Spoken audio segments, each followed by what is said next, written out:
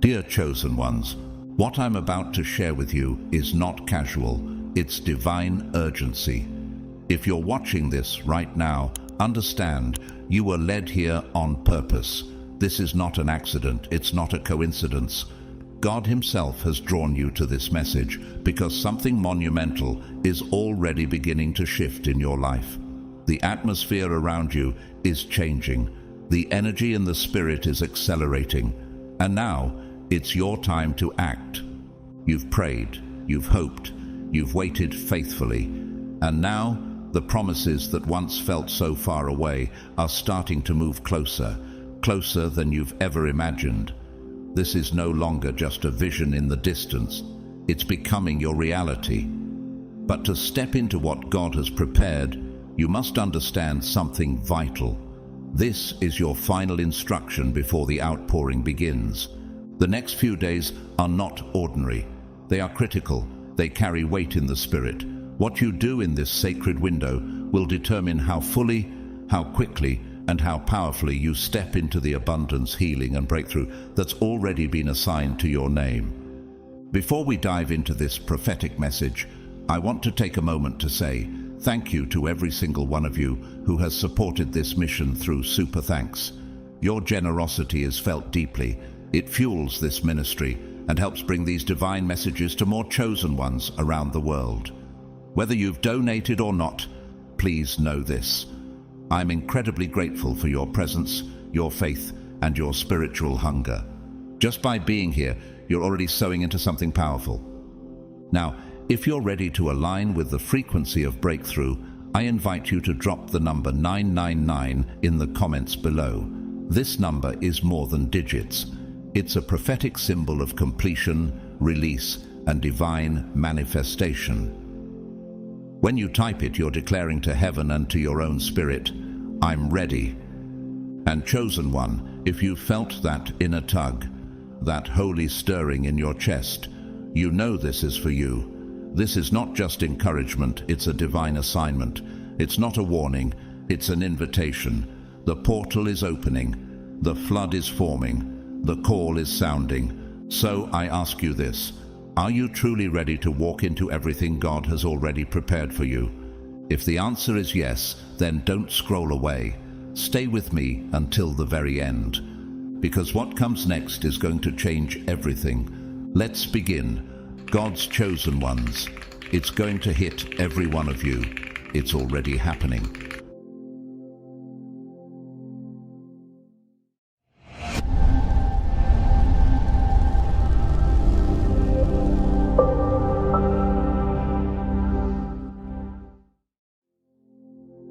Chosen one, do you feel the stirring in your spirit? Can you sense that something monumental is shifting in the atmosphere? This is not an ordinary moment in time. It's a divine intersection, and it has your name written on it. Right now, God is releasing waves of spiritual energy that are intensifying by the second, and they are about to collide with your life in a way that will shift your very destiny. You are not just passing through time, you are stepping into a sacred appointment with purpose. You have been set apart for this, and heaven is holding its breath, waiting to see if you'll take that step. This isn't merely a season of transition, it's a season of divine activation. Why do you think your heart feels restless at night? Why does it seem like doors are creaking open when you least expect it? The answer is simple. God is preparing to pour out His Spirit in you like never before. In Isaiah 43:19, God says, Behold, I am doing a new thing. Now it springs forth, do you not perceive it? That new thing is already stirring within you, chosen one. But the full manifestation depends on your preparation, your willingness to say yes when everything in the world tells you to wait. Take a moment to reflect on the story of Viola Davis.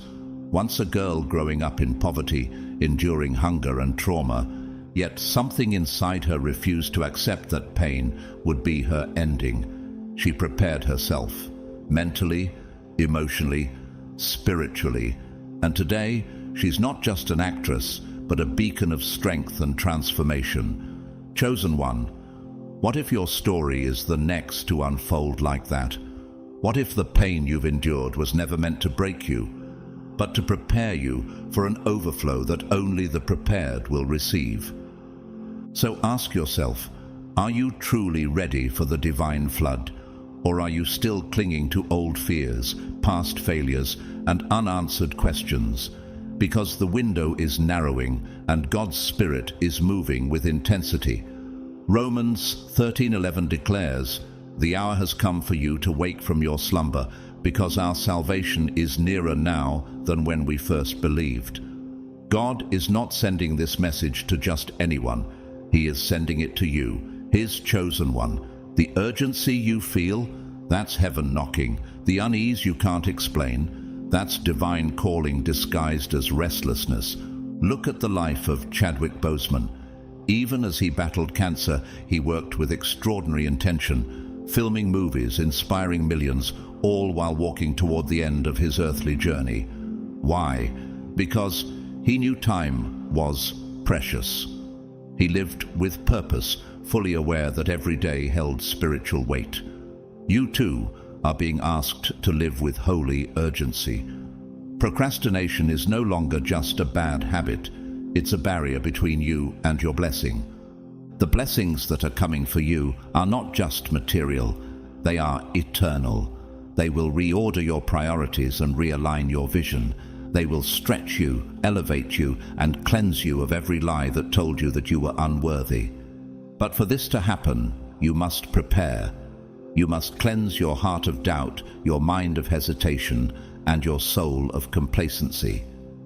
As Ephesians 5:15-16 urges us, be very careful then how you live, not as unwise, but as wise, making the most of every opportunity, because the days are evil. This is your opportunity. The days are moving fast. Don't let the moment outrun your obedience. Consider the journey of Bethany Hamilton. After a shark attack took her arm, she didn't retreat from life. Instead, she used that pain to rise, to inspire, and to demonstrate unshakable faith. Today, she's not only a professional surfer, she's a living example that setbacks are setups for spiritual greatness. Chosen one, your setback is about to become your stage, but only if you prepare. The divine outpouring is not a concept, it's a living promise. It's already in motion, and it's moving in your direction. Can you feel the divine pressure building? It's not here to crush you, it's here to birth you. But birthing requires action. James 1:22 says, "Do not merely listen to the word and so deceive yourselves. Do what it says." Action is the gateway to manifestation. Action is the language of heaven. When you act, you align with God's timing, and He meets you in motion. The next few days are not ordinary. They are prophetic. What you do now will either usher in a harvest or delay a destiny. If you've been waiting for a sign, this is it. If you've been praying for confirmation, hear this clearly. You are the chosen one, and God is calling you to rise. This isn't just a test of faith, it's a transition into spiritual fullness. Imagine standing at the edge of everything you've prayed for. Would you step forward, or would fear hold you back? Chosen one, this is your time, and time is sacred. You don't need to be perfect. You need to be prepared. You need to be present, and you need to believe that what God has spoken over you is real. The heavens are open. The blessings are coming. The floodgates are releasing something so powerful that it will redefine everything you thought you knew about your calling. So what are you waiting for? Don't let hesitation rob you of what was already written in your favor.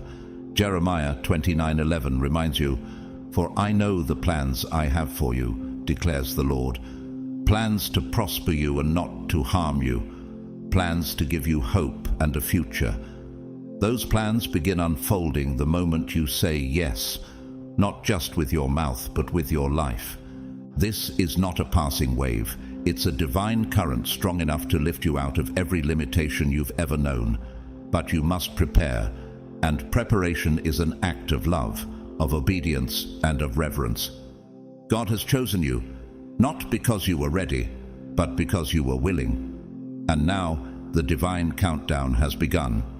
Step forward, chosen one. The divine door is already open. Are you ready to walk through it? Chosen one, can you feel the shift in the atmosphere?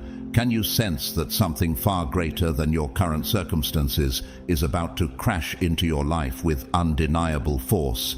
God's power is not waiting behind some future curtain. It's right here, standing at the edge of your soul, ready to overflow into every part of your being. This power is not subtle, it's not mild, it's transformative.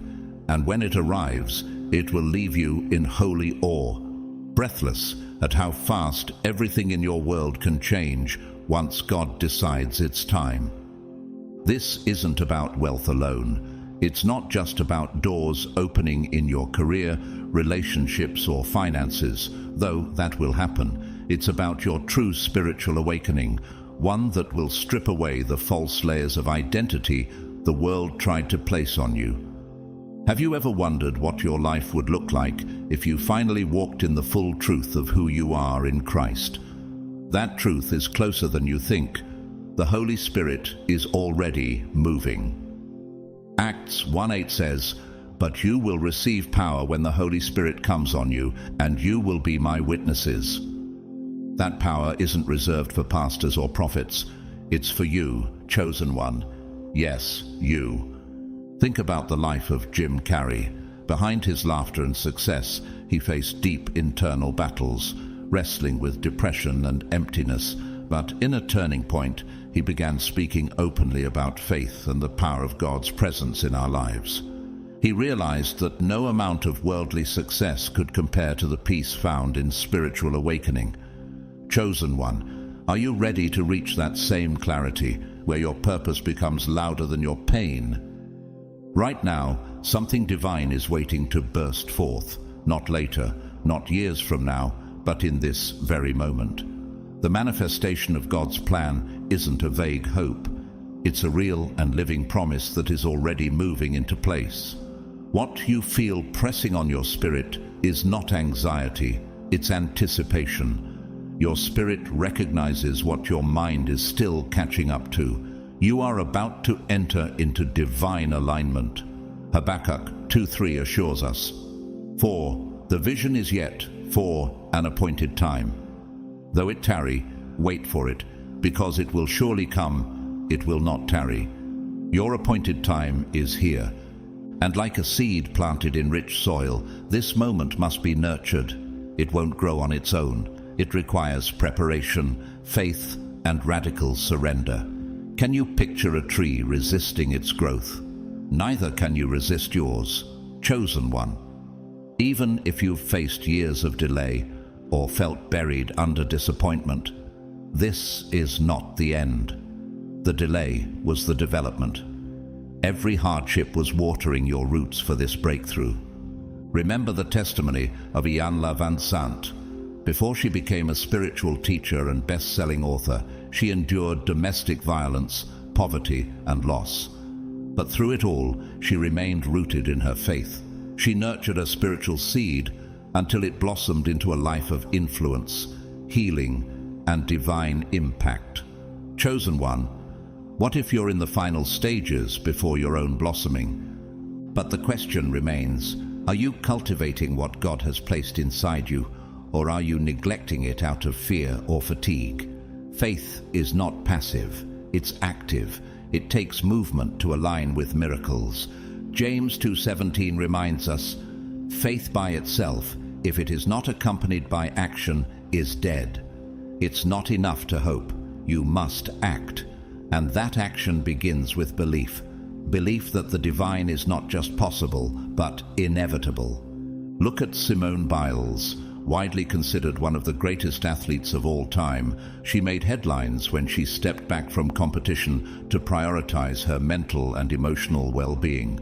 It shocked the world, but what she really did was something divine. She listened to the internal voice rather than the external pressure. In that stillness, she found strength. Chosen one, are you brave enough to stop, listen, and prepare for the power that's about to meet you? The harvest is already forming. You can't see the full fruit yet, but the spiritual soil is shifting. There is movement underground. There is growth in places you cannot measure with your eyes. Galatians 6:9 says, "Let us not grow weary in doing good, for at the proper time we will reap a harvest if we do not give up." You are nearing that proper time. The wind is already stirring in your direction. This is not the time to grow passive. This is the time to lean in, to the word, to prayer, to divine instruction. The transformation won't just enhance your life, it will redefine it. You will walk differently, speak differently. You will begin to feel the pulse of heaven in your day-to-day decisions. You are not who you were last season. You are blooming, even now. Chosen one, have you ever wondered what it truly means to be flooded by God's love? Not just to feel it occasionally, but to be completely transformed by it. This love isn't soft or silent. It is active, consuming, and fiercely intentional. It doesn't sit quietly in the corner of your life. It invades every dark space and brings light where there was confusion. God's love is not waiting for you to be perfect. It's waiting for you to be present, open, and ready to receive. When God decides to move, there is no delay, no hesitation. The blessings coming your way are not just quick, they are swift and strategic. They come with instruction, with intention, and with undeniable purpose. Psalm 84:11 says, For the Lord God is a sun and shield. The Lord bestows favor and honor. No good thing does he withhold from those whose walk is blameless. But this favor is not random, it's targeted. It's assigned to those who are prepared, not just hoping. Think of the story of Denzel Washington. Known not only for his immense talent, but for his spiritual discipline, he once shared that he prays every morning and reads the Bible daily. He attributes his peace, his clarity, and his direction to obedience and daily alignment with God's will. Chosen one, are you positioning yourself like that, where your habits reflect your readiness for divine breakthrough? This is not a moment to fear. This is your invitation to rise. The power of God is about to manifest in ways that may exceed your natural understanding. But don't let the size of his blessing intimidate you. It is tailor-made for you, designed to match the measure of your calling. Isaiah 55:8-9 reminds us, For my thoughts are not your thoughts, neither are your ways my ways, declares the Lord. As the heavens are higher than the earth, so are my ways higher than your ways. You are being invited to witness the miraculous, and God has placed you in the front row of your own transformation. This isn't the time for delay. The roadmap has already been revealed in the whispers of your spirit, in the signs you've been too busy to notice. Every divine instruction, every prompting, is a crucial piece in the journey ahead. Have you been listening, or have you brushed off God's gentle nudges as coincidence? The time for ignoring is over. The portal of opportunity is swinging open, and only those who walk in obedience will pass through fully equipped. Consider the journey of Tyler Perry. Before he became a media mogul, he was homeless, writing plays in his car, doubted and dismissed by many, but he followed divine guidance. Every step he took in faith drew him closer to a future far beyond what he imagined. Today, he speaks openly of how God gave him visions, blueprints that required action, not passivity. Chosen one, what visions has God shown you that you've yet to act on? Your spiritual breakthrough is not a vague hope. It is a living seed waiting for activation through your obedience. Breakthrough doesn't float to you while you sit still. It meets you in motion. Proverbs 16:3 tells us, Commit to the Lord whatever you do, and he will establish your plans. But commitment means movement. It means action infused with belief. What you've been praying for is already formed in heaven. It simply needs your faith to unlock it here on earth. Each divine step you take right now is forming a pathway into something beyond this dimension. Yes, the term 5D portal may sound mystical, but the truth behind it is deeply spiritual. It is a convergence point, a holy alignment of time, space, and divine purpose. Have you noticed the unusual synchronicities, the feeling that time is speeding up, the divine dreams or sudden bursts of insight? These are not accidents. They are signs of proximity. You're closer than you think. Look to the story of fashion icon Coco Chanel. Born into poverty and raised in an orphanage, she dared to believe in a life beyond her circumstances. She didn't just chase fashion, she pursued a vision that felt bigger than her past. Her transformation didn't begin with sewing, it began with belief. Chosen one, your portal opens with the same belief, that you are not bound by what was, but invited into what can be. The steps God is asking you to take right now are not burdens, they're bridges. They're not meaningless rituals, they are acts of devotion, alignment, and surrender. And they are your key to unlock the spiritual dimension you were designed to walk in. John 14:21 says, "Whoever has my commands and keeps them is the one who loves me, and I too will love them and show myself to them." God shows himself to those who obey, and what he reveals will leave you transformed. The spiritual portal is not a metaphor, it is a tangible access point that will change the very fabric of your existence. And it is opening for you, but only those who are prepared, who walk in faith and obedience, will step through and claim what was written for them before they were even born. Don't mistake this moment for just another opportunity. It is divine alignment, it is spiritual inheritance, and it is calling your name. So what will you do, chosen one? Will you take the step, or will you watch the door close while standing on the threshold of your blessing? The portal will not remain open forever. Those who hesitate may miss what was crafted specifically for them. But those who step forward, boldly, obediently, and with an open heart, will enter into blessings that exceed imagination. The time is now. This is your hour, not just to receive, but to become, to walk boldly in the identity God assigned you before the world ever told you who you were. Step into the divine portal with urgency, humility, and complete surrender. Because once you do, nothing in your life will ever be the same again. Chosen one, have you truly considered the power of the small steps God is asking you to take right now? These are not ordinary actions. They are sacred keys, each one unlocking a door to your next spiritual level. You are not being called to do something random or trivial. You are being called to prepare for the greatest divine transformation of your life. Every step matters. Every act of obedience is pregnant with breakthrough. Are you ready to walk in full alignment with God's plan?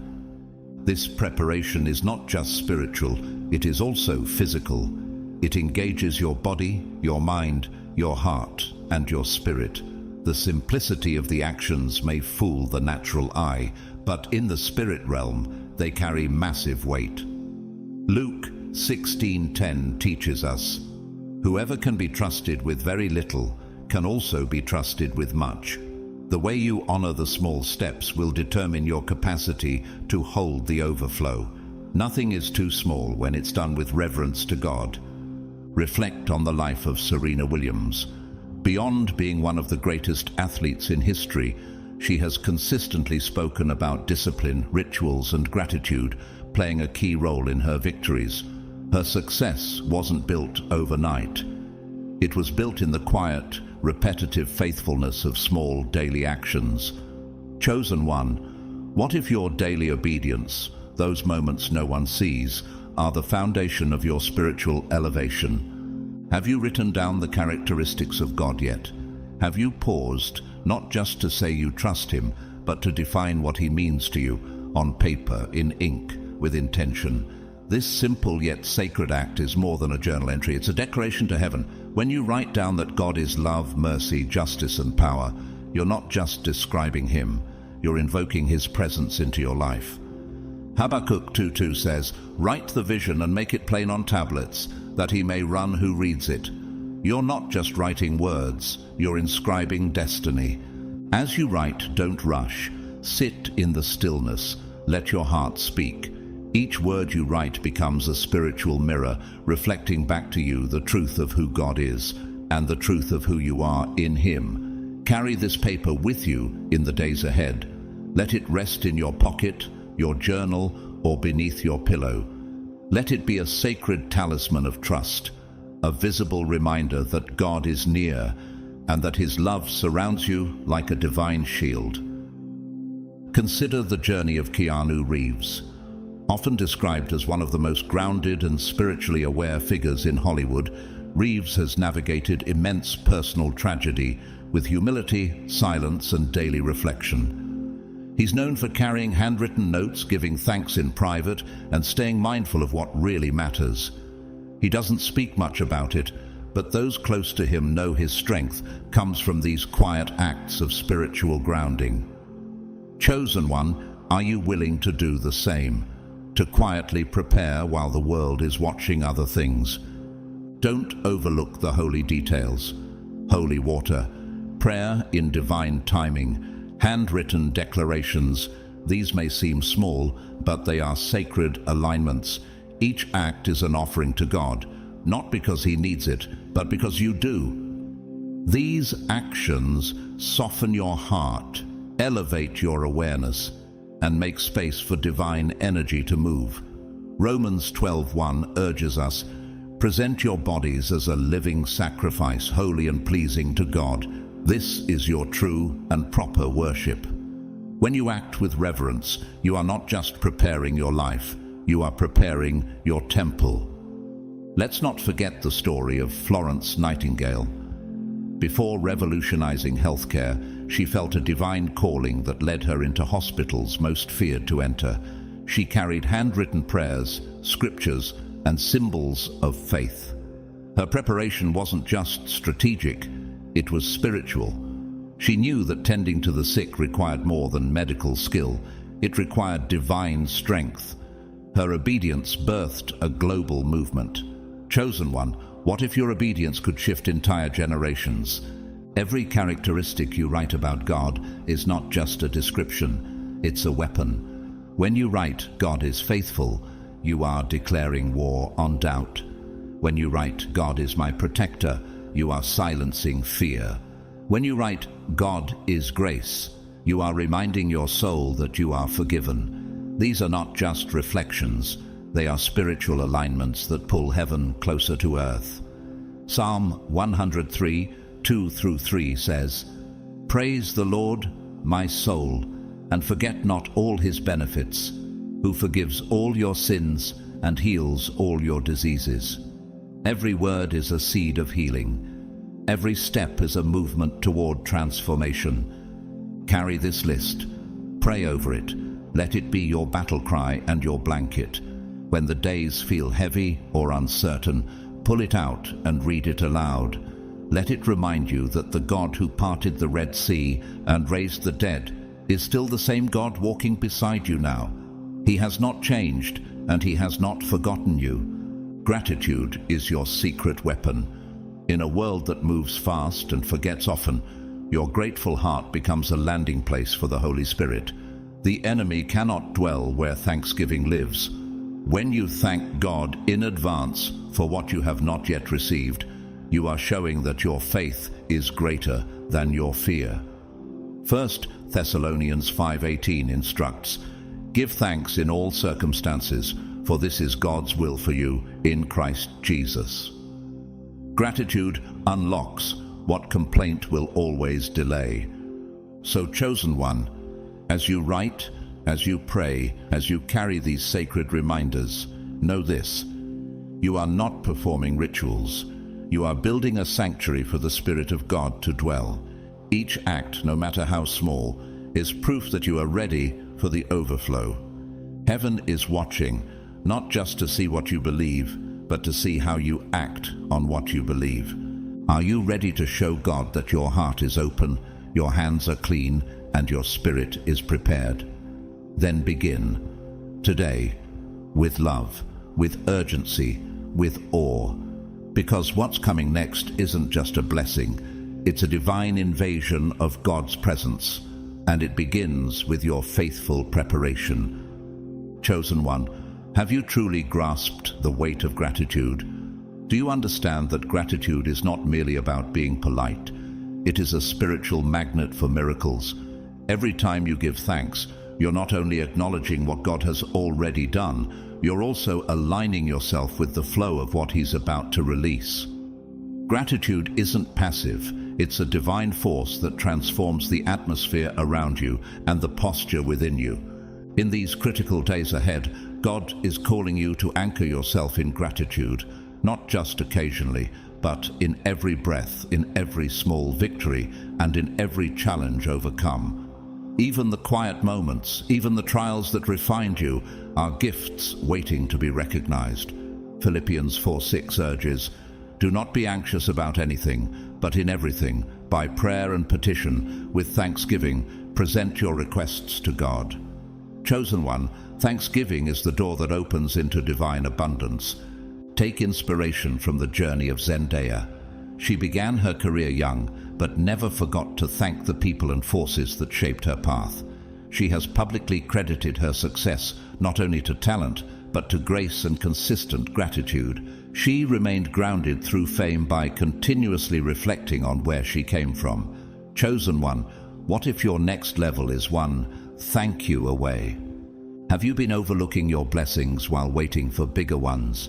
Have you paused to thank God for the breath in your lungs, the strength to rise each morning, the quiet miracles that surround you daily? This season isn't about waiting for blessings. It's about recognizing that you're already standing in the overflow and learning how to receive more by giving thanks. Psalm 107:1 reminds us, "Give thanks to the Lord, for He's good. His love endures forever." Gratitude keeps you rooted in His goodness, no matter what's happening externally. And in this preparation season, one sacred tool God is asking you to use with reverence is holy water. This isn't superstition, it's sanctification. Holy water, blessed and consecrated, is a spiritual conductor. When used in faith, it becomes a symbol of God's healing, protection, and presence. Have you set aside a moment to use this water not as a ritual, but as an offering? Not as a formula, but as an act of trust. Look at the life of Bear Grylls, the survivalist and adventurer. Known for extreme physical feats, he has openly shared about his Christian faith. Before every dangerous journey he prays, and he's known to carry small tokens of faith, blessed objects that remind him of God's presence. His strength doesn't come from fearlessness, it comes from dependence on something greater. Chosen one, what spiritual token are you holding as you step into this divine season? When you combine gratitude with holy water, your preparation becomes spiritual warfare. This water represents purification, cleansing away everything that could block your breakthrough. It's not about the water itself, it's about what it represents. God's mercy flowing through you. As you anoint yourself or your space, you're declaring that no darkness has authority over your destiny. Ezekiel 36:25 speaks clearly, "I will sprinkle clean water on you, and you will be clean. I will cleanse you from all your impurities and from all your idols." You are being cleansed not just externally but spiritually for something extraordinary. This is why you're also being called to pray at specific times, particularly at 3 a.m. This is not superstition, this is alignment. At this hour, the physical realm sleeps, but the spiritual realm stirs. This is the hour when heaven listens closely. Have you ever woken in the night and felt a divine pull to pray? That's not insomnia, it's invitation, an open portal between realms, and God is waiting to meet you there. Think of the story of George Washington Carver. He believed in meeting God every morning before the sun rose. In his words, "I go into my laboratory and pray. God reveals to me things I would never know otherwise." His discoveries changed the world. not through textbooks, but through quiet communion with the Creator. Chosen one, what revelation might God reveal to you when you meet Him in the silence of early morning? When you pray at 3 a.m. with holy water in hand and a heart full of gratitude, you are building an altar, one that speaks louder than your circumstances. This is the kind of faith God honors. Mark 11:24 declares, "Therefore I tell you, whatever you ask for in prayer, believe that you have received it and it will be yours." But belief must be active. It must be expressed. This is your moment to act. You are being invited into deeper intimacy, not a surface connection, a holy covenant. When you use these tools, gratitude, prayer, and holy water, you're not just participating in spiritual practices. You are constructing a vessel to hold divine overflow. This vessel will carry you into dimensions of blessing you never imagined possible. So, chosen one, the question remains, are you ready to step into the fullness of what God has prepared? Or will you wait for a better time, not realizing the moment is already here? Don't hesitate. Don't postpone your miracle. The atmosphere is charged, the portal is open, and heaven is watching to see who will rise. You have everything you need: the gratitude in your heart, the water in your hand, the prayer on your lips, and the faith that says, "I believe even before I see." That is the kind of faith that moves mountains. That is the faith God blesses. Chosen one, do you realize the weight of the days ahead? Have you discerned that these are not ordinary moments, but divine turning points that could define the rest of your life? These next few days carry more than time. They carry prophetic weight. They are sacred, crucial, and uniquely appointed for you. They are the days that heaven has been preparing you for, even when you didn't know you were being prepared. This is your moment to step into the fullness of your divine assignment. What you do in this window will echo far beyond the present. These decisions, these actions, will shape your spiritual legacy and determine which doors fly open and which ones remain shut. Isaiah 60:22 reminds us, "When the time is right, I, the Lord, will make it happen." The time is right now, chosen one, and the Lord is ready. But are you? Reflect on the life of Ava DuVernay. She didn't direct her first film until she was in her 30s, and her breakthrough came even later. But she didn't view the waiting as wasted. She viewed it as preparation.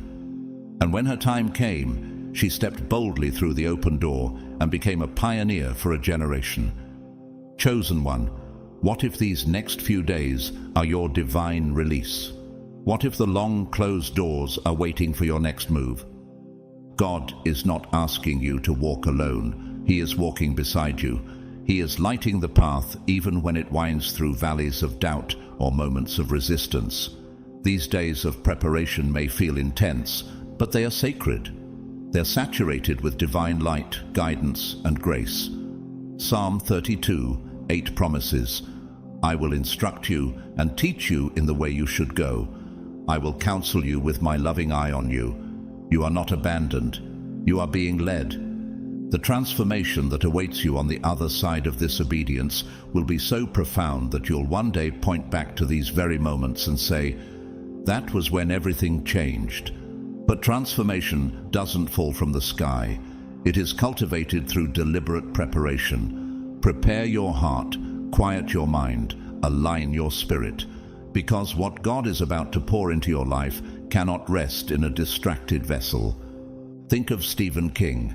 Before he became one of the world's most successful authors, he threw the manuscript of Carrie in the trash, believing he had failed. But his wife retrieved it, encouraged him to try again, and he did. That try again moment transformed his future.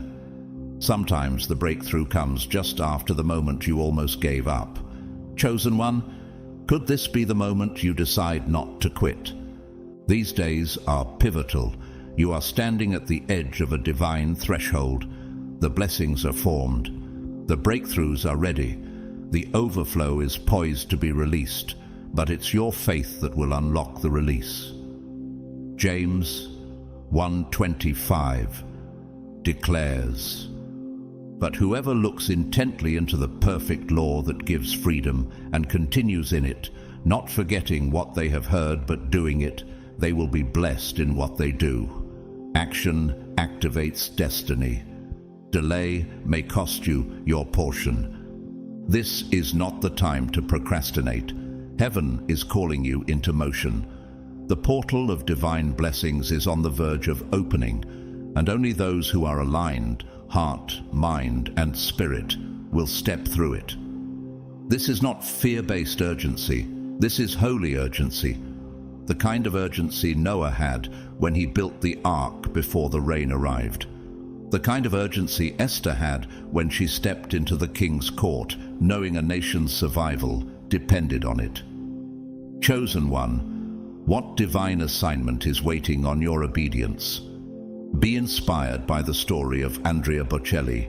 Born with poor eyesight and fully blind by age 12, he didn't let his limitations silence his gift. Instead, he practiced, believed, and moved in faith. Today, his voice echoes across the globe, and he often attributes his strength to prayer and divine purpose. Chosen one, God doesn't need perfection. He needs preparation. God's love is not random, it is strategic. It flows with intensity into hearts that are ready to receive. If you want to step into the flood of grace, peace, and spiritual fulfillment that has your name on it, you must act now. 2 Corinthians 9:8 reminds us, "And God is able to bless you abundantly, so that in all things at all times you will abound in every good work." But that blessing meets you in movement, not in hesitation. The spiritual portal that's opening is not symbolic, it's supernatural. It is a real-time divine opportunity for elevation, expansion, and spiritual maturity. This is your invitation into the next realm of grace. You are not being pushed into something you cannot handle. You are being ushered into something your spirit has long been craving. Will you be among the few who are ready when it opens? Will your preparation be evident to heaven? The portal will not remain open forever. God's outpouring is vast, but it flows toward those who are positioned to receive it. Just as oil only fills the vessels that are empty and ready, so will God's love only fill the heart that is open and expectant. And when it pours, when it truly floods into your life, you will not only receive blessing, you will become a blessing. Your transformation will overflow into others. Deuteronomy 28:2 speaks this promise. All these blessings will come on you and accompany you if you obey the Lord your God. Chosen one, obedience is your access point, gratitude is your fuel, and preparation is your key. The days are short, but the impact will be eternal. You are chosen for this portal, this window, this calling. This is your appointed time to shift from hoping to holding, from waiting to walking in your divine destiny.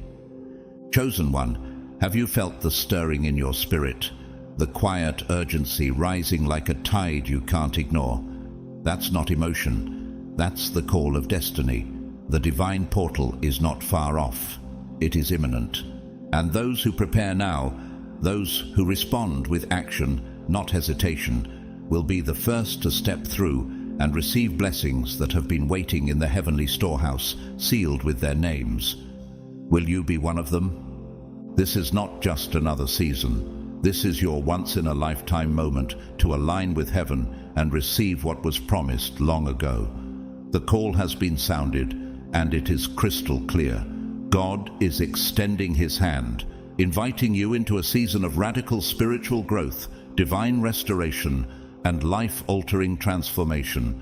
But chosen one, this door won't remain open forever. Matthew 25:10 warns us, and the door was shut. Don't be like the unprepared. Don't miss what is rightfully yours because you waited too long. Consider the story of Morgan Freeman. Before becoming a household name, He spent decades in relative obscurity, but when his time came, he was ready. He'd spent years honing his craft in private, waiting, preparing. When the opportunity arrived, he stepped into it fully equipped. Chosen one, your moment is coming just as swiftly. The question is, will you be ready when the divine curtain rises? This is not the time for hesitation or delay. The window is narrowing. The divine opportunity is hanging in the balance. If you miss this chance, you may forfeit blessings meant specifically for your destiny. You were chosen because God sees something in you, something rare, something holy, something world-shifting. But to receive what He's prepared, you must follow His instructions. James 4:17 reminds us, if anyone then knows the good they ought to do and doesn't do it, it is sin for them.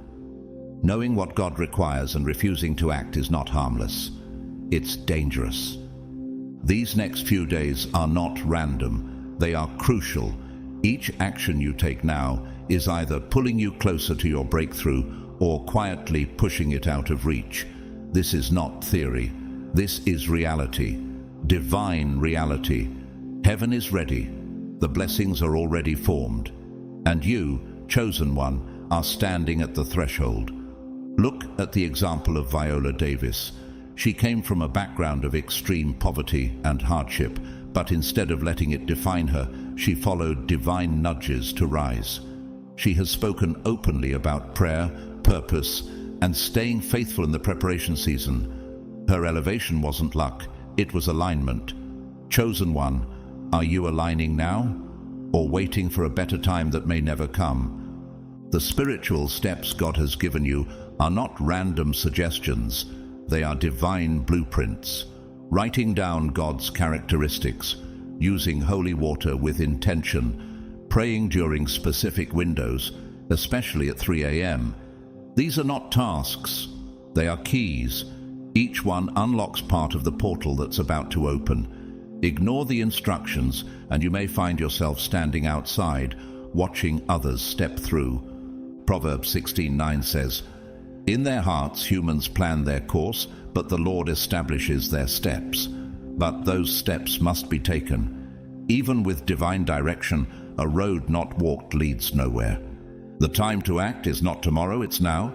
The divine blessings coming your way are beyond material wealth. They are spiritual downloads, divine revelations, healing encounters, and transformational favor. But only those who act now, who obey, who prepare, who believe, will taste the full measure. Those who hesitate may never understand what they missed. The flood of God's grace is forming, and your faith is the dam breaker.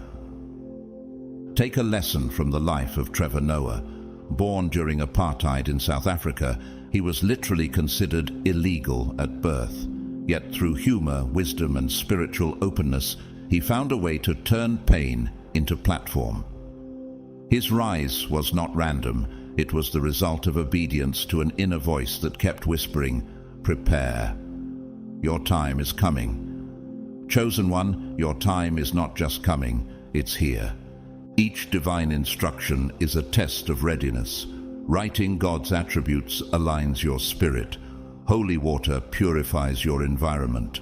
Midnight prayer awakens the portals of power. Gratitude keeps your heart in tune. Every act is a declaration, I am ready, Lord. I trust you. I choose you.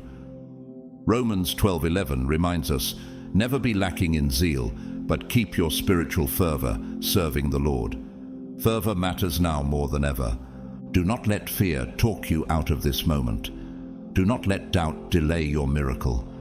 God is not demanding perfection. He is asking for willingness, for your heart to say yes, even when your mind is uncertain. He has given you the instructions. He has given you the confirmation.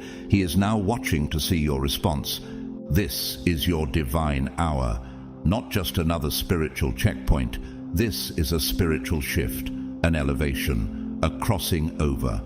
Heaven is preparing to flood your life with miracles so profound you will no longer recognize the person you once were. But the price is obedience, faith in motion, action rooted in trust. The portal is real. It's sacred, it's near, and it's only for those who are ready.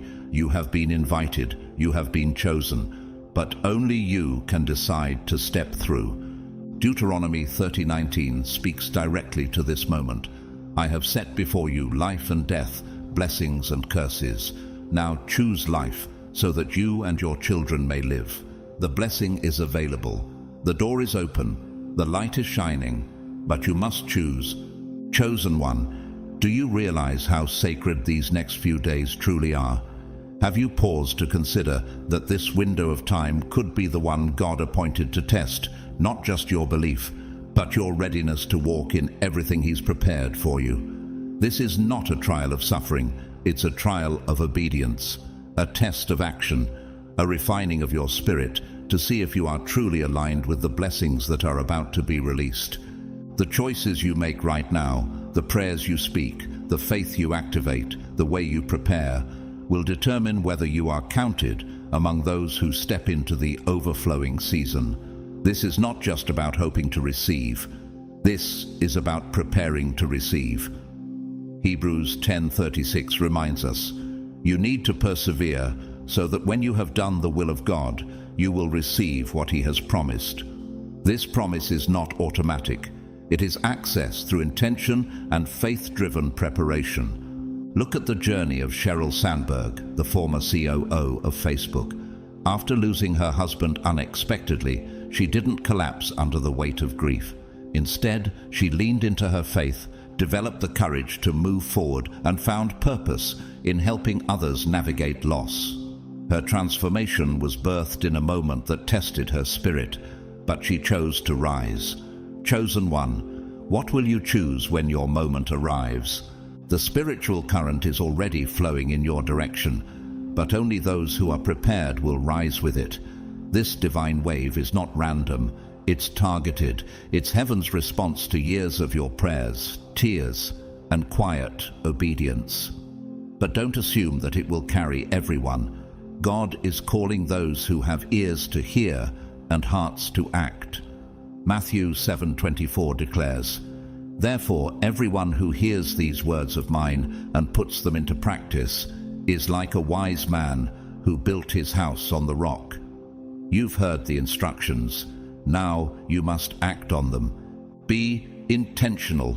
Reflect deeply on God's love. Acknowledge what He's already done. Write it down. Speak it aloud. Let gratitude overflow from your heart like incense before His throne. This is not just another spiritual exercise. This is a divine moment. The kind of moment that splits time into before and after. Will you be able to say you embraced it, or will you look back knowing you missed your chance? Think about the life of author Paulo Coelho. Before he wrote The Alchemist, he faced rejection after rejection. He wandered through confusion, even imprisonment, before finally accepting his divine call to write. When he aligned with his purpose, doors opened. The world changed. His story became a light. Chosen one, what light are you still holding within you, waiting for permission to shine? The portal is open, but only for a moment. This is your season to step into God's promises, not by feeling but by faith, not by waiting but by walking. Each spiritual instruction you've been given, praying at 3 a.m. using holy water, writing down the characteristics of God, is a key. These aren't random tasks. They are divine access codes to unlock what has long been prepared for your life. Revelation 3:8 declares, see, I have placed before you an open door that no one can shut. But that door will not stay open forever. Lay down every distraction, strip away the doubt, silence the voice that says you have more time, because in truth you don't. This is your final call. Your spiritual plane is boarding, and God is asking, will you show up, or will you be left behind at the gate of your own blessing? Let the life of Lupita Nyong'o speak to your heart. Before winning an Academy Award, she spoke of how she battled invisibility and unworthiness, but she prepared in obscurity. She held tight to the vision God gave her, and when the time came, she stepped forward, not in arrogance, but in readiness. Chosen one, this is your Lupita moment, hidden no more, seen by God, called for such a time as this. Don't let procrastination destroy what God has set in motion. Heaven has done its part. The angels are positioned. The path is clear. What remains is your decision. Will you follow the instructions, or let the door close with your name still written on unopened blessings? Luke 11:28 gives us this assurance. Blessed rather are those who hear the word of God and obey it. Your blessing isn't tied to hearing alone. It is unlocked by doing, by acting, by believing so deeply that your behavior shifts immediately. You've waited long enough. You've prayed and fasted and pleaded. Now God is saying, here it is. But do you trust me enough to act? Your obedience is not just a signal, it's a magnet. It attracts the breakthrough. It invites heaven's power. It causes the impossible to move in your direction. So, chosen one, will this be the chapter where you finally say yes to all of it? Yes to your purpose. Yes to the portal. Yes to the flood of favor. Yes to the new identity that God has been waiting to crown you with. Time is almost up. The door is still open, but not for long. Chosen one, this is not a gentle whisper. It's a divine alarm sounding in the spirit. This isn't a suggestion. It's a call to immediate action. Your breakthrough is not somewhere in the distant future. It's right in front of you. But whether you receive it depends entirely on how you respond right now. God has already released the instructions. Will you follow them with boldness, or will you allow doubt, distraction, or delay to steal what has been appointed to you? Complacency is no longer an option. This moment demands obedience, total surrender, faith in motion. James 1:22 declares, "Do not merely listen to the word and so deceive yourselves. Do what it says." Obedience isn't about perfection, it's about movement. God is not asking you to have all the answers. He's asking you to trust Him enough to take the first step. Take inspiration from the story of Tabitha Brown. She went viral only after years of obscurity, trials, and perseverance. Behind her breakout moment was a decade of faithfulness, speaking light when no one was listening, staying obedient to a vision God placed in her heart. When her moment came, she was prepared. Chosen one, what would happen if this is your moment, but you're not prepared to walk into it? You must be intentional. The doors of blessing are wide open, but one thing stands in your way: laziness. It creeps in quietly, disguised as rest, waiting, or indecision. But laziness is the silent killer of destiny. Proverbs 13:4 says, "The soul of the sluggard craves and gets nothing, while the soul of the diligent is richly supplied." The breakthrough you crave will not chase you down. You must rise and claim it. Now is not the time to wait for conditions to be perfect. This is not the moment to see how things go. This is your divine cue to move with urgency. Every second wasted could be the very second your blessing was meant to arrive. The table has been set. God is waiting for you to sit down and feast. Are you still wandering around the invitation while others are already dining on what could have been yours? Look at the life of Les Brown. Labeled educable mentally retarded as a child, he refused to accept the limits the world placed on him.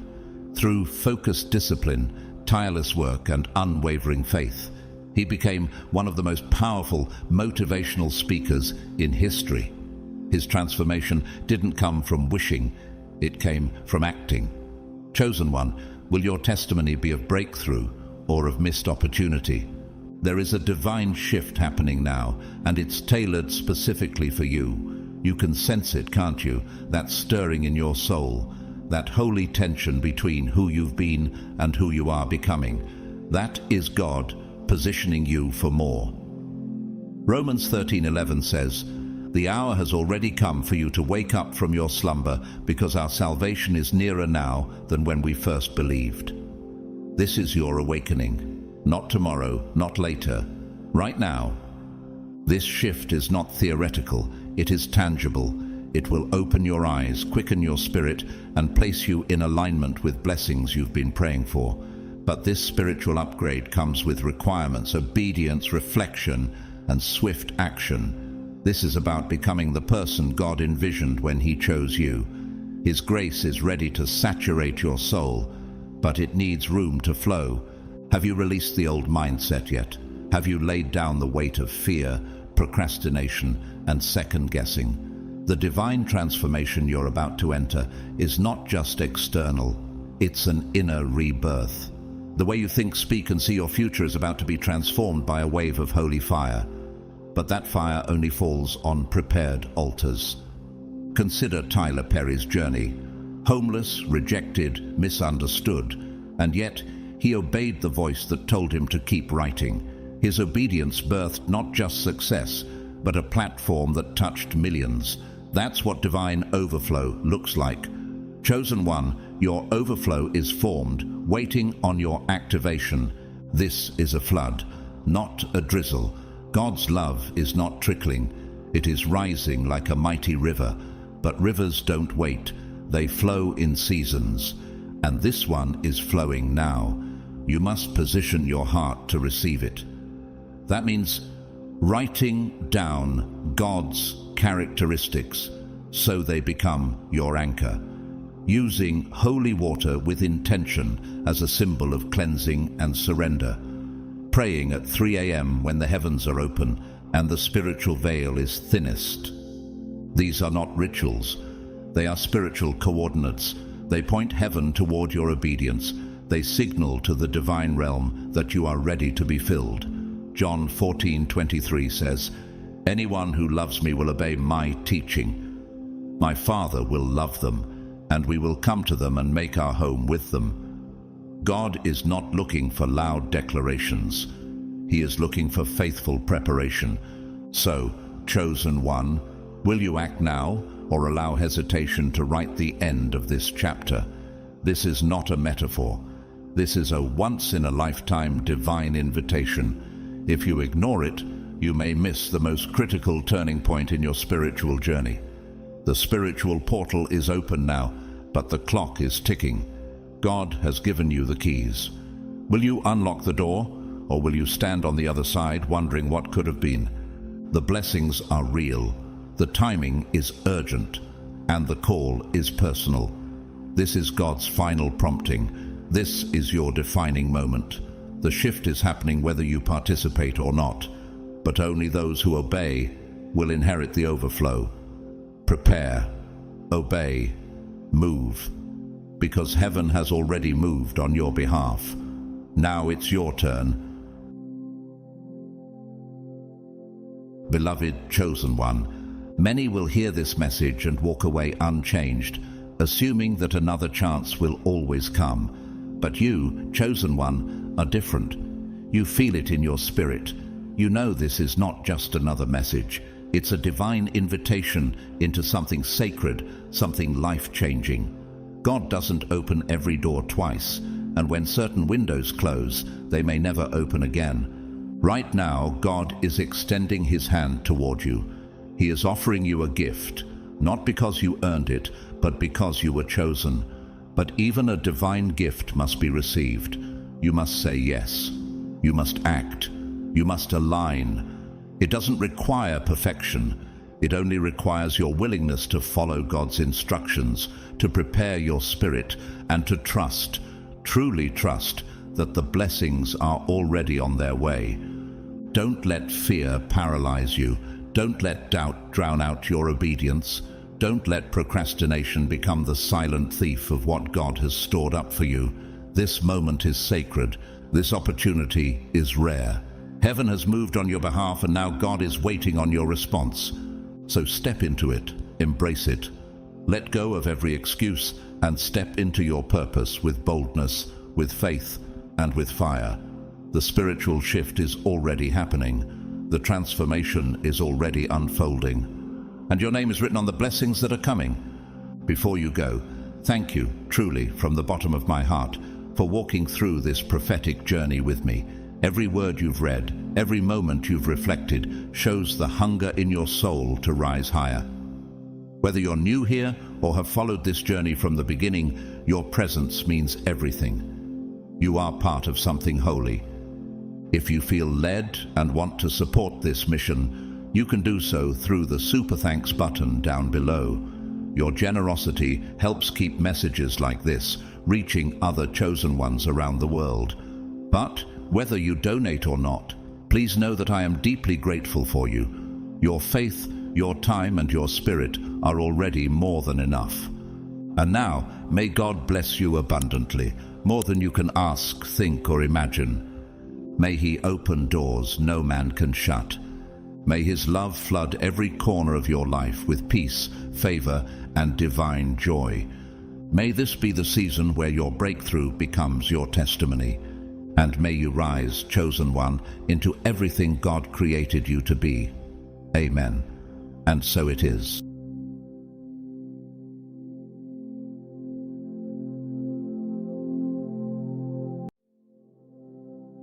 Dear chosen one, before we begin, I want you to take a breath and open your spirit, because what you're about to hear isn't just a message, it's a revelation. This isn't random. You didn't click this by mistake. You've been guided here because a divine decision has already been made about you, and now it's beginning to unfold.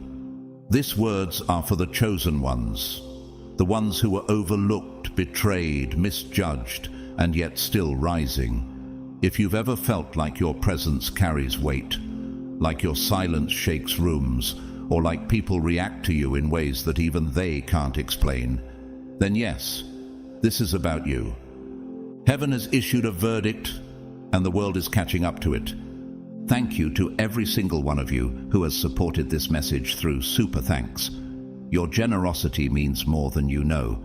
You're not just donating, you're helping spread light to others who feel alone in their calling.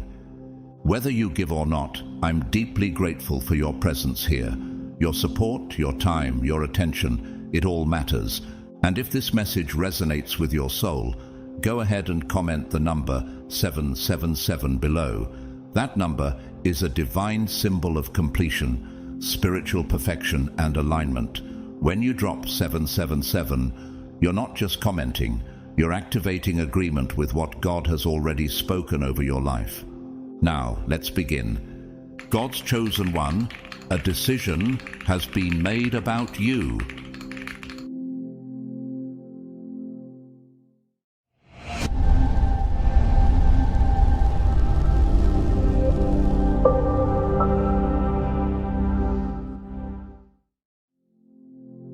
Chosen one, do you realize what your presence has done to them? They cannot eat, they cannot sleep. The mere whisper of your name sends a jolt through their bodies like a lightning strike. Eyes widen, hands tremble, and their faces lose color, as if they've just encountered a spirit from the past that they tried to bury. Why do they react as though your name alone can haunt their conscience? What exactly did you awaken inside them that refuses to rest? You have become the embodiment of their judgment day, walking proof of their own wrongdoing. When people mention you, their breath shortens, their voice falters, and they look around nervously, trying to deflect the question, "Hey, whatever happened with—" But they can't run from it. You are etched into the folds of their regret, into the silence between their words, into the fear that someone might finally piece together the truth. This is more than just gossip. This is divine justice unfolding in real time. For God will bring every deed into judgment, including every hidden thing, whether it is good or evil. Ecclesiastes 12:14. What they tried to hide is now what others are investigating. In break rooms, in midnight group chats, even across coffee shop tables, your story is being dissected, not because you asked for it, but because the truth refuses to die quietly. And here's the twist. The very people who once rolled their eyes at your pain are now whispering the truth they once feared to speak. They look back and realize, we were wrong. Consider the story of Brendan Fraser, once blacklisted by Hollywood after speaking out about abuse and betrayal. For years his name was mentioned only in hushed tones, as if he had vanished. But the narrative turned. Now, his return is not just a comeback, it is a reckoning. Just like you, he became a living example of how the tables eventually turn for those who were once cast aside. No weapon formed against you shall prosper, and every tongue which rises against you in judgment you shall condemn. Isaiah 54:17. You were never meant to be forgotten. You were meant to become the mirror they avoid, the chapter they can't skip. Even the smallest details of what they did to you are being analyzed. Motives, actions, lies, all laid bare. This wasn't a miscommunication or a tragic misunderstanding. It was deliberate. They knew what they were doing, and still they didn't anticipate the force of your comeback. Isn't it fascinating how your silence speaks louder than any argument could have? Why do their hearts race not when you speak, but when you're simply mentioned? Because, chosen one, you're no longer just a person. They see you as a verdict, one they can no longer appeal. Look at the example of Monica Lewinsky. Once reduced to a scandal, she lived years as the subject of shame and ridicule. But now she reclaims her name, speaking out boldly against cyberbullying and cultural injustice.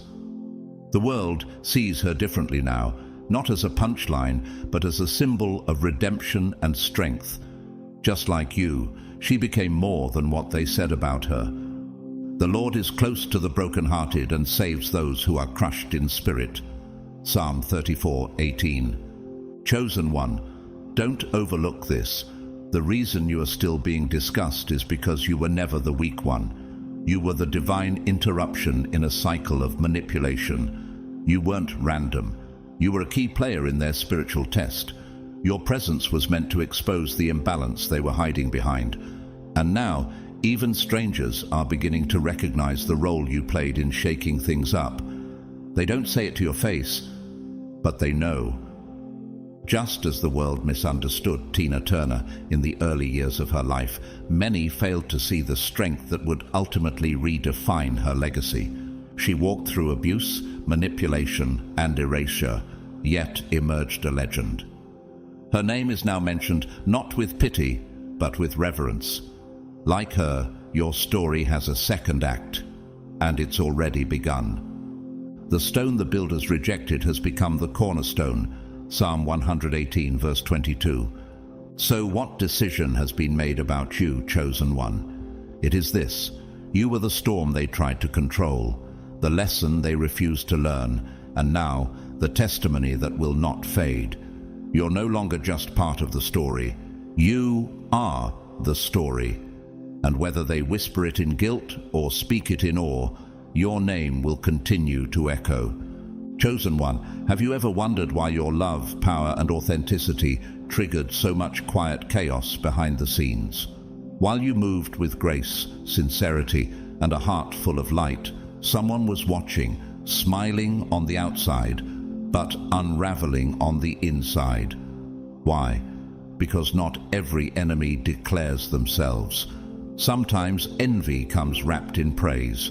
Sometimes it masquerades as admiration, hiding behind flowery words and half-hearted support. They watched you rise and shine, not with arrogance, but with truth, and that truth disturbed their illusion. For where you have envy and selfish ambition, there you find disorder and every evil practice. James 3:16. Behind closed doors, a karmic feminine force, entitled jealous and dramatic, began weaving a sinister narrative. They weren't just jealous, they were threatened. Your light exposed their shadows. They saw your confidence as rebellion, your peace as arrogance, and your success as an insult to their insecurity. Do you recall how they would say they were just being honest or looking out for you? It was never love. It was surveillance. They studied your ways, mirrored your style, and tried to recreate your presence like it was a costume they could wear. But what they could never replicate was your essence. When imitation failed, destruction became their only option. They believed if they could erase you, they could reclaim control over the narrative. But chosen one, the truth is, your destiny was never up for negotiation. You were meant to shine, not to please them, but to fulfill divine purpose. They hoped you would fade, collapse under pressure, or disappear into obscurity.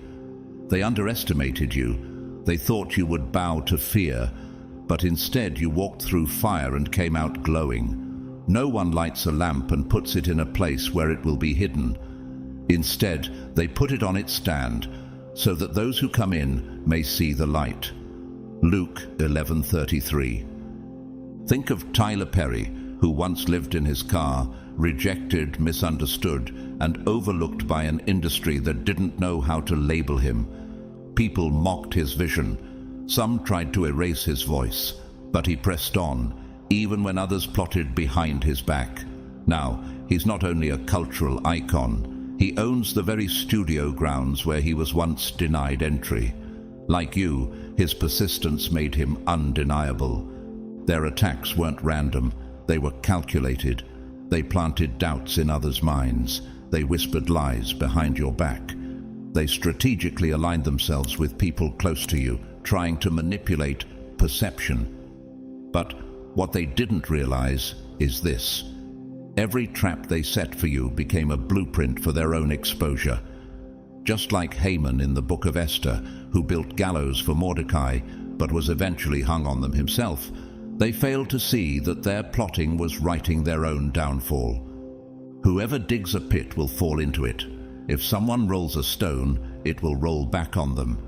Proverbs 26:27. Chosen one, your silence has always been more dangerous than their noise. Your presence shifted atmospheres, and it did so without needing a spotlight. That's what confused them. They couldn't understand how you could command respect without demanding attention. Your stability made their desperation louder. You were calm, they were chaotic. You were chosen, they were trying to be. Take the story of Nina Simone, a woman who moved with intensity, clarity, and divine purpose. Her strength made others uncomfortable. She faced sabotage, exile, and misrepresentation, but her truth endured. Long after the lies faded, her voice continued to echo through generations.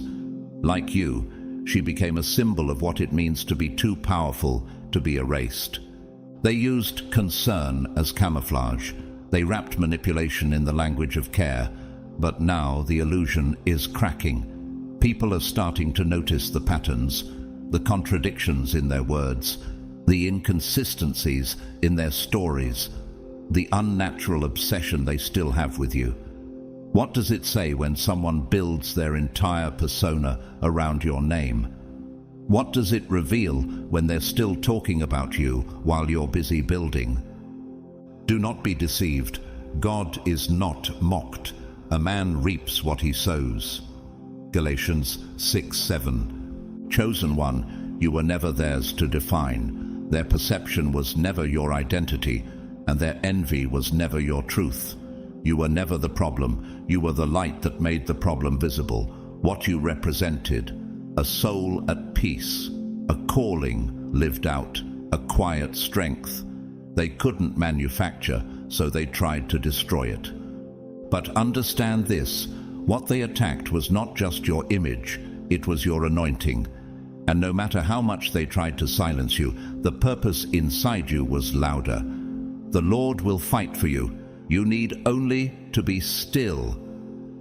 Exodus 14:14. And now, like Jeremy Lin, the professional basketball player once dismissed as a bench warmer and afterthought, your rise is undeniable. He endured stereotypes, rejection, and condescension, but when his moment came, the world saw what had been overlooked. He became a global sensation, not because he fit the mold, but because he broke it, just like you. So now, as their plans unravel and their masks fall, the truth is becoming clear. You weren't the threat to peace.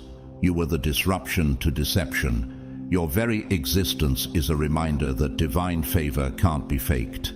And destiny can't be delayed.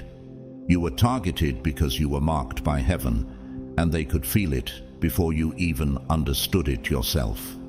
Chosen one, do you realize they knew they would lose from the very beginning? Deep down, they recognized that going up against someone protected by divine assignment was a losing battle.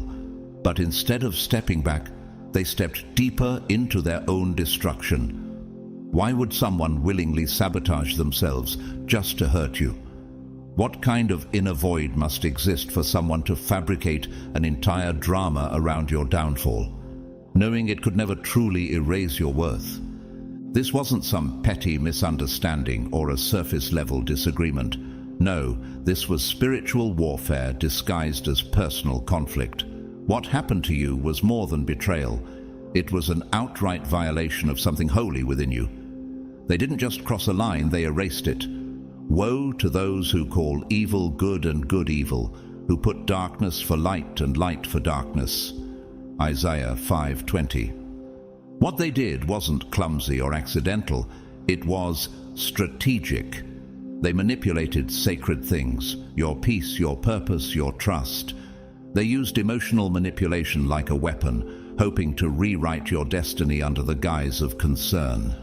Have you ever witnessed someone orchestrate their own role as the victim so masterfully that even good people were temporarily misled? That's what they did. They played the sympathy card with such theatrical precision, they had others convinced that you were the problem. They cried the loudest, so the world assumed you were the one who did the harm. But tears, chosen one, don't always equal truth. Theatrics can mimic trauma, but they can't replicate spiritual alignment. For Satan himself masquerades as an angel of light. 2 Corinthians 11:14. They rehearsed their grief. They rewrote the timeline. They retold your truth until their version sounded more believable. Their goal wasn't healing, it was control. By crying first, they knew they could create the illusion that they were defending themselves, not attacking you. And for a while, it worked. Some people turned away from you. Some believed their staged sorrow. But what they didn't understand was this. Truth has a longer lifespan than lies. Think of Britney Spears, once trapped in a narrative shaped by others who claimed to protect her. For years, the world accepted the story she didn't write. But truth has a way of resurfacing, and when it did, the veil lifted, and her voice was heard again. Stronger, clearer, and backed by an army of awakened witnesses. Just like her, chosen one, your voice is returning, and the fog of their deception is clearing. They underestimated the depth of your silence. They mistook your restraint for weakness. But chosen one, silence can be sacred, and your calm wasn't surrender. It was strategy, because you knew something they didn't. Light is not a costume. It can't be worn. It must be earned. It must be lived. It must be aligned with. And anyone who tries to wear your light without doing your inner work will burn from the inside out. The light shines in the darkness, and the darkness has not overcome it. John 1:5. They tried to step into your shoes without ever enduring your journey. They wanted your glow, but skipped the fire that forged it. They envied your joy, but avoided the wounds that taught you how to hold it. So when they tried to carry your responsibilities, they collapsed. They couldn't maintain what they stole because they weren't built for it. They saw your blessings but ignored your burdens. They imitated your fruit but never planted your roots. Just like Michael B. Jordan, who faced early rejection, was told he'd never lead a film and was even mocked by former peers. But he stayed focused, avoided public revenge, and chose elevation over retaliation. Now, he stands at the top of his craft, not because he fought back with bitterness, but because he walked forward with purpose. Like him, your rise wasn't forged in reaction, it was forged in restraint. Do not repay evil with evil or insult with insult. On the contrary, repay evil with blessing, because to this you were called so that you may inherit a blessing. 1 Peter 3:9. And now, here you are, still rising. You didn't lash out, you didn't retaliate, you didn't try to match their darkness, and yet you are the one who is ascending. This is why it burns them so deeply.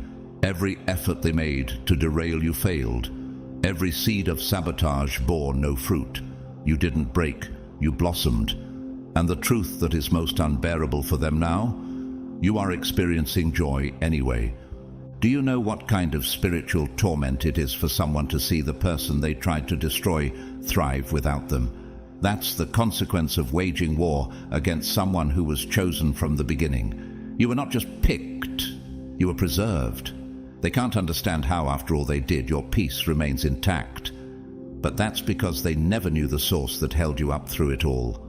Look at Shania Twain, who suffered deeply behind the scenes, abandoned by those she trusted most, publicly betrayed, emotionally wrecked. But her voice returned, her joy returned, and now she sings not from pain, but from power. She didn't beg for validation, she healed, and her existence became her testimony, just like you. When the righteous cry for help, the Lord hears and delivers them out of all their troubles. Psalm 34:17. So, chosen one, don't second-guess your glow. It was never meant to be easy, but it was always meant to be real. You went through what they couldn't survive, and that is why your light hits differently. Your joy isn't performative, it's prophetic. Your peace isn't temporary, it's divine. You shine because you broke the cycle and refused to play the same games they did. Let them talk. Let them squirm in the shadows of their own performance. Let them watch the very joy they said you didn't deserve bloom in front of their eyes. Because, chosen one, this is your rise, and there's no curtain call for those who only pretended to love you. Chosen one, have you noticed how everything they sent to destroy you is circling back to them? They cast shadows in your direction, hoping you would stumble, collapse, maybe even disappear altogether. But you didn't flinch. You kept walking. Why is it that the one they tried to bury continues to rise? What is it about your steps that remain so steady, even when the road beneath you is lined with spiritual sabotage? What is it about your spirit that refuses to bow under the weight of darkness? You didn't trip, you didn't shrink, you didn't vanish. Instead, you continued to rise, and now they're the ones stumbling. Their facade is cracking. Their foundation is collapsing. Why? Because there is always a cost for touching sacred energy with unclean intentions.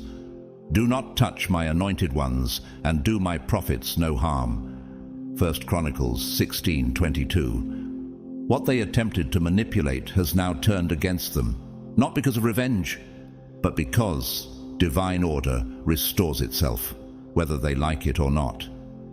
Have you started noticing how other people are beginning to see through their act? People are beginning to notice something unsettling. There's a strange disconnect between what they say and what they emanate. Their words still sound smooth, but their spirit no longer matches the performance. Their smiles are forced, stiff, and trembling beneath the weight of unspoken guilt. Their eyes no longer shine with confidence, but flicker with exposure. Sincerity is not a script. It cannot be faked forever.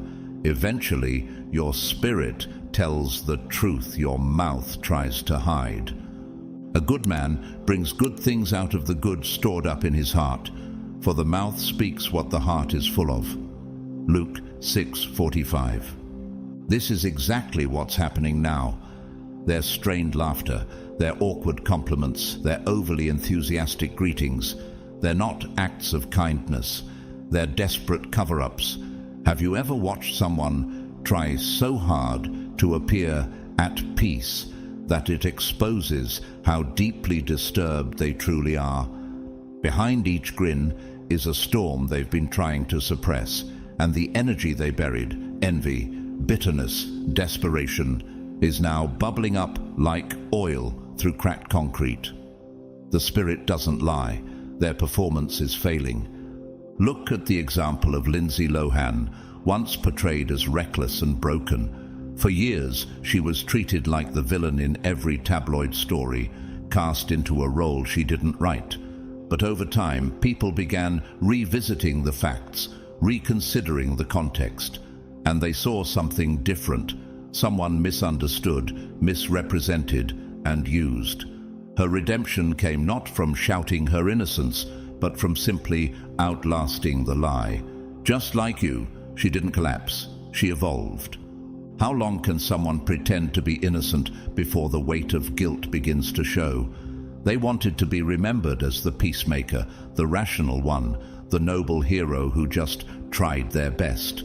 But truth is stubborn. It rises through the cracks. You can bury it under layers of performance, but you cannot kill it.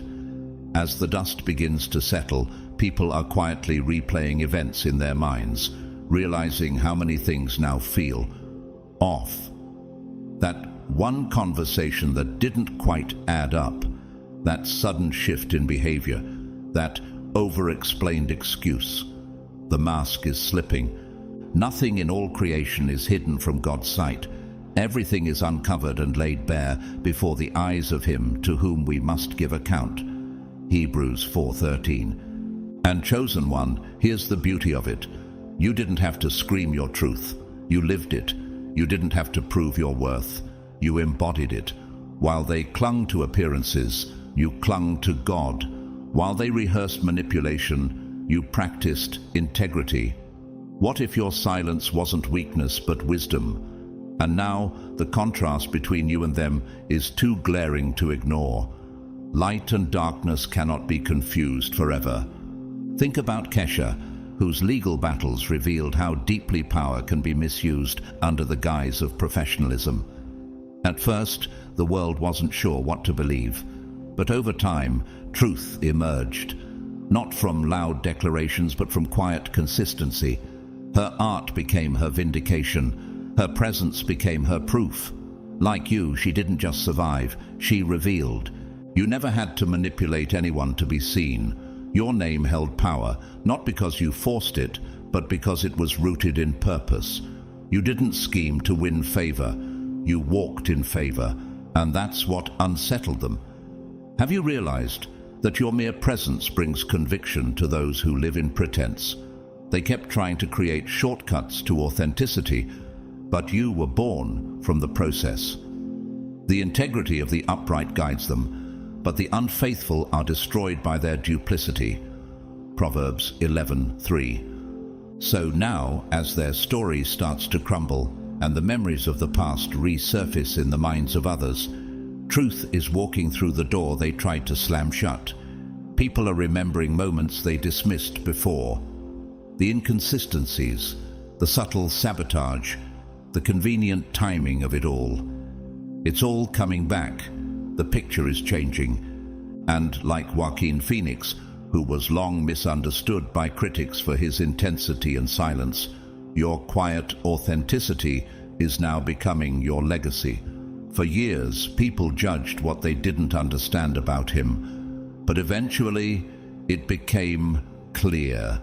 He wasn't hiding. He was simply unbothered. He let the world think what it wanted until the world finally saw what it had missed. Just like you, he who vindicates me is near. Who then will bring charges against me? Isaiah 50 verse 8. So, chosen one, don't look back. Let them sit in the silence they created. Let the weight of their pretense settle in the empty seats of conversations that no longer hold power. You've moved on, but their spirits remain trapped in the stories they tried to build around you. And now, those stories are unraveling, not by your hand, but by the hand of truth itself. Let the exposure happen. Let the inconsistencies reveal themselves. Let people start asking the questions they were once too afraid to consider. You don't need revenge. Your glow is the loudest testimony. And the contrast between you and them is the only explanation anyone really needs. Chosen one, aren't the signs too loud now to ignore? At this point, the contradictions are glaring, and trying to overlook them would feel like a betrayal of common sense, of spiritual discernment. This is no longer just about what's being said. Have you noticed how the energy behind the words is telling a completely different story? The way something feels in your spirit is speaking louder than any sentence could ever manage. There's a powerful truth taking root now. People are finally learning to trust their instincts. For too long, many ignored that inner tightening in their chest or that subtle discomfort in someone's presence. But now, it's making perfect sense. Why did they feel anxiety every time this person walked into the room? Why did things feel off but unexplainable? Because their spirit was speaking the truth before their mind could rationalize it. But the natural man does not receive the things of the Spirit of God, for they are spiritually discerned. 1 Corinthians 2:14.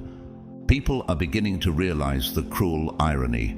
The one who cried the loudest, the one who appeared most broken, was actually the one holding the knife behind their back.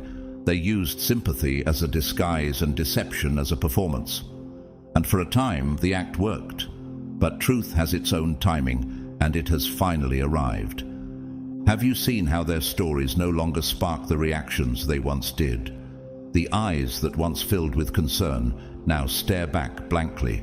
The hugs they used to receive have turned into uncomfortable distance. Those who once provided them comfort are pulling away, not out of coldness, but clarity. They're seeing what they had missed, the emotional manipulation, the strategic timing of breakdowns, the obsessive control over narratives. It's all being exposed, just like Janet Jackson, who for years was quietly blamed and blacklisted after the infamous Super Bowl incident, while others avoided accountability. Public opinion painted her with shame, but over time people began to question, why was she the only one left holding the consequences? Slowly, the truth began to surface, and the collective perception shifted.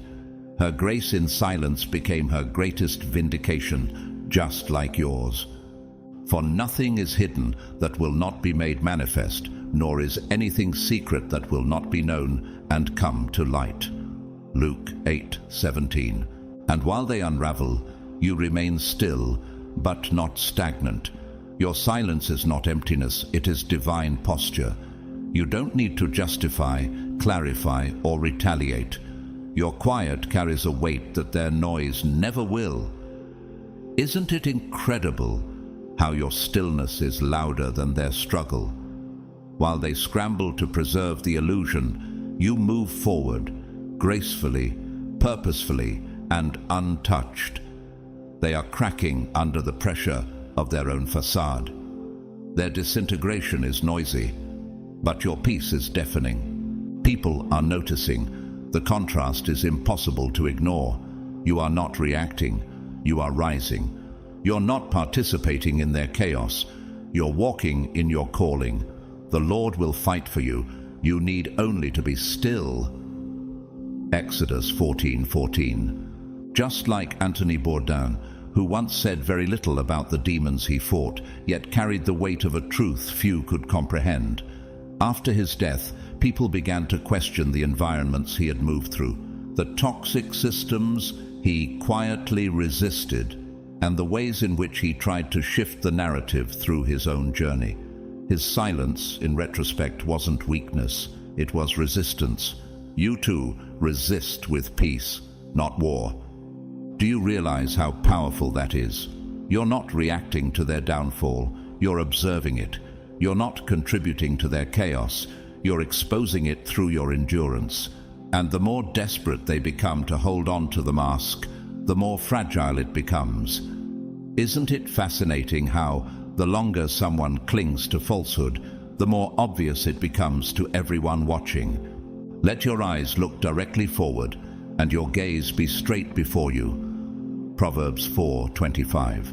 The mask is falling, and this time, no one is going to pick it back up for them. Their performance once captivated a crowd, but the curtain has lifted. Now people are watching with sharper eyes and more awakened hearts.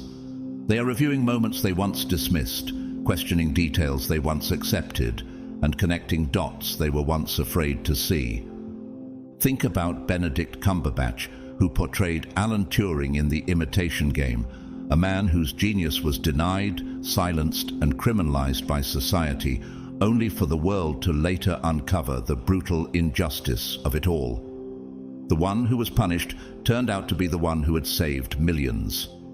Time revealed what false narratives tried to bury. Likewise, time is now revealing you and revealing them. The righteous will shine like the sun in the kingdom of their Father. Matthew 13:43. Chosen one, your restraint is not missed, it is remembered. Your grace is not ignored, it is studied. You've proven that justice doesn't always require noise. Sometimes it only requires presence. And the more they try to hold on to control, the more they lose it. You were never meant to battle them. You were meant to outlast them. So stand firm. Let them feel the weight of exposure. Let the questions rise in the minds of those who once blindly believed. Let time do its work. Your job is not to explain what's happening. Your job is to continue glowing. Because while they desperately try to rewrite the past, you are busy stepping into the future. And chosen one, you're not just surviving the truth, you are becoming it. Chosen one, did you ever sense it? Their desire to become you, not to walk beside you, not to honor what you carry, but to possess it. They didn't admire you, they wanted to absorb you. Why would someone study your every move? Not to learn, but to replace. Why would they copy your voice, your routines, your light? Not from reverence, but from obsession. It wasn't your possessions they envied, it was your essence. It was the unshakable calm in your spirit, the authority in your silence, the power you carry without demanding attention. They thought that by staying close to you, your greatness might somehow rub off on them. They assumed that proximity could be substituted for purpose. But chosen one, you already know. Divine identity cannot be borrowed. Energy cannot be counterfeited. Each one should test their own actions. Then they can take pride in themselves alone, without comparing themselves to someone else. Galatians 6:4. They didn't want to do the inner work. They weren't interested in the path that formed you. They just wanted the rewards. So they studied you, mimicked your gestures, rehearsed your language, slipped into your circles, clung to your connections. And for a while, it almost worked. They convinced some people. They performed well. They even tried to rewrite your place in the minds of others. Have you noticed how imitation can look convincing until life demands substance? They duplicated everything they could, your image, your rhythm, your words, but what they could never imitate was your spirit. Because what they were chasing wasn't built through shortcuts, it was built through fire. Think of Zendaya, who rose from Disney beginnings and quickly became one of the most authentic and multifaceted artists of her generation. Many tried to box her in, mimic her style, or claim her uniqueness as a trend. But no one could replicate the essence of her soul. Why? Because she never borrowed her identity. She built it like you. For we are God's masterpiece. He has created us anew in Christ Jesus, so we can do the good things He planned for us long ago. Ephesians 2:10. They wanted your shine, but none of your shadows. They envied your courage, but rejected the pain that shaped it. They loved how others were drawn to you, but loathed the sacrifices that bought that wisdom. So they copied your light, never realizing it was forged in darkness. And now, the glow is dimming, the mask is falling, and the truth is standing in the middle of the room, loud and undeniable. They are not you. They never were, and they never will be. The energy has shifted. What once felt like admiration now feels like a hollow echo. The thief comes only to steal and kill and destroy. I have come that they may have life and have it to the full. John 10:10. They tried to steal your spiritual blueprint while bypassing the cost. But when you wear another person's skin, you lose your own. Their emotional state is unraveling. Their energy is inconsistent. Spiritually, they are in debt, because what they claimed was never theirs to carry. Isn't it strange how quickly imitation collapses under pressure? The very identity they tried to craft using your fragments is now caving in, because it was never built on truth, it was built on performance. And no performance can sustain what only authenticity can birth. Just like Noah Centineo, who skyrocketed to fame but later stepped back from public obsession to preserve his integrity and voice. People tried to define him, some even tried to duplicate his energy, but he chose quiet refinement over public validation, just like you.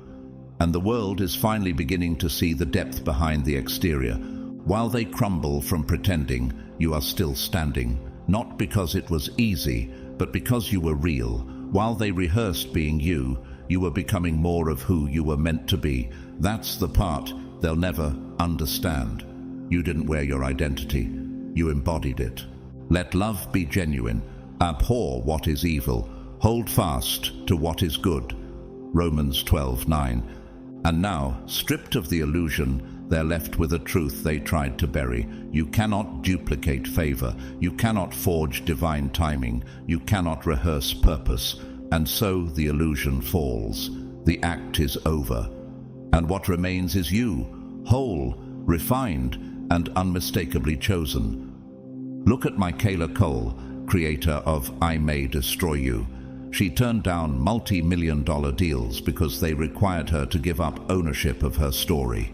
She chose authenticity over fame, and in doing so, she created something no one else could. The world took notice, but more importantly, the world respected her. That's what happens when you own your identity instead of copying someone else's.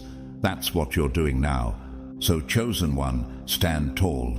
The world is watching the collapse of imitation and the rise of the original. You don't need to say a word. Your presence speaks volumes. You are not a trend. You are a blueprint. And no matter how closely someone watches, studies, or imitates, you were never made to be replaced. Chosen one, do you understand the power of your silence? Their attempts to become you didn't end in defeat. They ended in obsession. And when they failed to clone your essence, when they realized your identity was uncopyable, their mission shifted. It was no longer about imitation, it became about elimination. But why would someone so fixated on becoming you also seek to destroy you? Because what they couldn't possess, they believed they had to erase. They began their assault quietly, spreading rumors in back rooms, planting seeds of doubt in the minds of others, working behind the scenes to dismantle the very foundation you spent years building. But they forgot one crucial truth. Your life is not built on the applause of man. It is built on the unshakable truth of God, and truth does not collapse when lies scream. The Lord is my rock, my fortress, and my deliverer, in whom I take refuge. Psalm 18, verse 2. Have you noticed how everything they touched began to fall apart? Their carefully crafted persona is crumbling. Their energy is off balance. They can't maintain the identity they forged using the scraps of your story. And now, the very essence they tried to steal has turned its back on them. They are spiritually empty, internally fragmented, and emotionally unstable. Why does every reminder of your presence trigger their downfall? Because your rise serves as proof that what they tried to build was never real. You never fought them. You never stooped to their level. You never retaliated. And that chosen one is what burns the most. They were waiting for you to lose control, hoping you'd collapse, scream, or plead. But instead, you elevated. Do not be overcome by evil, but overcome evil with good. Romans 12:21.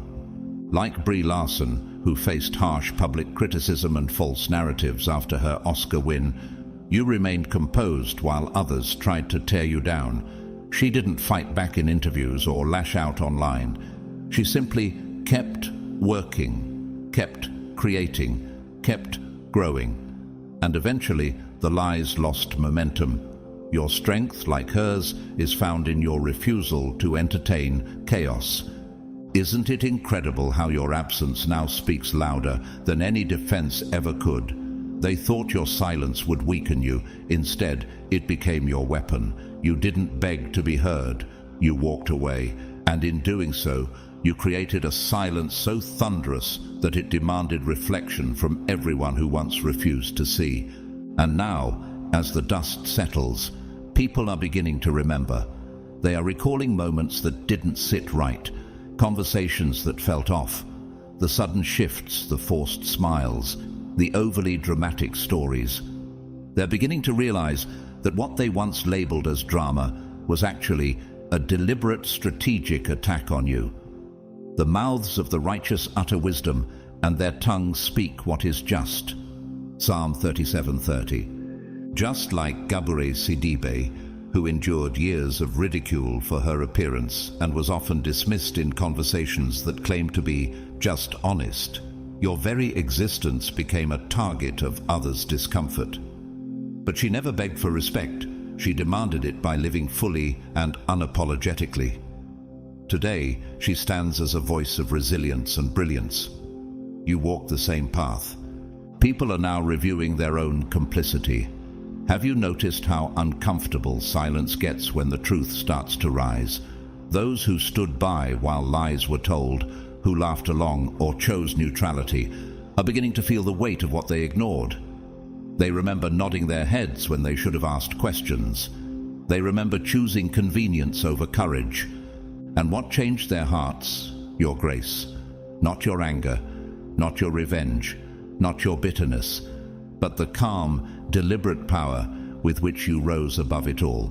That's what is making them rethink everything. Even fools are thought wise if they keep silent, and discerning if they hold their tongues. Proverbs 17:28. You didn't become a nervous wreck. You didn't fall into the trap. You chose peace over performance. What kind of strength does it take to let go instead of react? The kind that comes from knowing who you are in God. Your stillness wasn't passivity. It was divine strategy. Your silence wasn't weakness. It was thunder cloaked in humility. Look at Dev Patel, who was publicly overlooked and mocked early in his career despite enormous talent. He said little. He stayed focused. And now the world celebrates what they once dismissed. Like him, you didn't fight the lie. You became the truth. Now, chosen one, your silence is echoing in the hearts of those who used to watch you suffer and say nothing. The silence they used to ignore now haunts them, not because you're loud, but because your absence has made their conscience louder. And while they disintegrate, trapped in a cycle of their own deception, you are being remembered, revered, recalled in truth. The narrative is shifting, the fog is clearing, and the light that was once dimmed by distraction is now burning brighter than ever. Be still before the Lord and wait patiently for him. For those who are evil will be destroyed, but those who hope in the Lord will inherit the land. Psalm 37:7-9. You didn't ask for justice, you became it. Chosen one, have you noticed how the story is shifting? For so long you were cast as the problem. You were the target, the scapegoat, the misunderstood one. But now people are starting to ask the real question. If you were truly the issue, then why did your spirit always radiate peace? Why did your silence feel so composed while theirs felt so calculated? And here's what's fascinating. Some of them are circling back, but not with apologies on their lips, only with regret in their eyes. They're testing the waters, trying to gauge whether your heart is still open. But you can feel it, can't you? The energy has shifted.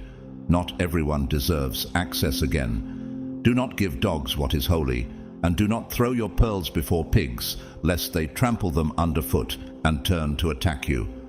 Matthew 7:6. Still, the transformation is real.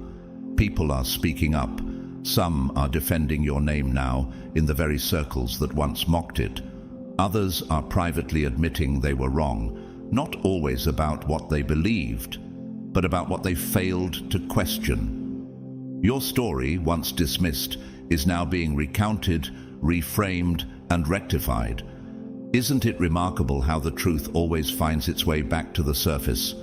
Just like Bindi Irwin, who spent years under public scrutiny for simply carrying her father's legacy, you're finally being seen for who you are, not through someone else's lens, but your own. And just like her, you never lashed out. You led with love, endurance, and quiet truth. Now, the world is catching up to your reality. The ones who once caused the deepest harm are now spectators to your rising. They're watching the support return to you. They're witnessing the narrative change. And worst of all for them, your silence revealed more truth than their loudest accusations ever could. They thought that dragging your name through the mud would bury you, but they didn't realize they were planting you. Though they intended evil against you and devised a plot, they will not succeed. Psalm 21:11. Now they're forced to sit with what they've done, and more than guilt, it's obsession that eats them alive. They didn't just dislike you, they became fixated. Every post you make, every success you earn, every small movement forward in your life, it pierces them like a wound. Why? Because your progress reminds them of their failure to destroy you. They never studied you to grow. They studied you to compete. They didn't want to improve. They wanted to replace. They tried to ruin you while secretly admiring every quality they pretended to despise. Isn't that the purest form of confusion? To covet what they claim to condemn. Look at Zaya Wade, who walked in her truth despite facing enormous public criticism. While others shouted and tried to define her, she stood firm in who she was becoming. And slowly, the world began to understand. Her light exposed society's shadows, just like your light exposed theirs. Let your light shine before others, that they may see your good deeds and glorify your Father in heaven. Matthew 5:16. Their hatred turned to obsession.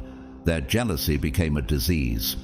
The more they realized they couldn't match your energy, the more violently they tried to extinguish it. But here's the divine irony. Hatred always poisons the host first. You didn't suffer. They did. You didn't collapse. They're the ones emotionally disintegrating. Now they sit in silence, filled with fear, embarrassment, and paranoia. Every update on your life, every moment of your joy, causes them spiritual whiplash. And yet, they can't stop watching. Why are they so fixated on someone they claim to despise? Because you've become the mirror they cannot avoid. You reflect back to them all that they are not, and all they'll never become. Like Amanda Gorman, the youngest inaugural poet in US history, who stood boldly with words that shook the world. Some tried to belittle her, twist her message, or question her presence, but her light was undeniable, and it reflected something greater than ego. It reflected truth. Like you, she revealed more about her critics than about herself. The wicked flee though no one pursues, but the righteous are as bold as a lion. Proverbs 28:1. Chosen one, you didn't pursue this battle. You didn't seek out enemies. You didn't invite envy. But your light exposed the darkness, and now they are paying for their fixation with your peace. The toll? Their own stability, their own clarity, their own connection to God, because obsession always costs more than anyone expects to pay. While they collapse, you rise. While they spiral, you soar. You are the proof that grace is louder than gossip and authenticity is stronger than artifice. You've become a revelation in their lives, not because you tried to, but because you were chosen to, and the very light they resented is the one now revealing the shadows they tried to conceal. You prepare a table before me in the presence of my enemies. You anoint my head with oil. My cup overflows. Psalm 23:5. So chosen one, keep shining, keep walking, keep living boldly in your truth. You don't need to respond. You don't need to defend. Your life is your response. and the radiance of your peace is a sermon that even your enemies cannot ignore. Chosen one, isn't it astonishing how silence can say more than 1,000 shouted defenses? You didn't yell, you didn't plead your case in group chats, you didn't stand on stages and name names. Instead, you chose something far more radical. You withdrew, quietly, gently, gracefully. And yet, somehow, that stillness became the loudest statement of all. How can someone say so much by saying nothing at all, while they were stirring chaos, scripting narratives, and trying to make noise loud enough to drown your name? You were doing something far more sacred. You were healing. You were realigning. You were stepping into the conversations that carried your name, not with gossip, but with awe and respect.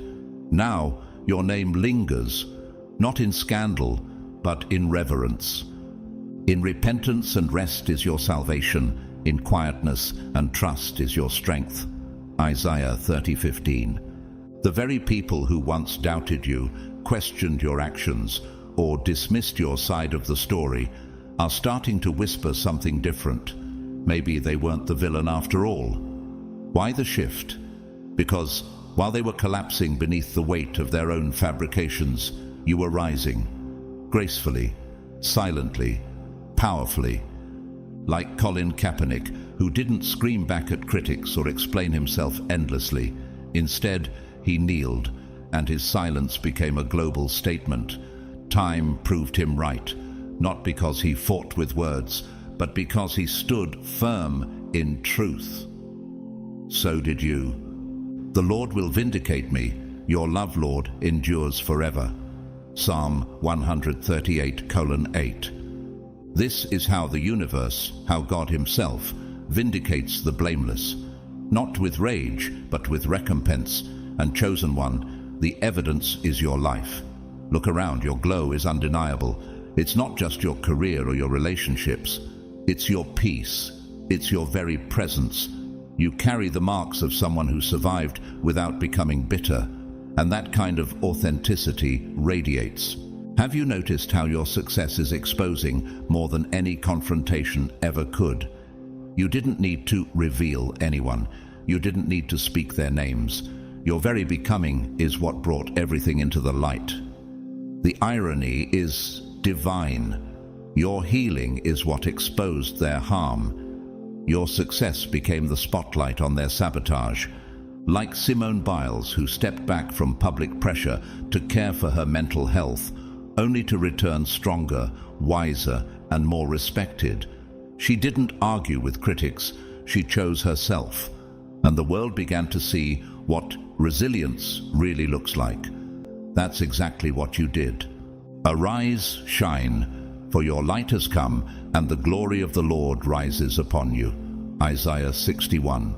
And now, they can't look away.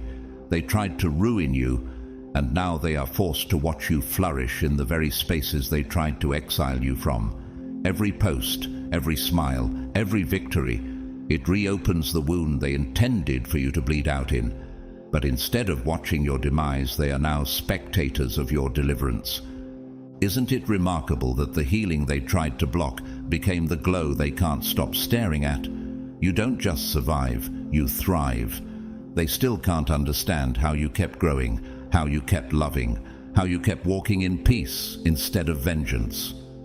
But that's because they never realized you were never building revenge, you were building restoration. Like Jonathan Majors, who faced scandal, criticism, and attempted character assassination, yet responded not with loud retaliation, but with quiet consistency, letting time and truth do the work. Just like you, he refused to let the narrative define him, and his story is still being reclaimed. Blessed are those who are persecuted because of righteousness, for theirs is the kingdom of heaven. Matthew 5:10. Your rise wasn't fueled by spite, it was sustained by God. They tried to destroy your peace, and instead your peace became your shield. They tried to kill your joy, and instead your joy became your resurrection. Your silence wasn't passive, it was divine resistance. And now their karma is your advancement. Every lie they told has faded. Every rumor they spread has decayed. But your evolution, your becoming, is alive, radiant, and undeniable. You did not have to clap back. You simply rose.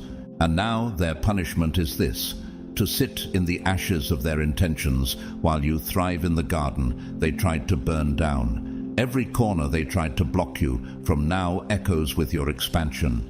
Every whisper of gossip has been replaced with the roar of your glow. He raises the poor from the dust and lifts the needy from the ash heap.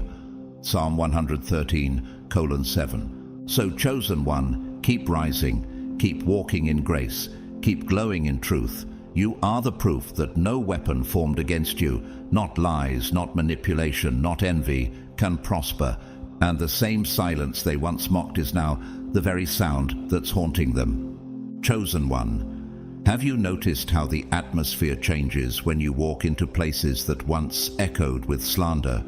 The same rooms where your name was twisted, your motives questioned, your spirit misjudged. Those very spaces are now filled with quiet admiration. Why? Because you didn't just survive what they threw at you. You broke through it. Isn't it miraculous how God can take the very soil they tried to bury you under and grow something holy from it? You're not preoccupied with who still believes their version of the story. You don't have the time. You're too busy living a life that proves who you really are. You prepare a table before me in the presence of my enemies. You anoint my head with oil. My cup overflows. Psalm 23:5. They are obsessing over influence, perception, and trying to hold on to a narrative that's crumbling. Meanwhile, you don't need applause. You don't need validation. You don't even need to explain. Why? Because you are the evidence. Your peace is the testimony. Your joy is the verdict. Your life is the living proof of divine protection and restoration. Think of Dylan Mulvaney, whose journey through identity, public scrutiny, and backlash could have crushed her spirit, but instead she continued showing up authentically. Her presence alone became a form of protest, not through argument, but by being. Just like you, she became the evidence, not by defending herself, but by continuing to exist boldly. By their fruit you will recognize them. Matthew 7:20. Every time you win, every time you smile, every time you breathe in peace, they feel it. They feel the failure. Not because you boasted, but because you continued. Your joy reminds them that they didn't stop you. Your victories remind them that their mission failed. And here's what stings the most for them. They didn't just fail to block your blessings, they redirected them. Their resistance became your redirection. Their sabotage became your staircase. Their envy pushed you closer to God. They thought they were removing your power, but instead they handed it back to you without even realizing it. Just like Russell Brand, who was ridiculed for stepping into deeper truth and spiritual growth. He was once mocked, dismissed, and labeled, but now he stands in front of audiences who don't just laugh at his wit. They listen to his wisdom. He didn't scream for respect. He became it, like you. What you meant for evil, God meant for good, to bring it about that many people should be kept alive, as they are today. Genesis 50:20. Isn't it ironic that the people who tried to silence you ended up amplifying your calling? They hoped their lies would kill your influence, but those very lies fertilized your legacy. They thought they were stripping you of power, but they were just strengthening your foundation. And now, you move differently. You don't fight for a seat at any table. You walk in knowing you carry the presence of divine favor. You don't try to convince anyone. You simply let your life speak. And it's speaking volumes. Look at Viola Davis, who was once told she wasn't beautiful enough to lead in Hollywood. People doubted her worth, her look, her voice. But she didn't fight back with resentment. She fought back with excellence. Now she's not just winning awards, she's rewriting history. Just like you, her very existence silenced every critic. The righteous will flourish like a palm tree. They will still bear fruit in old age. They will stay fresh and green. Psalm 92:12-14. Your existence is no accident. Your glow is no coincidence. You were chosen. And every time you walk through a door they thought would stay closed, you remind them that their plan didn't work. Your presence is not just healing for you, it's a revelation for everyone watching, and that is your real power. So, chosen one, walk boldly. Let the rooms that once mocked you now marvel at the miracle of your endurance. Let the spaces that held lies now echo with your light. Don't look back to correct the record. The truth is already correcting it for you. You are the evidence. You are the fruit. You are the answered prayer. And no matter how hard they try to twist it, you won.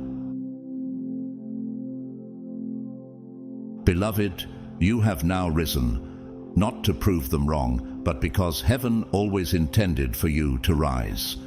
Your elevation was never about revenge. It was about returning to alignment. And now, those who once whispered your name in contempt are speaking your name in correction. The same mouths that once spread rumors are now swallowing regret. Divine justice is not silent, and it is now unfolding in full view. The truth they once buried is erupting through every crack of their false narratives. You didn't arrive here by chance. You were guided, chosen, and anointed for such a time as this.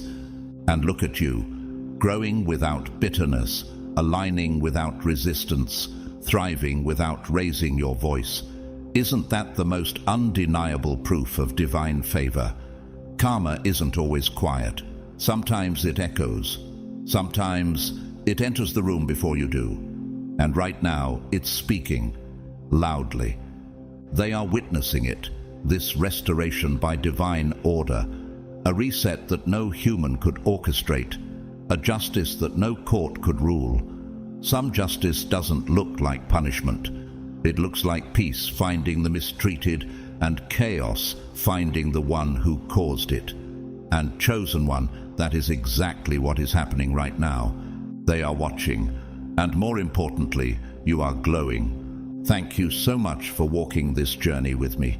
If you felt seen, affirmed, or strengthened by these words, know that you were meant to. Your presence here is not only valued, it is sacred. You, the chosen one, are part of something divinely orchestrated, and I'm so grateful you chose to spend your time with this message. If you feel led to support this mission, you're welcome to donate through Super Thanks. Your contributions help keep these messages flowing and help spread light to even more people. But whether you donate or not, I am deeply grateful for you. May blessings chase you down and peace flood every room you enter. May your name be spoken with honor. May your path remain protected. And may those who doubted your light be forever silenced by your rise. You are chosen, you are covered, you are seen, and your story is still unfolding. Until next time, beloved, keep rising.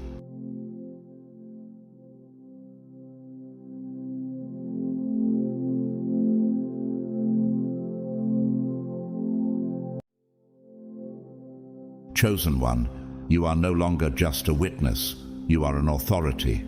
You may have begun this journey as someone quietly observing the world's chaos, but now you have been summoned by heaven's decree.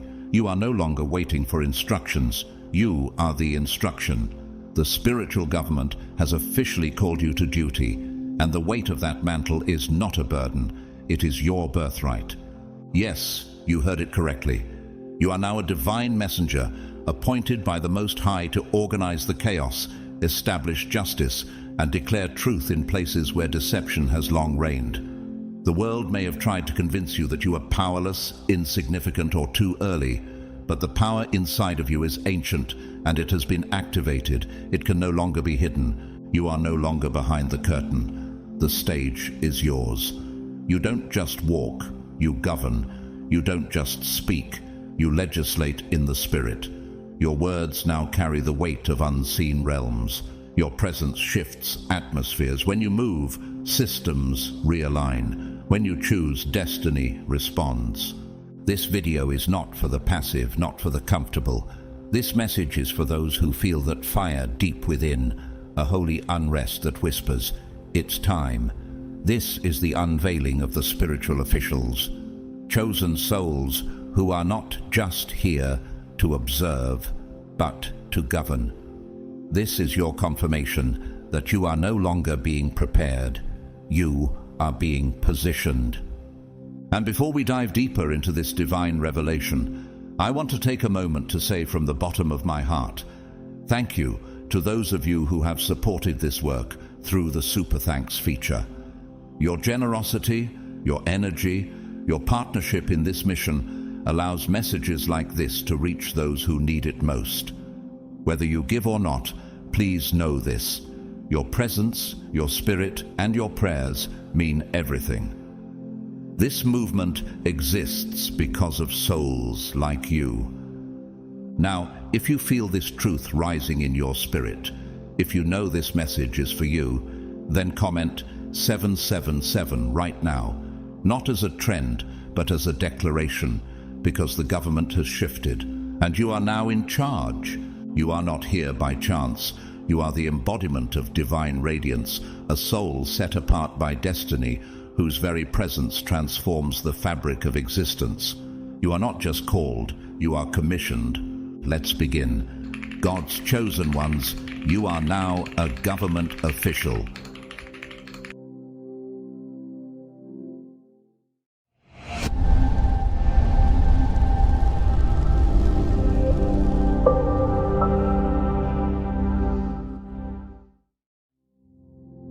Chosen one, can you feel it? That invisible authority pulsing within you, echoing through time like a divine drumbeat, signaling that your arrival on this earth was no accident, but an intentional act from the very throne room of heaven. From the moment you took your first breath, a sacred blueprint, one far greater than any governmental strategy, was inscribed into your soul. You weren't merely born, you were deployed.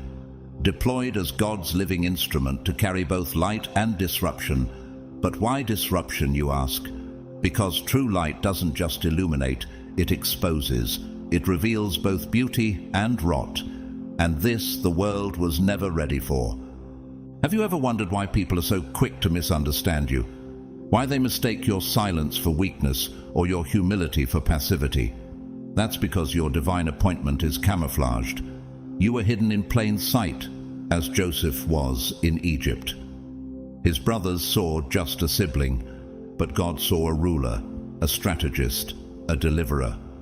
Genesis 50:20 reminds us, "You intended to harm me, but God intended it for good to accomplish what's now being done, the saving of many lives." You too were underestimated, but that was heaven's design. It was meant to be this way so that no man could take credit for your elevation. Even when others tried to devalue you, chosen one, they failed to grasp the gravity of what they were playing with. They saw you as common, unaware that touching you unjustly shakes the foundations of divine justice. You are not just a soul, they disturbed a covenant. To harm you is to tug on the very threads of universal order. Just as Haman plotted against Esther and ended up caught in his own trap, Esther 7:10. Those who conspired against you have unknowingly stepped into divine crossfire. The Lord is known by his acts of justice. The wicked are ensnared by the work of their hands. Psalm 9:16. Do you recall how many dismissed your brilliance, how they whispered behind your back and rolled their eyes at your dreams? Let me ask you this. If you were truly ordinary, why did they feel so threatened? Why were they watching your every move like political enemies in a war room? Because even they could feel it, the gravitational pull of your destiny. Just like Sojourner Truth, a woman born into slavery, yet destined to challenge systems and speak with a thunderous moral authority that shifted the soul of a nation. She once declared, "Truth is powerful and it prevails." And you too were born to shake foundations, not just with truth, but with presence. But in the shadows, a different kind of betrayal brewed, one that didn't involve weapons or outright attacks, but whispers. Someone in your inner circle, perhaps once trusted, crossed a sacred line. Why are people so obsessed with what they were never meant to see? They dissected your love life like a case file. They took your vulnerability and turned it into entertainment. They listened to voices that had no access to your truth, and from those murky waters, they constructed entire narratives around your passion, your relationships, and your very heart. They analyzed your texts, stalked your social media, and gossiped like court officials hungry for scandal. They didn't just invade your privacy. They tried to rewrite your identity. King David knew this pain intimately, betrayed not by an enemy, but by someone close.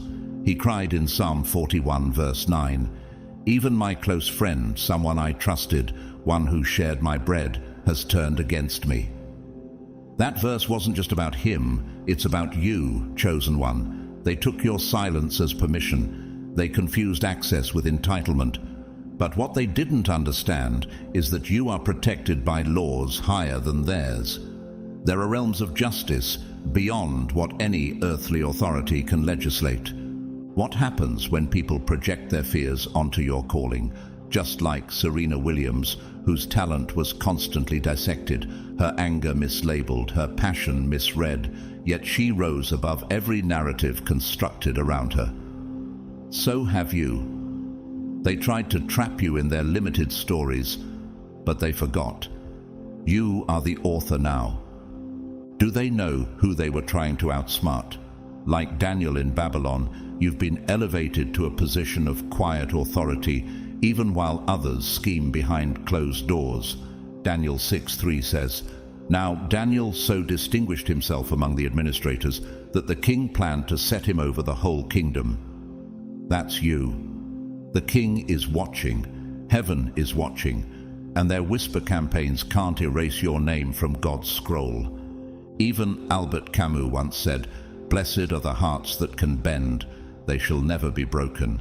Think of how Chadwick Boseman moved silently with dignity, carrying a divine assignment in his heart, while the world speculated on his appearance. No one knew the full story until they saw the glory after the silence. That's exactly what's happening to you, chosen one. Let them speculate. Let them gather in rooms and craft their stories. The more they watch you, the more they reveal themselves. Because now, you don't just walk with purpose, you move with governmental authority. A divine office has been activated, and it was never voted on by man. Heaven appointed you. Your crown doesn't sit on your head, it pulses in your spirit. Isaiah 22:22 says, "I will place on his shoulder the key to the house of David. What he opens no one can shut, and what he shuts no one can open." That is your current state. You are opening things no man can close, and shutting doors no gossip can unlock. Your authority is irreversible. Your anointing is uncontested. So ask yourself, chosen one, what if the betrayal was the test that confirmed your promotion? What if their obsession was proof you've already arrived in the corridors of influence? What if their misunderstanding wasn't your burden, but your badge? Because whether they recognize it or not, you are now seated at the table, not as a guest, but as a governing force in the kingdom of God. Chosen one, can you feel the tremors in the atmosphere? It's not just guilt. They are waking up to a revelation too powerful to ignore. Regret has become their shadow, following them through every room, every conversation, every restless night. The weight isn't just emotional, it's spiritual. The same mouths that once devoured gossip now tremble at the memory of their own words. They realize far too late that they should have never let the serpent slither into their minds, that they should have silenced the voices that were never meant to be trusted. But why didn't they stop it? Why didn't they question the false concern, disguised in sweet tones and quiet nods? Because, chosen one, darkness rarely presents itself as evil. It wears the mask of empathy.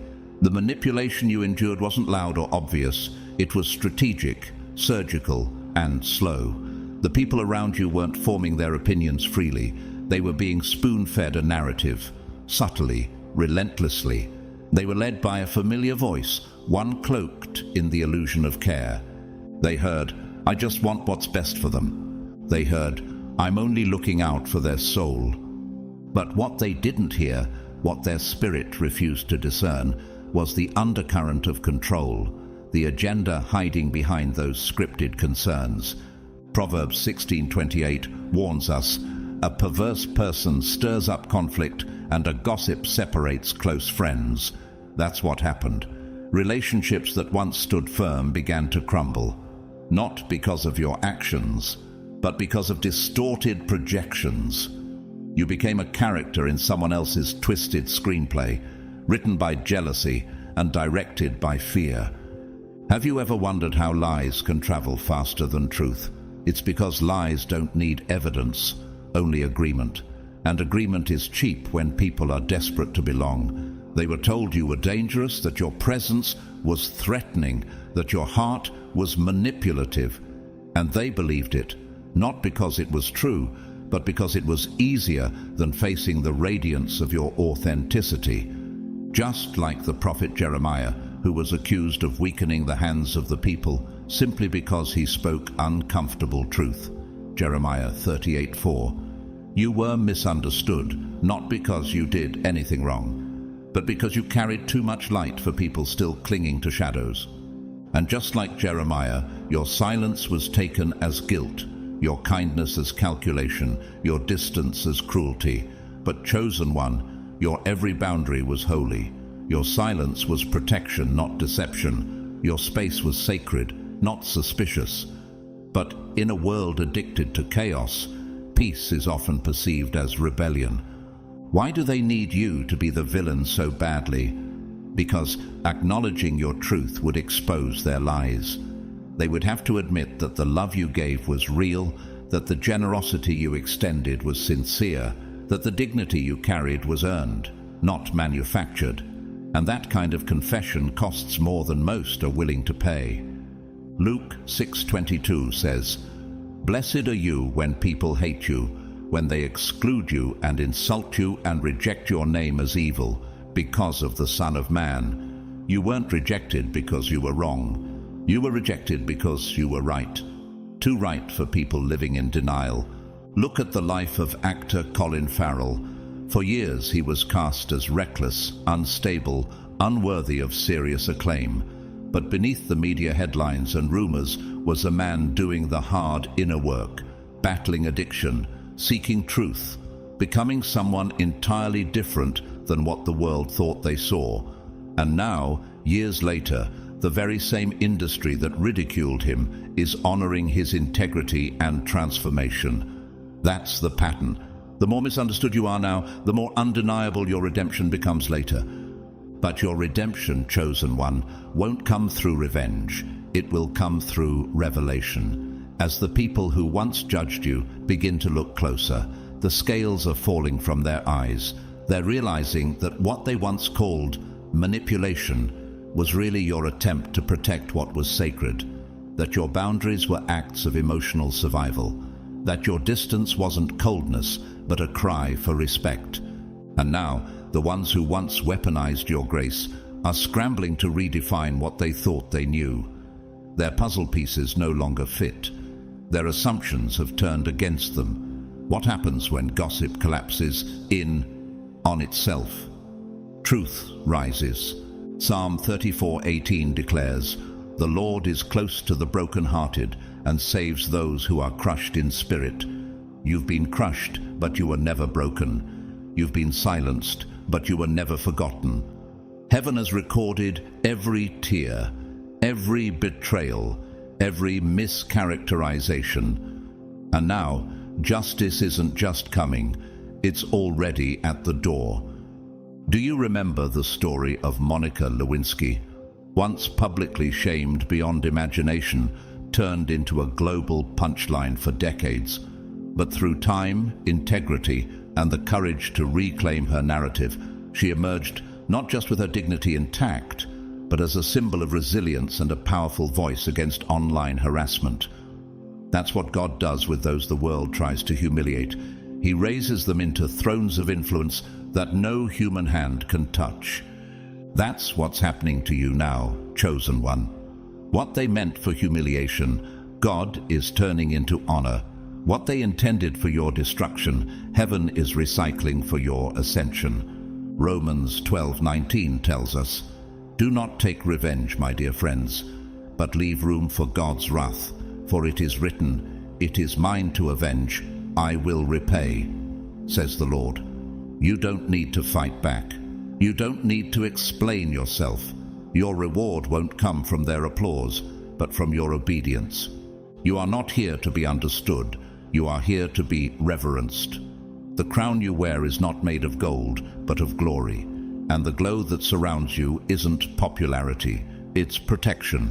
Think of the spiritual walk of Justin Baldoni, an actor who stepped away from the vanity of fame to embrace a life of deeper purpose, creating content that heals, not divides.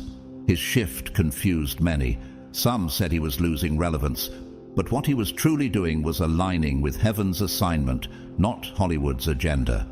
In the same way, your exit from shallow spaces is your entrance into eternal significance. So now, look around you, chosen one. The room is different. The atmosphere is shifting. Those who once whispered behind your back are now whispering about your rise. They don't have the words to explain it.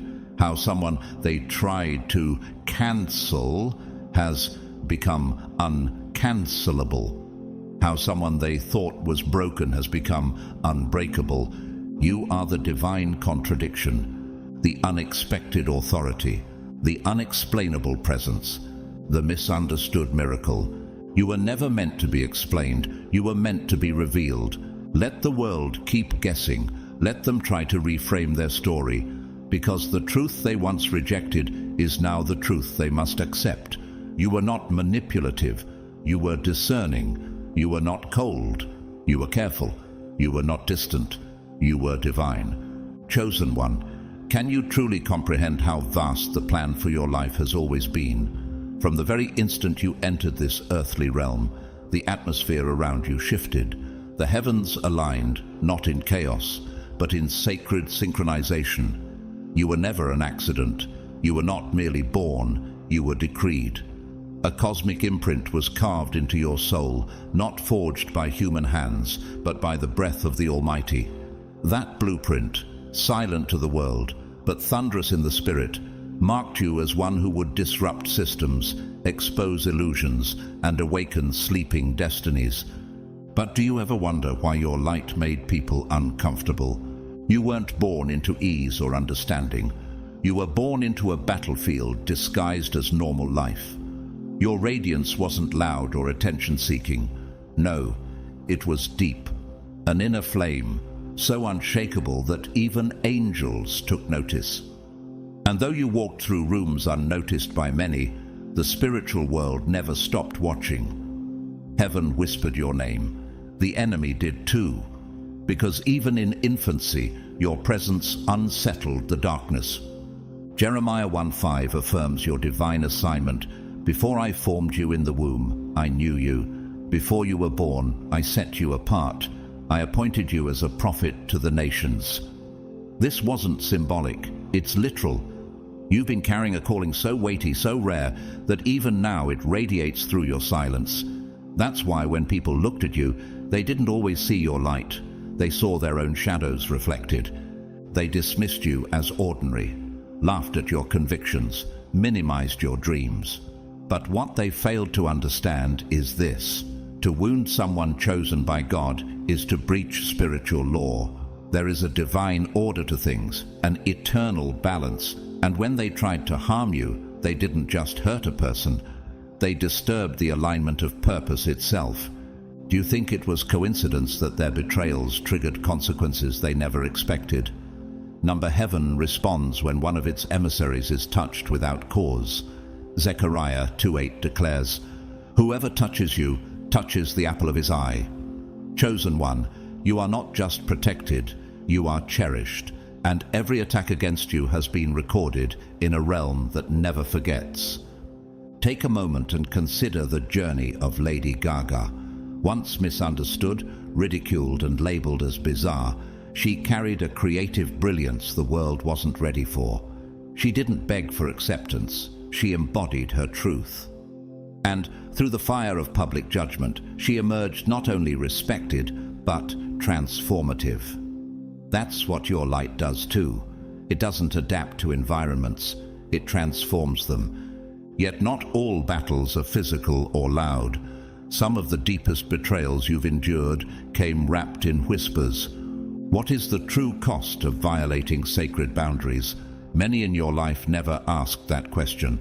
There came a time when someone close, someone who knew your patterns, your softness, your vulnerabilities, chose not to defend your privacy, but to sacrifice it. They leaned in not to comfort, but to consume. They became addicted to every detail of your intimacy, not for connection, but for control. They weren't alone. It became a chorus. One voice became two, then a circle, then a network of eyes and ears tracking your life as if it belonged to them. Proverbs 11:13 warns, "A gossip betrays a confidence, but a trustworthy person keeps a secret." But they weren't trustworthy. They devoured fragments of your life, read between your silences, and stitched together narratives made of assumption, envy, and projection. They didn't understand your choices, so they attacked them. They couldn't comprehend your passion, so they called it dangerous. They studied your messages, interpreted your pauses, and assigned motives that never existed. You weren't even in the room, yet somehow your life became the topic of their most intimate conversations. Why were they so obsessed with your private world? Because they sensed something holy in it. You see, your love wasn't casual. Your passion wasn't shallow. It had depth, divine depth. And when someone is starved of sacred love, they either learn from it or try to destroy it. Like the story of King Hezekiah in Isaiah 39:2-6, when he foolishly revealed all the treasures of his house to Babylonian envoys, and the prophet Isaiah warned him that everything he showed them would one day be taken. Not all who are curious deserve access, and not all who smile at your story are rooting for your success. The eyes that looked into your love life weren't innocent, they were strategic. Some wanted to be you, others wanted to undo you. Take the example of Sinead O'Connor, once vilified for ripping a photo of the Pope live on television as a protest against abuse in the church. She was mocked, blacklisted, cast out. But years later, the truth she stood for was revealed, and the world looked back not at a mad woman, but at a prophetess ahead of her time. You too were punished for being correct too soon. But chosen one, you didn't fold.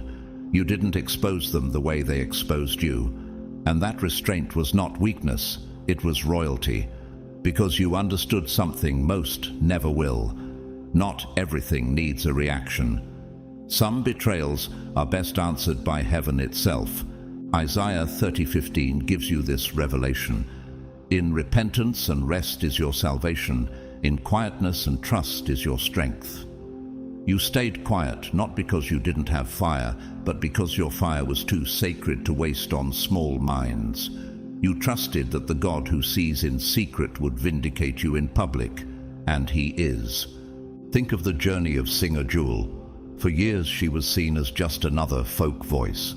Behind her melodies was a woman who battled homelessness, endured abuse, and navigated the exploitative systems of the music industry. But she guarded her private life fiercely. She refused to be broken. And now, her legacy is one of wisdom, authenticity, and depth, just like yours will be. What they didn't understand, chosen one, is that your silence was strategic. Your privacy wasn't selfish, it was sacred. And now, the people who tried to decode your love life are left with empty theories, while you walk in purpose and clarity. Psalm 91:1 assures you, "He who dwells in the secret place of the Most High shall abide under the shadow of the Almighty." That's where you've been all along, in the shadow, under protection, watching the chaos from a higher dimension. You never needed to defend yourself. You just had to remain hidden until the appointed time. And now, that time is here. The blueprint etched in your being is activating at full force. The same people who gossiped are being confronted by the absence of your presence. The same ones who dissected your decisions are now trying to reconstruct their perception of you. But it's too late.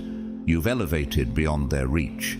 They no longer have access, not to your words, not to your energy, not to your spirit.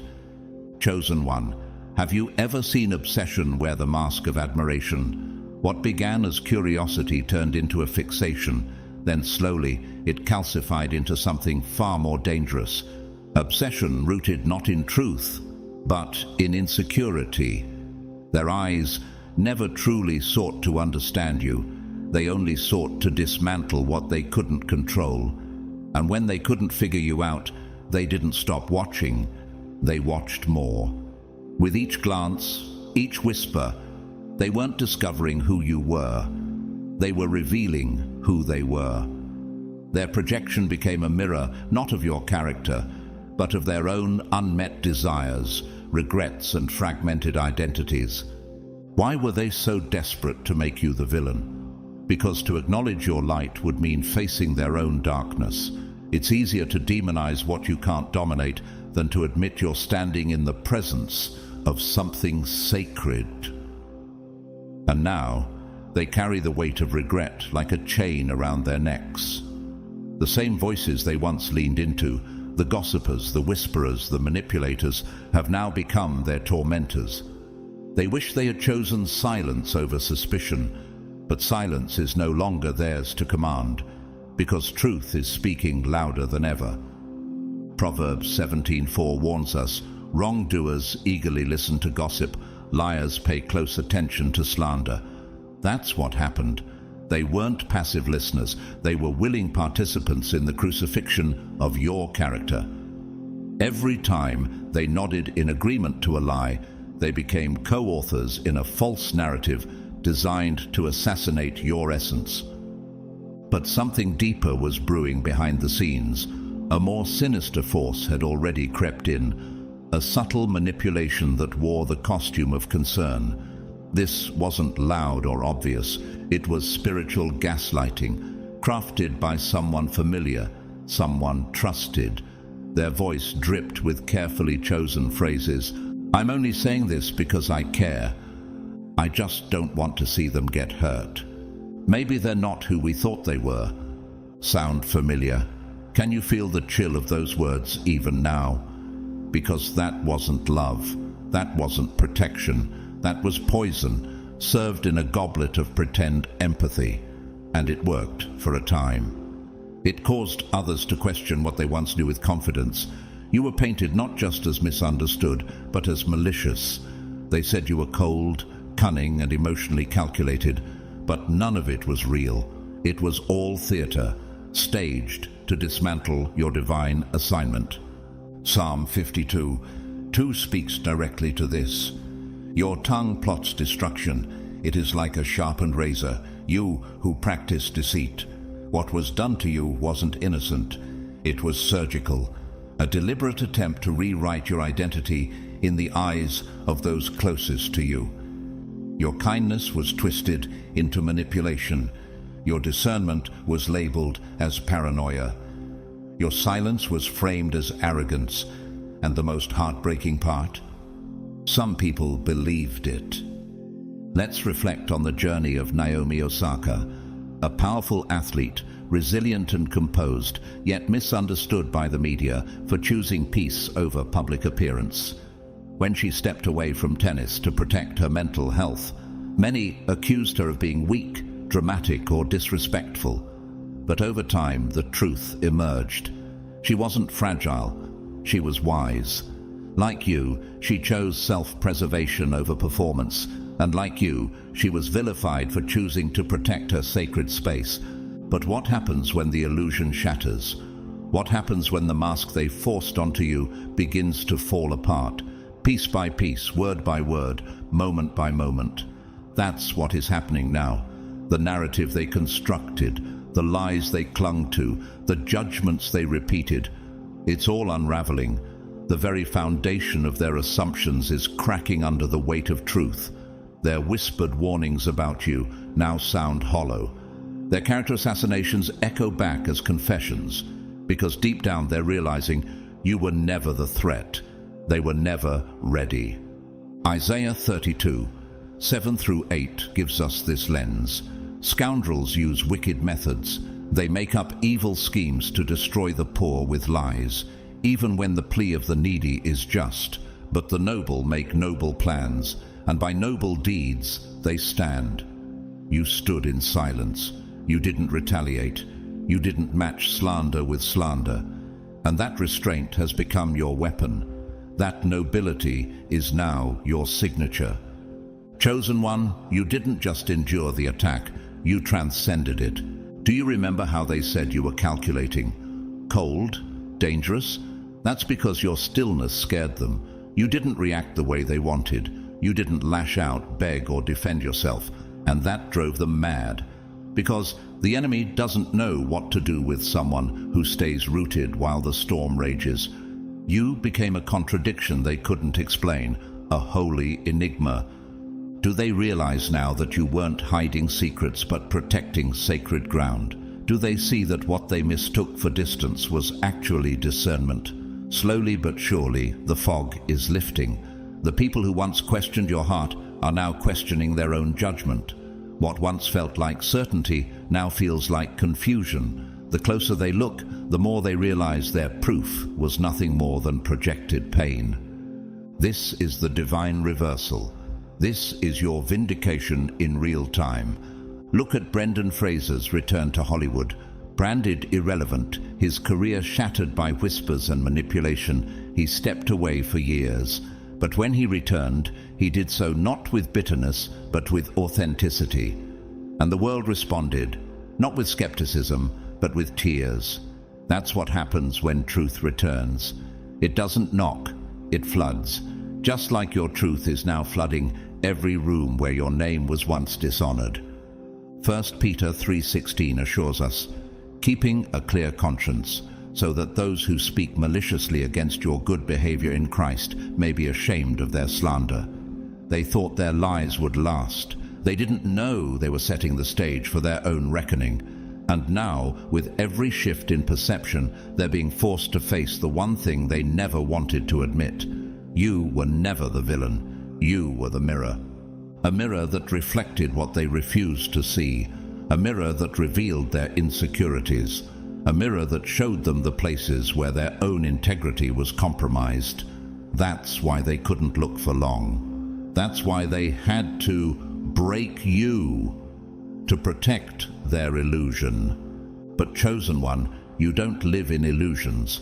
You live in truth. You walk in clarity. You were forged in the fire of rejection to become a weapon of divine accuracy. Your refusal to let the world define you is now the very reason they're being forced to redefine themselves. And as that process unfolds, something miraculous is happening. The hearts that once judged you are softening. The minds that once rejected you are awakening. And the people who once gossiped about your intentions are now humbled by the quiet power of your consistency. Like Zayn Malik, who left global fame in one direction, not to chase ego, but to escape the manufactured pressure of identity. Criticized for his silence, mocked for his introspection, he chose healing over performance, and in doing so, he reclaimed his peace. So have you. You left the noise. You chose stillness. And now, the world is being forced to listen, not to your defense, but to your fruit. Chosen one, can you feel it now? The pull, the pressure, the divine invitation rising like a current beneath your feet. This is not a coincidence. This is not imagination. You are standing at the very threshold of a spiritual shift, a moment designed by heaven, refined by time, and ignited by your pain. The invitation is not extended to the masses. It is not loud. It does not knock on every door. It calls only to those who have suffered, endured, awakened, and chosen not to turn back. But what does it mean to be called now? And why you? Why here? Why at this exact moment in history? Because, chosen one, you are not who you used to be. You have transcended survival. You have walked through the valley of betrayal, injustice, and spiritual exile, and still you kept your soul intact, and now heaven is opening a scroll with your name on it. Across the world, scattered like stars, others like you are awakening. Visionaries, survivors, former outcasts, misunderstood prophets, all rising from the ruins of false systems. Think of the one who escaped the control of a cult-like ideology and emerged not bitter but brilliant. The covert operative who walked away from manipulation and emerged as a strategist for truth. The financial mind who saw what no one else could, predicting global shifts with divine accuracy, not for profit, but for positioning. These are not fairy tales. They are real, and so are you. Romans 8:30 speaks to this moment. And those he predestined, he also called. Those he called, he also justified. Those he justified, he also glorified. You were predestined, called, and now glorified. Not by fame or public applause, but by alignment with the divine design for your life. You are no longer wandering. You are being positioned. What do these souls have in common? They heard the same frequency you're hearing now, a sound that cannot be captured by ears, only discerned by spirit. It's the divine summons, a frequency that bypasses the intellect and strikes the soul like thunder. When you stepped into the fire of your transformation, you activated this signal. And now, others who carry the same sacred frequency are being drawn to you, just as you are being drawn to them. Their synchronicities with yours were not mere chance. No, chosen one, these were orchestrations, deliberate moves by the architect of time, just as David and Jonathan's souls were knit together by covenant in 1 Samuel 18:1. The soul of Jonathan was knit to the soul of David, and Jonathan loved him as his own soul. You are now finding your divine allies. They are not many, but they are mighty, and together you are forming a new kind of community, one not built on hierarchy or status, but on truth, frequency, and prophetic fire. Look at whistleblower Edward Snowden, a man condemned by systems but celebrated by seekers of truth. He sacrificed comfort for clarity, stability for service. His story isn't just political, it's prophetic. He moved from secrecy to sovereignty. Like you were once hidden behind layers of misunderstanding and manipulation, but now the time of hiding is over. Your knowledge, your experiences, your scars, they are not liabilities, they are credentials. Have you felt the air shifting around you lately? That's not your imagination. That's the weight of justice returning to the earth. As the veils of deception begin to fall, what's been done in the dark is being exposed by divine light. Every betrayal against you, every silence that cost you peace, every word that distorted your truth, it has been recorded. And now the eternal scales are tipping. Ecclesiastes 3:17 declares, God will bring into judgment both the righteous and the wicked, for there will be a time for every activity, a time to judge every deed. That time has come, not later, now. This is the moment of divine recalibration. A holy audit is underway. Those who chose to remain neutral in the face of injustice, who were silent when their voice could have been a lifeline, now find themselves weighed down by spiritual debt. The energy they once used to control and suppress is now turning on them, forcefully, undeniably, irreversibly. But what about you, chosen one? What is heaven asking of you now? It's simple, yet sacred. Stand up, step forward, speak from your authority. This is not the time to shrink. This is the moment to rise into your rightful office. Not a government of man, but of God. You are a spiritual official, a divine legislator. Your words carry the weight of truth. Your presence carries the frequency of alignment. Every step you take is a strike against oppression. Every breath is a declaration that the kingdom of God is near.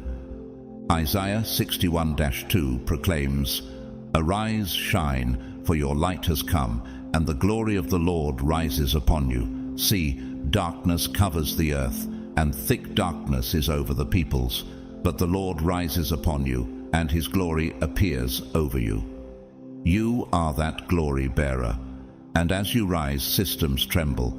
The darkness is thick, yes, but your light is thicker. You were created not just to shine, but to disrupt. Take, for instance, Brittany Packnett Cunningham, a powerful voice in education, activism, and justice. She didn't wait for permission to step into her calling. She saw injustice and moved. Her words weren't merely opinions, they became legislation. You carry that same anointing. Your insight is not opinion, it is divine policy. You're not just a witness to injustice, you're the correction. As the old systems collapse under their own weight, chosen one, you are being called to establish new order. But these new structures won't be built with bricks and bureaucracy. They'll be forged through integrity, intercession, and insight. You are now part of a sacred council, a spiritual government comprised of those awakened by fire, refined by betrayal, and crowned by obedience. Psalm 75:7 reminds us, "It is God who judges. He brings one down, he exalts another. And he has exalted you, not for ego, not for revenge, but for responsibility. Because you will not use this new power to retaliate. You will use it to redeem. You will not punish from your pain. You will legislate from your healing." Let's not forget the journey of model and activist Adwa Aboah. After years of struggling with addiction, mental health, and internalized shame, she rose from her brokenness to become a force of healing and self-worth for others. She turned her lowest moments into a platform for elevation, just like you. The same scars they mocked are now maps to help others find their way out. So what happens now, chosen one? You gather with others like you. You step into divine community. You share your story, not to be seen, but to ignite others, because every story shared in truth is a prophetic act. And every connection made in the Spirit is a divine alignment. This circle you are entering is not ordinary. It is holy. It is rare. It is eternal. Hebrews 12:28 seals this truth. Since we are receiving a kingdom that cannot be shaken, let us be thankful, and so worship God acceptably with reverence and awe. You are receiving something unshakable.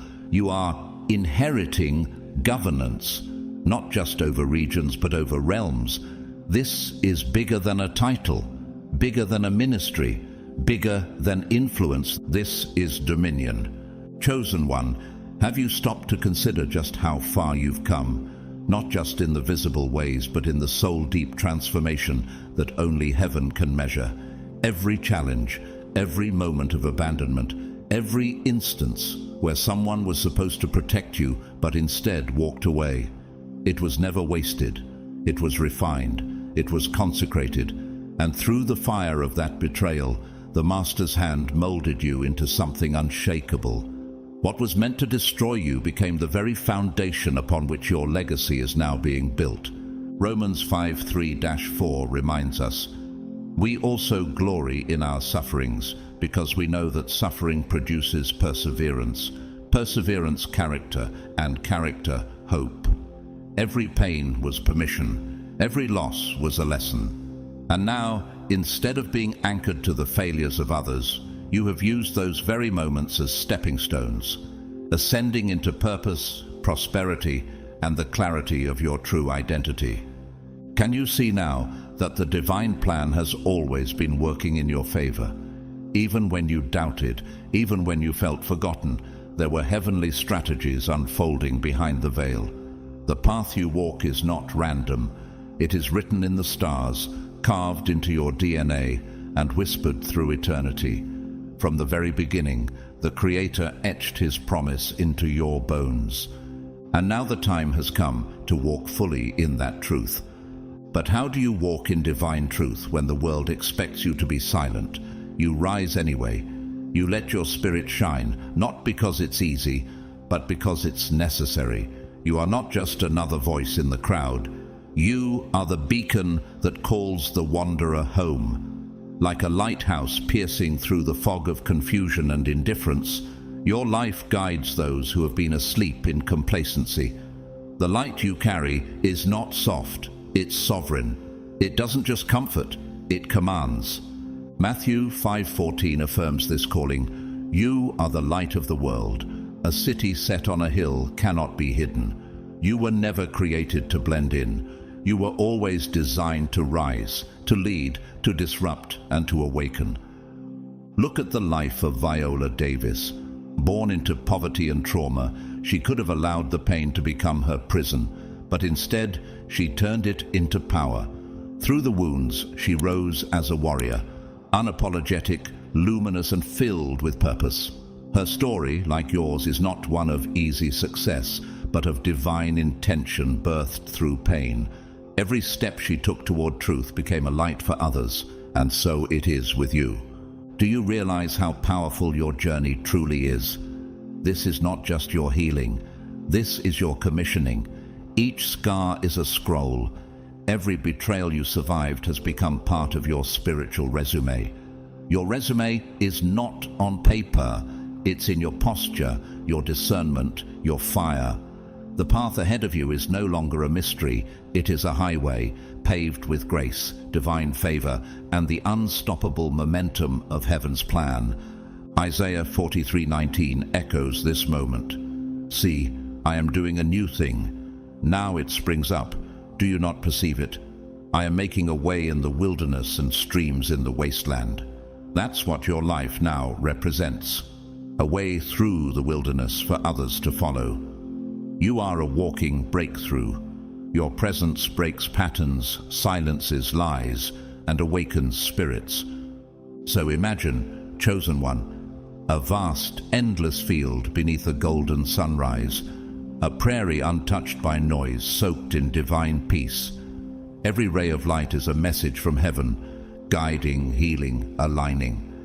That's what you're becoming in this very moment, a sacred signal to the ones still wandering, a celestial compass to those who are barely surviving their night. And you are not alone. All across the globe, others like you are hearing the same call. Their hearts beat to the same sacred rhythm. They are warriors, visionaries, reformers, souls who have shed the identity the world forced upon them and embraced the truth of who they really are. These are not just people, they are living prophecies. 1 Peter 2:9 calls them, and you by name. But you are a chosen people, a royal priesthood, a holy nation, God's special possession, that you may declare the praises of him who called you out of darkness into his wonderful light. Now is the hour where these called ones begin to gather. Think of Malcolm Gladwell, a man who dared to challenge the traditional structures of success and understanding. His work didn't just influence, it ignited. He asked questions no one else was asking and uncovered truths no one else was seeing. And through that boldness, he became a catalyst for global thought. You too are not called to echo what's already been said. You are called to speak what's been hidden, to articulate what others have only felt. Can you imagine the power of the gathering God is orchestrating around you? Souls from different backgrounds, different languages, different timelines, but one frequency, one divine rhythm. Visionaries who escaped ideological prisons, seers who moved from shadow to clarity, financial prophets who saw the collapse of systems before the world even blinked. These are not mere connections, these are covenant alignments. Every conversation among them is a code, every testimony is a key. This is the government of the awakened. Look at fashion icon Halima Aden. She broke barriers by walking in her purpose unapologetically as a Muslim model wearing a hijab. In a world that demanded assimilation, she chose authenticity. And that choice didn't cost her, it crowned her.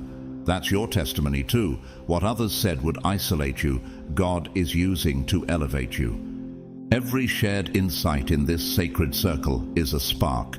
Every revelation is a brick in the foundation of something eternal. They're not building just a community, they're building a movement. And you, chosen one, are being summoned to take your seat at this divine table. Psalm 92:12-14 declares, "The righteous will flourish like a palm tree. They will grow like a cedar of Lebanon. Planted in the house of the Lord, they will flourish in the courts of our God. They will still bear fruit in old age. They will stay fresh and green." This is not a temporary surge. It is a lifelong elevation. You are not peaking, you are planting, and the fruit of your life will shake generations. So yes, chosen one, this is your divine moment. Not to whisper, not to doubt, but to lead boldly with a heart saturated in gratitude and a vision governed by truth. You don't walk alone.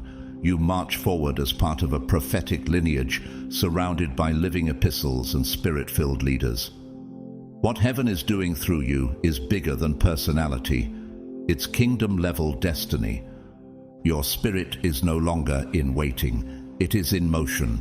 Your call is no longer private. It is public. Your light is no longer dimmed. It is decreed. Chosen one, do you realize the gravity of your decision to step into the light?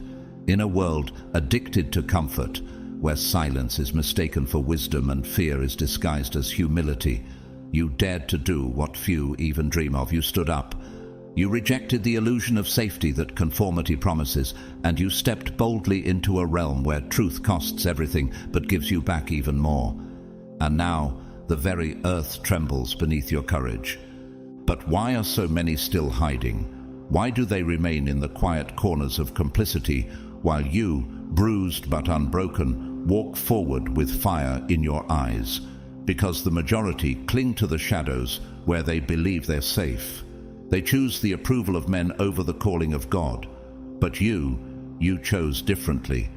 Every time you refused to bow to the unspoken rules of silence, every time you spoke what others feared to say, you broke another link in the chain of collective illusion. Joshua 1:9 speaks directly to this kind of holy boldness. "Have I not commanded you? Be strong and courageous. Do not be afraid. Do not be discouraged. For the Lord your God will be with you wherever you go." You were never meant to blend in. You were born to blaze a trail. With every truth you declared, every standard you upheld, every injustice you exposed, your very existence began to confront the spirits of apathy and cowardice. You became a threat, not because of what you did, but because of what you represented: divine disruption. Have you noticed how your mere presence causes unease in spaces where deception once reigned? That's not arrogance, that's anointing.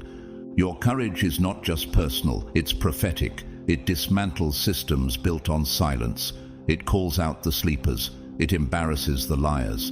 And in doing so, it brings light to places where truth has long been suffocated. You've become more than a messenger. You're a living contradiction to every lie they've normalized.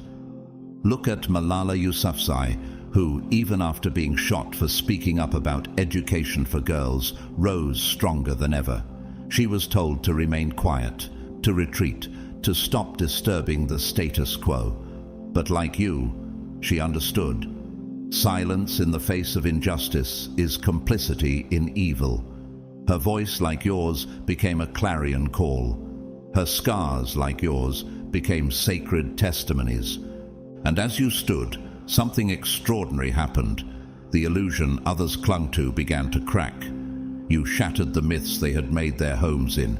You showed the world that true liberation is not found in comfort, but in the righteous pursuit of justice.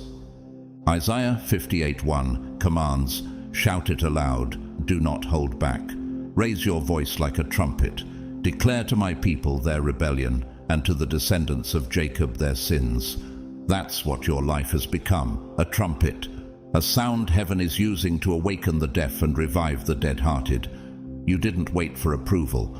You answered the summons. You chose to stand even when standing meant standing alone. But there were others, and you remember them. Do you recall the ones who had power but chose silence? The ones whose voices could have stopped the injustice, but instead they retreated. They justified their silence. They called it wisdom, patience, staying out of it. But let's call it what it really was: fear, self-preservation, betrayal. They stood at the crossroads of purpose and comfort, and they chose comfort. While the vulnerable cried out, they looked away. While truth knocked, they locked the door. While you bled, they hid their hands. But silence is never neutral. It is always an ally to the oppressor. Ezekiel 33:6 warns, "But if the watchman sees the sword coming and does not blow the trumpet to warn the people, I will hold the watchman accountable for their blood." Those who failed to speak are now haunted by the accountability they tried to avoid. The weight of what they didn't do is now heavier than any action they could have taken. And heaven is watching. Think of Edward Enninful, the former editor-in-chief of British Vogue. He broke barriers not by conforming to the fashion industry's silent norms, but by dismantling them. He gave platforms to the underrepresented. He shifted narratives. He didn't stay silent when he had the power to speak, and history will remember him for it. But many others, those who had the same reach but chose inaction, will be remembered only by the stain of what they allowed. So, what is the cost of silence? The world wants you to believe that staying quiet protects you, that neutrality is safe, that silence keeps you relevant. But you've seen the truth. Silence has a price, and its legacy. Those who chose not to act are now paying for their betrayal, not just in consequence, but in conscience. The weight on their souls is growing. The reckoning has begun. Matthew 12:36 confirms it. "But I tell you that everyone will have to give account on the day of judgment for every empty word they have spoken. And I say unto you, chosen one, they will also give account for every word they should have spoken and didn't. But you spoke, you cried out, you stood alone in rooms full of cowards and said, 'This is wrong.' And for every moment they mocked you, heaven wrote your name in bold. For every time you were dismissed, divine favor was added to your account. Your scars are now your signatures. Like actor Elliot Page, who despite pressure from all sides, chose to live out loud, authentically, and with radical honesty. He was vilified by some, misunderstood by many, but refused to surrender his truth. And in doing so, he became a symbol of what it means to live free in a world built on suppression. That same spirit rests on you, the fire to be what God called you to be, even if it makes others uncomfortable. Can you feel it? The shift in the atmosphere? Your voice, once dismissed, is now echoing. Your presence, once resisted, is now undeniable. Those who refused to act when it mattered are now facing consequences they can't pray away, because the divine ledger sees all, and what they thought they buried has risen with a vengeance. Galatians 6:7 seals it. Do not be deceived. God cannot be mocked. A man reaps what he sows. Every time they turned their back on the truth, they planted a seed of judgment, and now the harvest is upon them. But you, chosen one, you have reaped something different. You have reaped strength, vision, authority. You've become more than a survivor. You are a system breaker. Your pain gave birth to purpose. Your silence birthed strategy. Your wilderness prepared you for dominion. Now, your story is not just a testimony. It's an anthem, a banner waving in the spirit. You've become a living letter to the world that says, there is another way. There is a higher standard. There is justice, and I am the proof that it still lives. So rise even higher. Speak even louder. Stand even stronger. Because now, you are not just fighting battles. You are writing blueprints for liberation. Chosen one, have you truly grasped how sacred this hour is? Do you sense it, not just in your mind, but in the deepest chambers of your spirit? This is not just another step forward.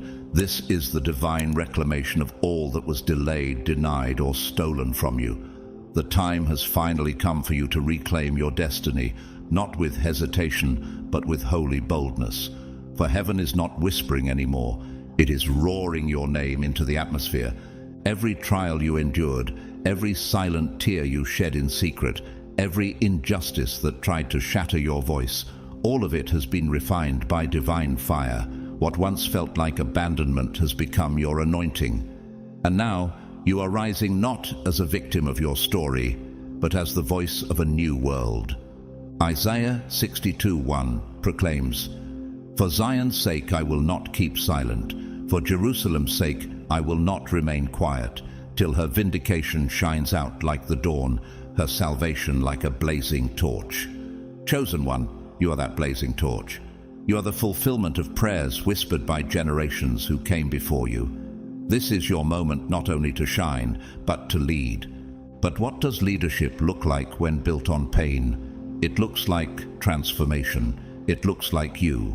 You're not leading from theory, you're leading from experience, from scars, from victories hard won in silence.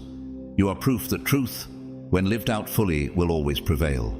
You are not here to echo empty slogans. You are here to write history with your courage. Imagine the unwavering clarity of someone like activist and writer James Baldwin. He didn't ask for the world's permission to speak.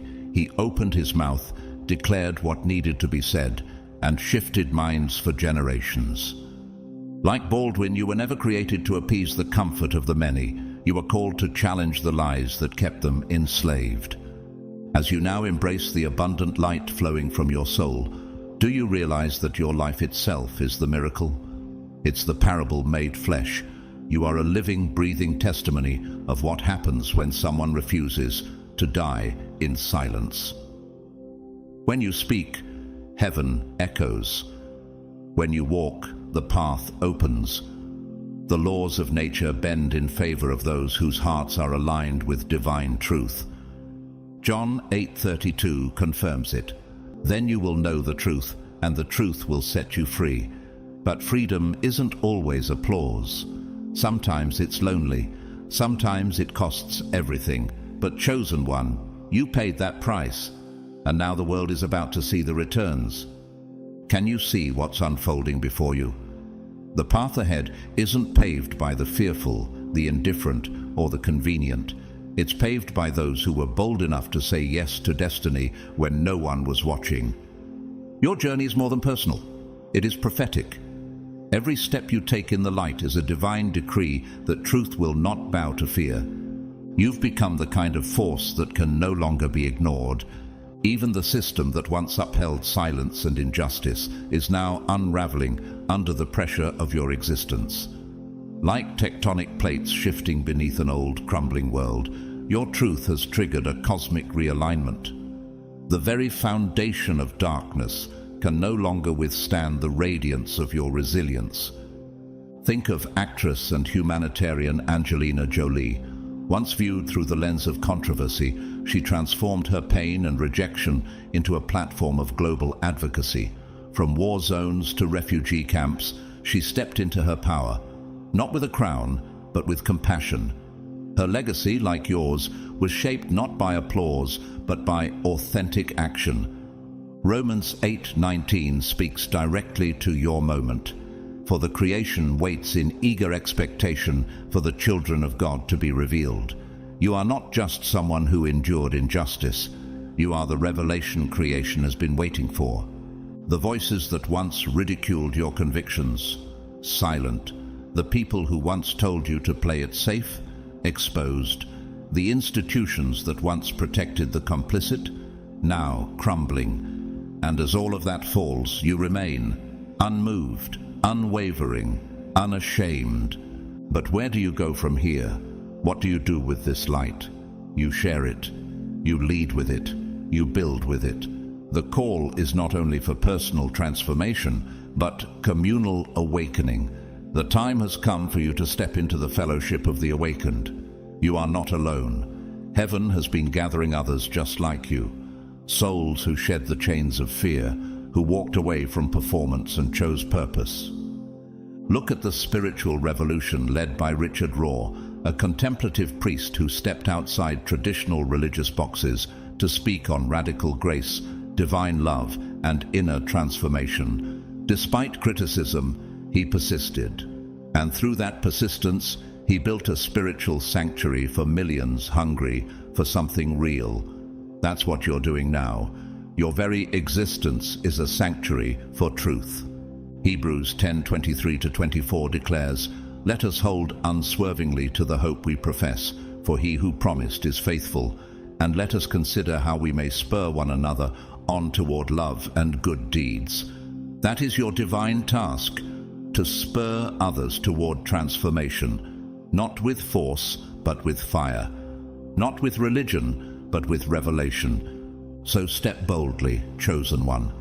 Every act of honesty, every sacred boundary, every silent refusal to play small. These are not just personal victories, they are prophetic revolutions. Your scars are not shame. They are sacred markings of authority. You wear them like armor now, not wounds. Do you realize what you are doing each day?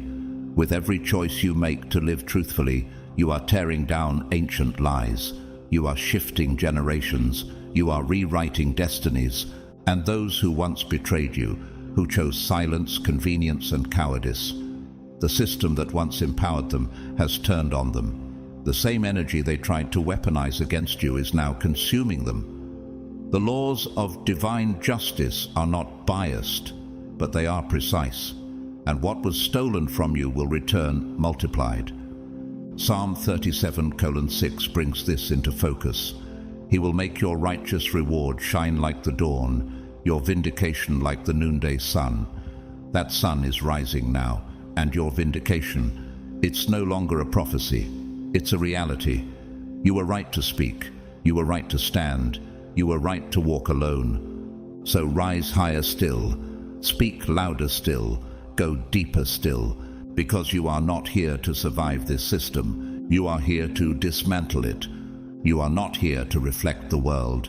You are here to reform it. You are not here to imitate truth. You are here to embody it. And as you join the sacred circle of awakened ones, as you step fully into your divine identity, know this: every breath you take is holy, every story you share is sacred, and every action you take is shaping the new era. Beloved friends, your destiny is not defined by the silence of others, but by the bold, unyielding truth that you live each day. Embrace your power, for it is your birthright, and let your light shine as a beacon for all those who seek to awaken from the slumber of indifference. The time for hesitation is over. The extraordinary awaits your arrival, and your journey toward truth and liberation is only just beginning. From the depths of my soul, I want to thank you for walking this path with me.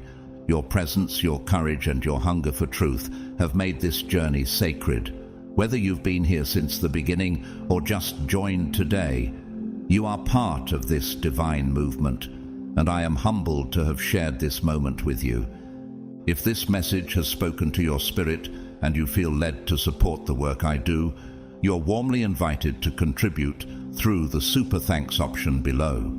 Your support helps me continue creating powerful, spirit-filled messages like this.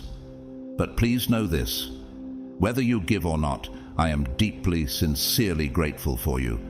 Your presence alone is a blessing. Your engagement, your comments, your silent prayers, all of it matters. And now, as you prepare to rise into your next chapter, I speak this blessing over you. May your path be lit with divine favor.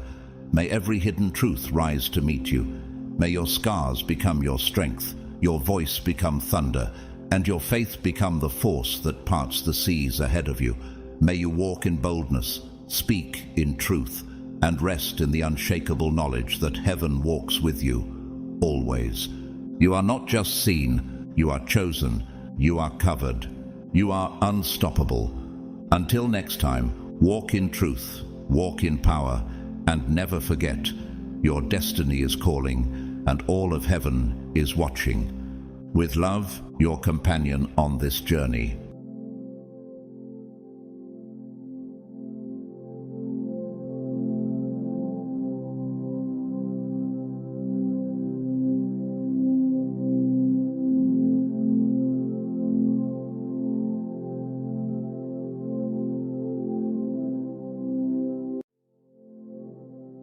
There's a reason this message found you today, and it's deeper than coincidence.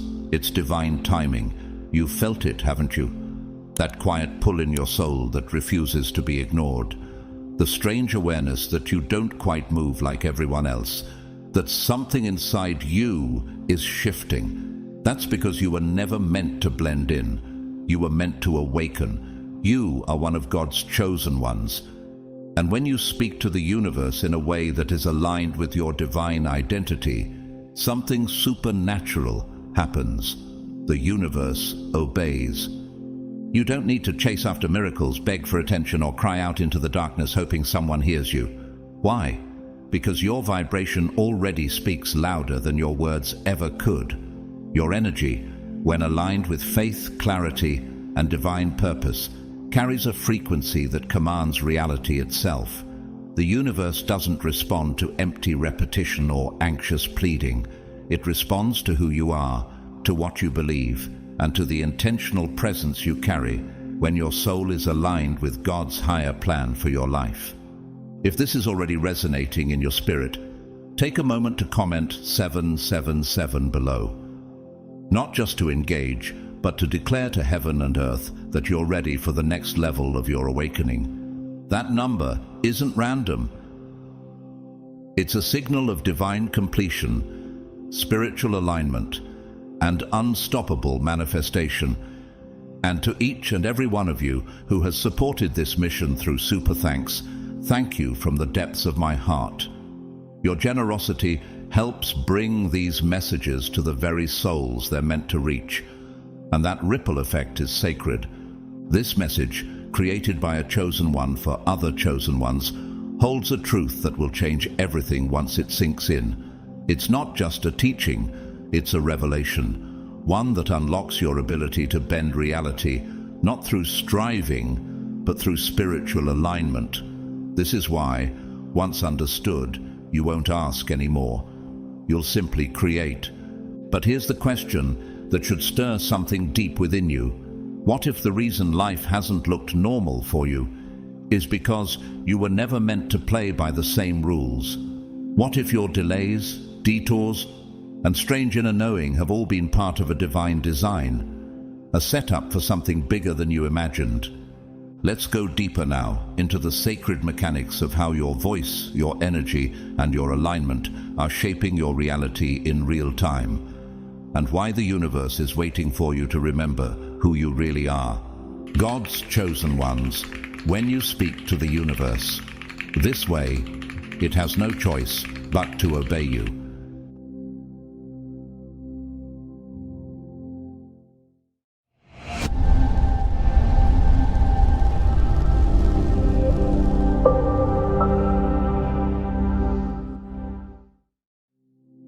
As one of God's chosen ones, you carry within you a divine ability that many fail to recognize, the power of focused intention.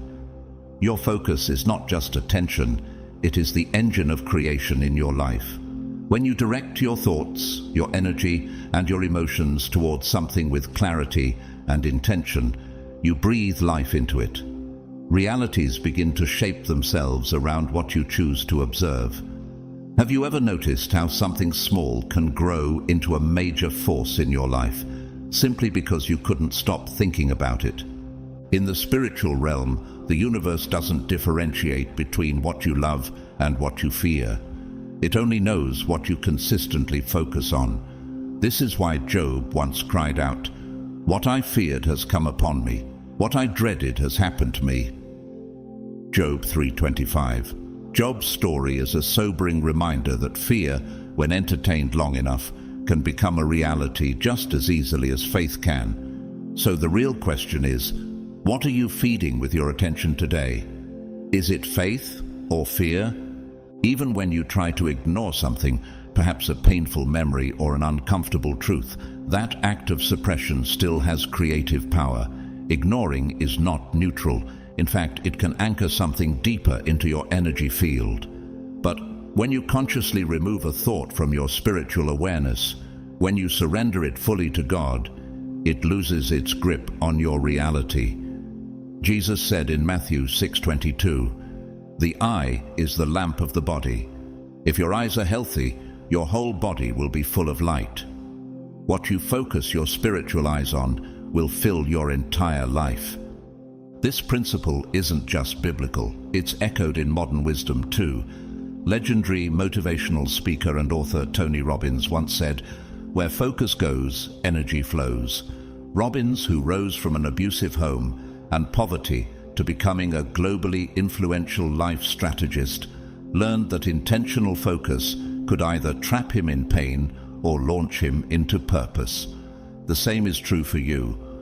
What are you unintentionally expanding in your life simply by giving it too much thought? Could it be that your next breakthrough is waiting, not in more effort, but in a simple shift of focus? This is why, as God's chosen one, you must guard your thoughts with the same vigilance a warrior uses to guard sacred gates. Your mind is not just a place of passing ideas. It is a portal. Every thought you entertain, every emotion you linger on, becomes a vibrational seed planted in the unseen realm of the quantum field. Have you ever wondered why certain patterns keep repeating in your life, even when you say you've moved on? It's because what stays in your energetic field continues to shape the reality around you. Even fleeting emotions, those momentary feelings of anger, sadness, or doubt, can begin to etch deep grooves into the path ahead of you if they are repeated often enough. It doesn't take hours of negativity to change your course. It only takes repetition. This is a divine law that mirrors the truth in Proverbs 4:23, which urges, "Above all else, guard your heart, for everything you do flows from it." The heart, in this context, is not just about feelings. It's the center of your spiritual vibration, the core of your frequency. The universe is always listening, but not to your words alone. It tunes in to the frequency of your field. What are you actually holding on to beneath your surface? Are your lips saying, "I trust God," while your energy is still wrapped in anxiety and fear? Because where there is frequency, there is creation.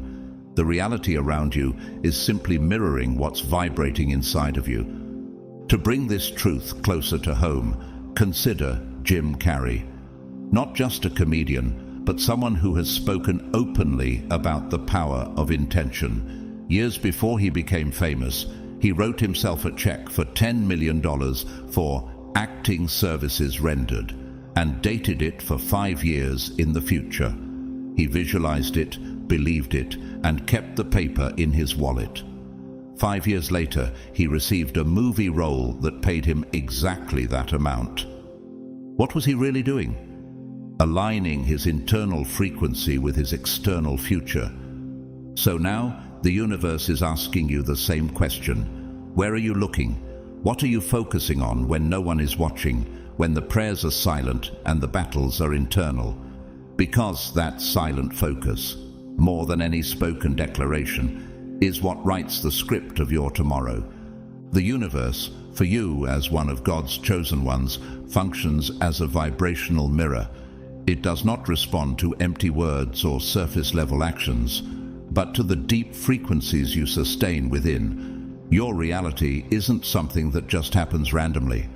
It's not the result of coincidence or luck.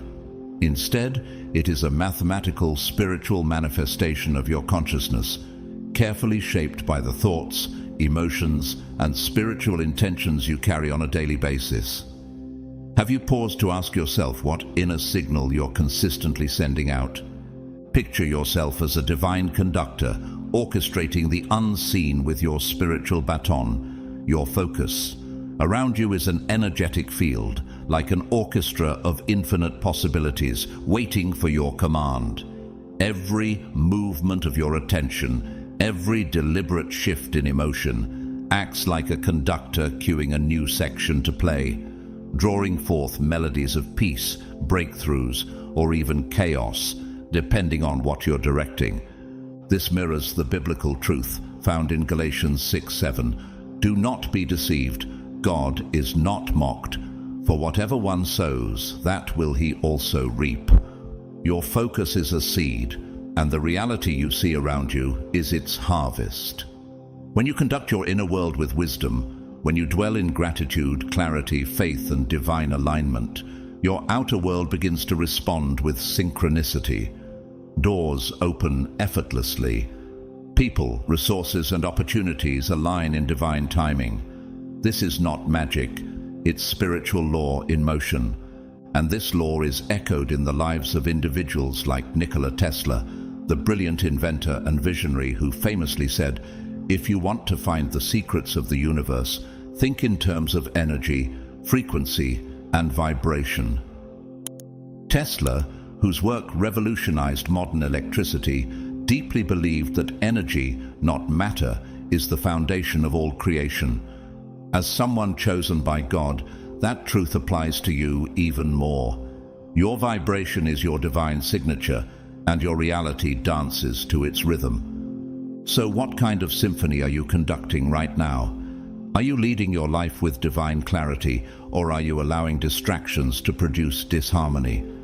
The universe always follows the rhythm of the one who vibrates with spiritual certainty and truth. When you walk in this awareness, creation itself begins to cooperate with your divine assignment.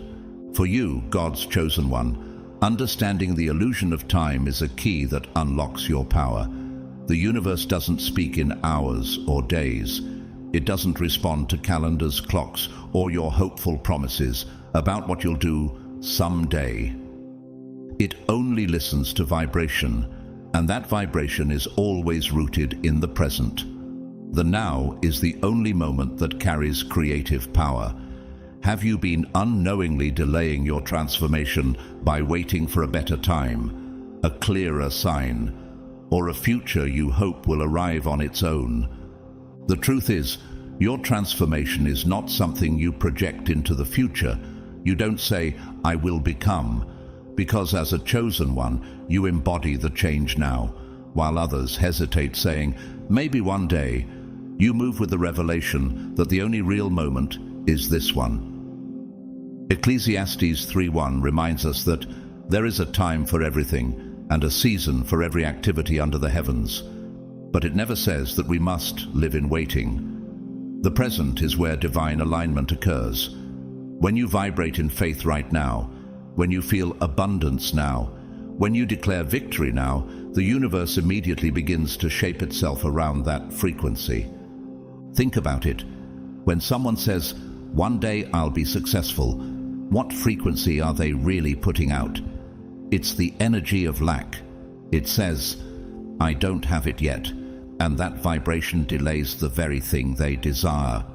But when you speak and act as though it is already so, you move into alignment with the divine truth spoken in Hebrews 11:1. Now faith is the substance of things hoped for, the evidence of things not seen. Faith doesn't wait, it activates. This principle is also mirrored in the life of actor Jim Carrey, whom we mentioned earlier. He didn't say, "I hope I'll be a successful actor one day." Instead, he visualized it as already real. He felt the emotion of having made it. He even parked his car near the Hollywood Hills to imagine directors calling his name. He lived his future now, and it manifested. Are your words, emotions, and energy dwelling in delay, or are they boldly declaring the presence of your promise today? The moment you vibrate, feel, and declare, the universe responds, not later, but now. Everything you need is not far away. It is simply waiting for you to step into the frequency of already done. The universe doesn't care about your reasoning or your well-planned logic.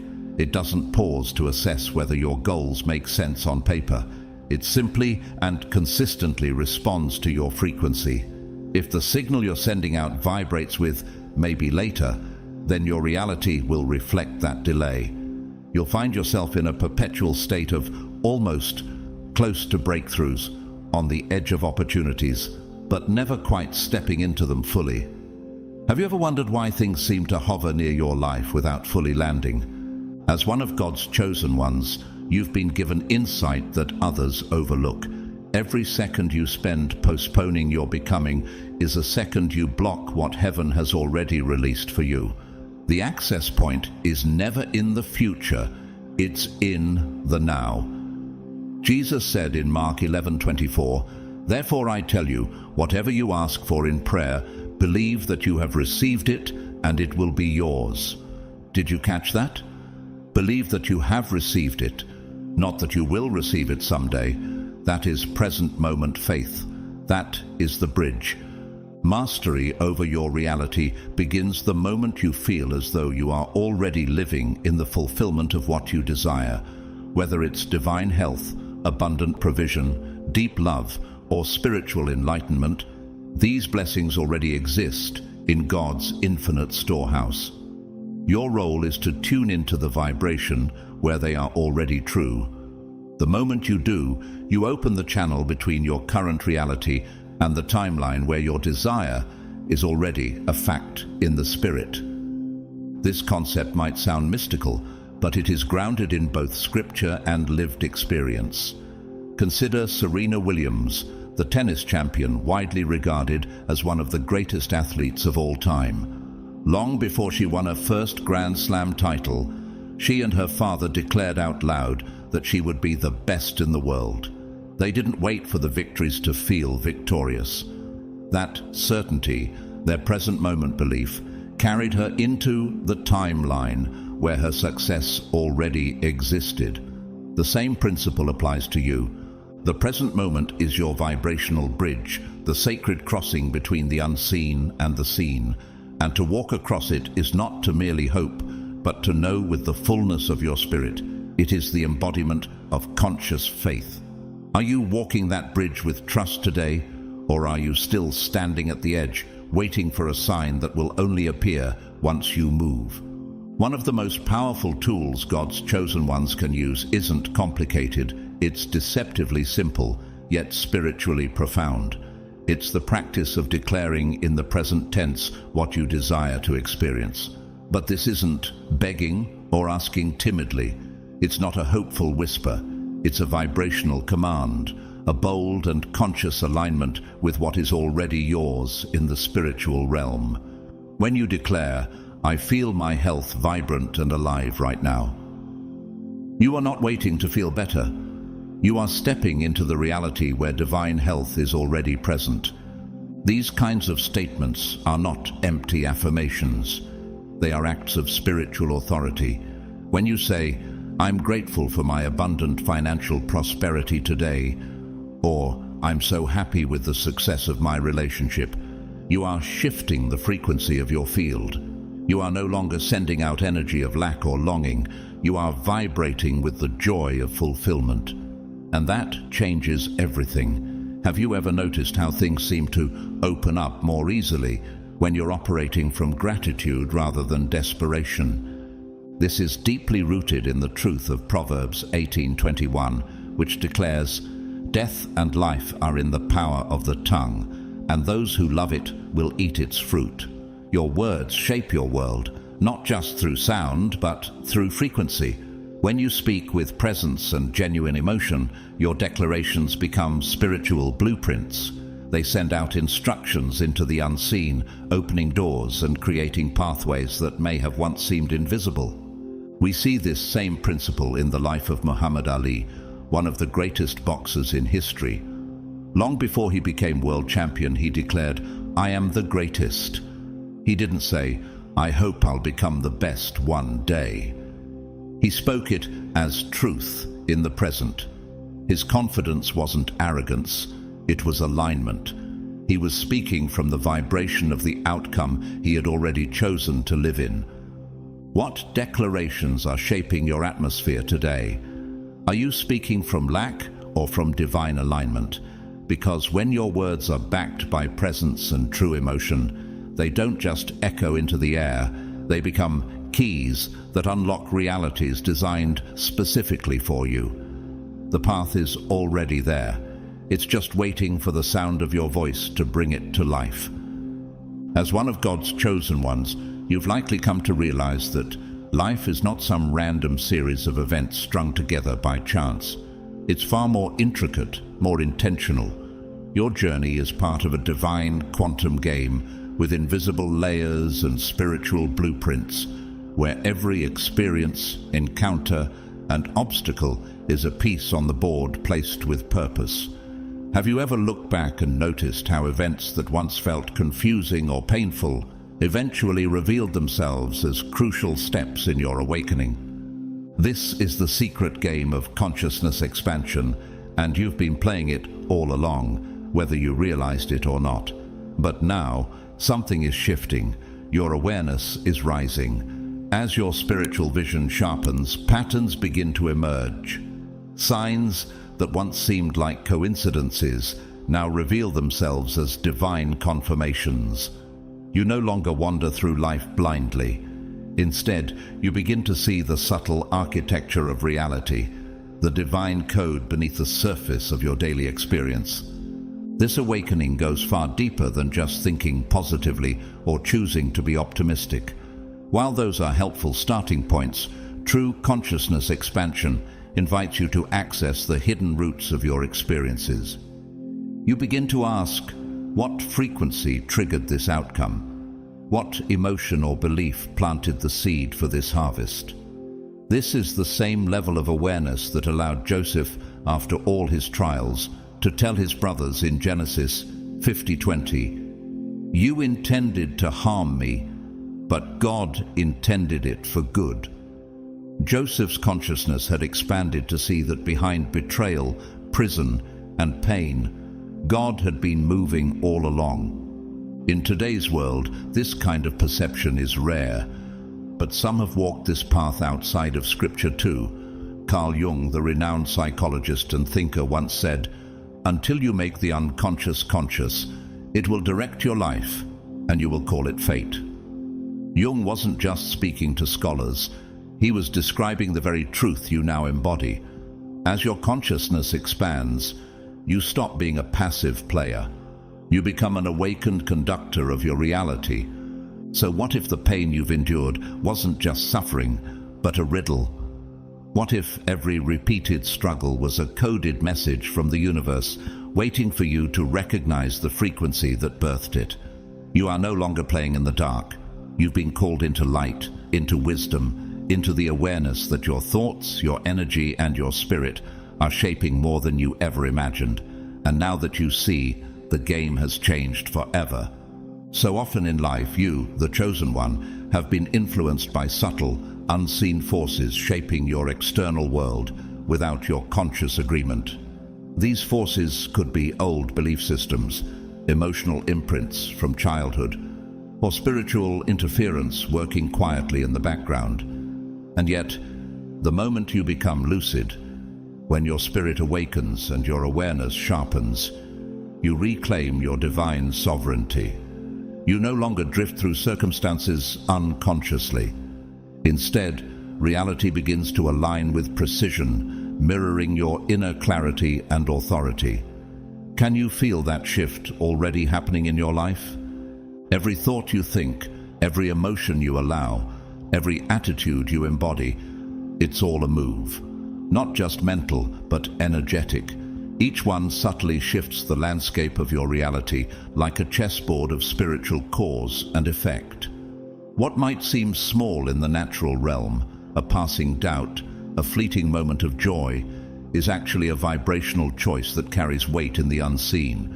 This is why 2 Corinthians 10:5 tells us to take every thought captive to make it obedient to Christ.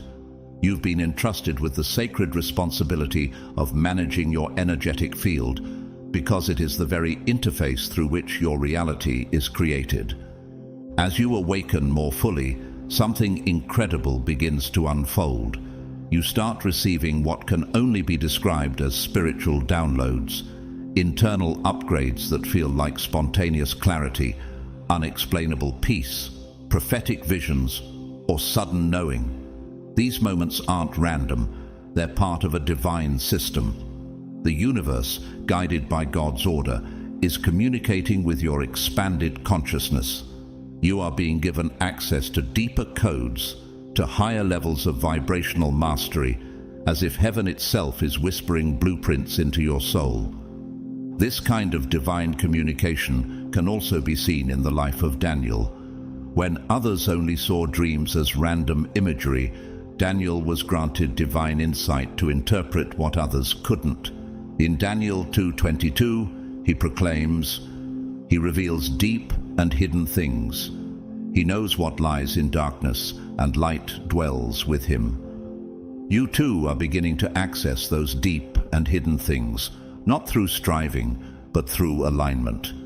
In modern times, figures like Albert Einstein, physicist and thinker, often credited his breakthroughs to intuitive flashes rather than pure logic.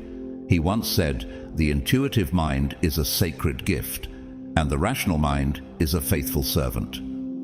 He was unknowingly describing what chosen ones like you are now stepping into. When your spirit becomes attuned, insights come not through effort, but through divine flow. So what new codes are you being handed right now?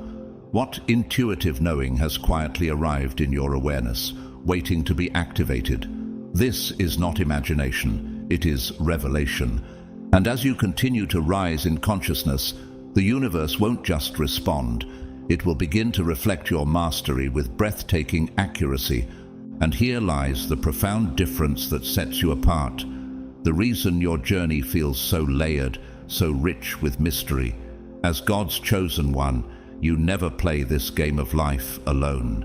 Even when it feels like you're walking through a wilderness, you are not navigating it by your own strength.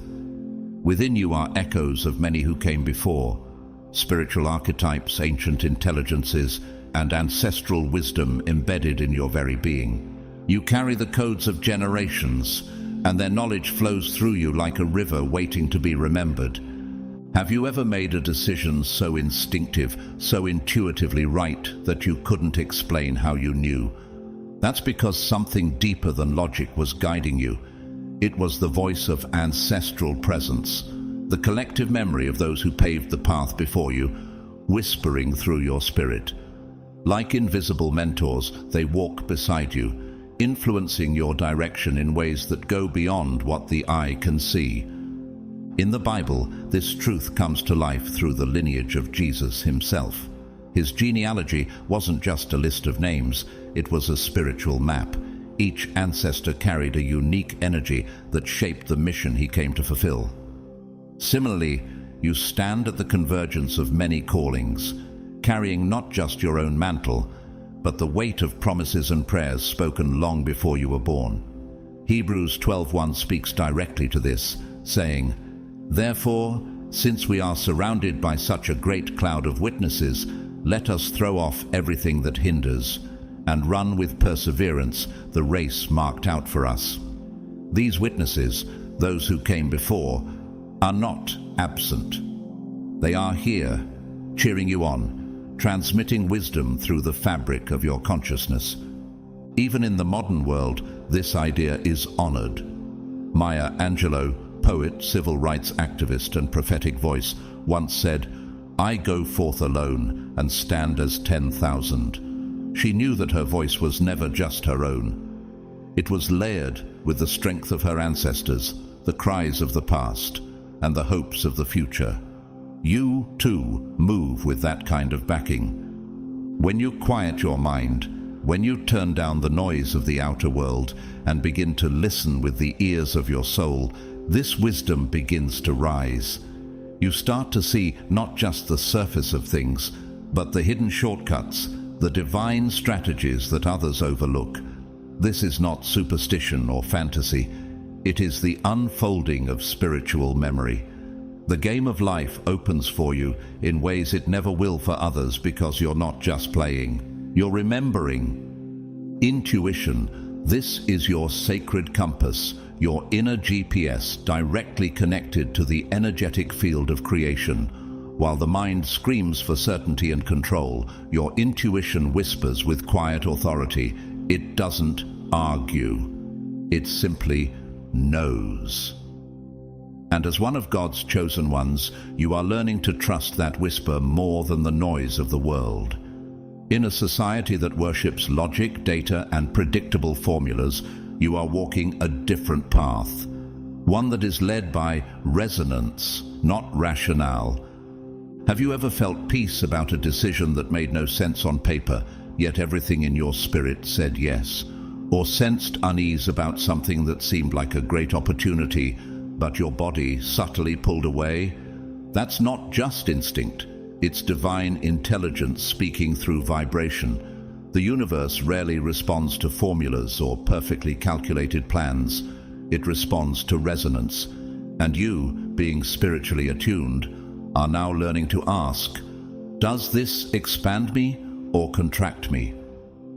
The Bible reflects this in Isaiah 30:21, which says, "Your ears shall hear a word behind you, saying, 'This is the way, walk in it,' when you turn to the right or when you turn to the left." This word is often not audible. It's intuitive. It comes in the form of inner knowing, energetic alignment, and peace that surpasses understanding. Philippians 4:7 calls it the peace of God, which transcends all understanding. That's the signpost of spiritual alignment. This truth is echoed in the life of Steve Jobs, co-founder of Apple. Though a tech visionary, he was famously known for saying, "Have the courage to follow your heart and intuition. They somehow already know what you truly want to become." Jobs credited much of his innovation not to market analysis, but to trusting what felt right. As a result, he changed the world, not through logic alone, but through resonance. You're being called to do the same. If something expands you, if your heart lifts, your body relaxes, your spirit ignites, that's your green light, even if you can't explain why. And if something feels heavy or constrictive, even if it looks promising on the outside, it's often a sign of misalignment. So ask yourself today, in the quiet of your soul, am I trusting the scream of logic or the whisper of truth? Because your intuition is not just a feeling, it's a divine conversation between your spirit and the Creator, guiding you toward the version of reality that is already prepared for you. Intuition is the most precise energetic compass you possess as one of God's chosen ones. It is not some impulsive emotion, nor is it wishful guessing. It's a sacred skill, refined, quiet, and deeply connected to the field of divine intelligence. It is your spiritual radar, calibrated not by logic but by alignment. While the world chases proof and analysis, you are being taught to feel truth, to read the frequency beneath the surface of things. Every moment of perception is also a moment of creation. The emotional frequency with which you approach something determines whether the path ahead opens like a door or closes like a warning. Have you ever felt a deep yes in your spirit toward something that made no logical sense, yet felt undeniably right?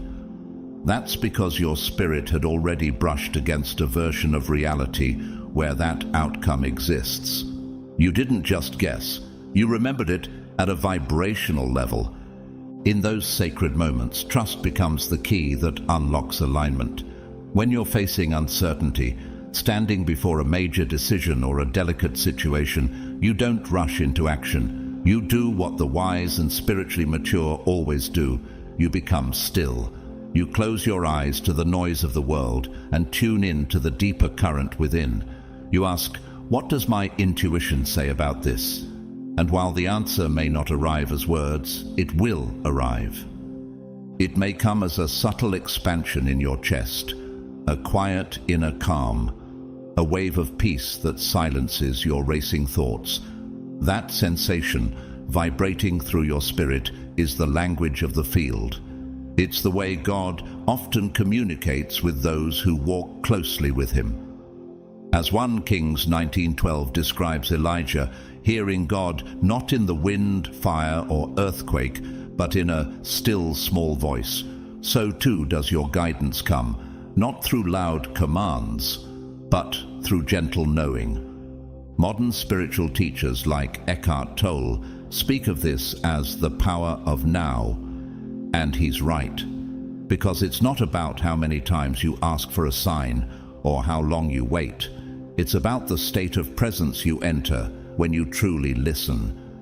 That's when your spiritual compass realigns. That's when confusion dissolves and clarity begins to emerge, not from your head, but from your soul.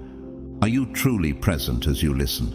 Are you letting the divine signal within you rise above the static of the world? Because your intuition is not just a guide, it's a sacred dialogue between your awakened consciousness and the field of infinite possibility, where God is waiting to reveal your next step. You, God's chosen one, are not separate from the universe.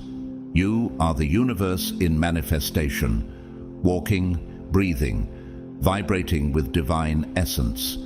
The universe is not some distant, detached force spinning beyond your reach. It pulses within you. It responds to your inner landscape, shaping itself to reflect the state of your soul. When you feel aligned, it aligns. When you feel fragmented, it mirrors that too. You are not a visitor to creation. You are a co-creator, divinely woven into the fabric of it all. To speak to the universe is not to cast your voice into the void. It is to commune with your original self, the deepest part of you. The spark of God placed within you before time began is the very frequency that creation listens to. This is why Jesus, quoting Psalm 82 verse 6, said in John 10 verse 34, "Is it not written in your law, I have said you are gods?" He wasn't speaking of ego or earthly power. He was pointing to identity, the divine blueprint within you that holds the authority to shape reality. You don't need to beg for favor, prove your worth, or plead for outcomes. You simply remember who you are. You come home to your origin. When you embody that frequency, when you walk as someone who has already become what you seek, your outer world naturally adjusts. The universe doesn't need persuasion. It only needs alignment. Have you noticed how things seem to effortlessly fall into place when you're standing firm in your truth, free of inner conflict? Creation isn't something you chase outside yourself. It is the consequence of your internal clarity. You don't need to transform the world to become whole. You become whole, and the world begins to shift in response. This echoes Romans 12:2. Be transformed by the renewing of your mind, not by force, not by striving, but by renewal from within. Every act of presence you embody, every moment of grounded stillness, conscious breath, and divine awareness is a creative emission. You are constantly sending out frequencies, shaping the field around you. And when you vibrate as one who already is, not one who is waiting, lacking, or seeking, you become what the universe has always been waiting for, an awakened vessel, fully alive, fully aligned, fully aware. So ask yourself in this moment, what am I emanating right now? Because the answer is not just shaping your life, it's shaping the world. As you continue to awaken, you begin to see more clearly that you are not simply a human being having occasional spiritual experiences. You are a spiritual being embodying the divine in human form. Your very existence is sacred architecture, and the more you embrace that truth, the more the boundaries between the Creator and creation begin to dissolve. You were never meant to merely admire God's power from a distance. You were called to embody it, to walk in it, to mirror His light on earth. This is why Jesus said in John 14:12, "Whoever believes in me will do the works I have been doing, and they will do even greater things than these." That wasn't a poetic exaggeration. It was a prophetic declaration of what happens when a chosen one remembers their origin. You don't need external validation when you are internally aligned with divine frequency. You don't chase miracles, they follow you. Why? Because you carry within you the same spirit that hovered over the waters in Genesis, the same breath that raised Christ from the dead. But this level of awareness demands something rare in today's world: stillness. In a culture of noise, distraction, and endless striving, your power lies in presence. The more deeply rooted you are in the now, the more access you gain to the eternal. God doesn't speak over the chaos, He speaks through stillness. That's why Psalm 46:10 whispers, "Be still and know that I am God." In that stillness, you don't just hear God. You remember you were never separate from Him. From that place of knowing, you no longer operate as someone trying to manifest from the outside in. Instead, you radiate your reality from the inside out. You become the evidence of what heaven looks like when it takes human form. You become the bridge between spirit and matter, between prayer and fulfillment, between longing and embodiment. This is what it means to live as a divine mirror. When your inner world is clear, whole, and filled with love, the world around you begins to echo that clarity. People are drawn to your presence, not because of anything you say, but because of the frequency you carry. That is true leadership. That is divine magnetism. That is the mark of someone who no longer doubts their place in the great unfolding plan. Are you ready to live as the one the universe has been waiting to express? Not someday, not when you're more healed, not when conditions are perfect, but now, because the world doesn't need more perfection. It needs more presence. Your presence. You are not here to beg creation to work for you. You are here to become the vibration that creation already understands. Speak not with fear, but with certainty. Walk not in hesitation, but in spiritual authority.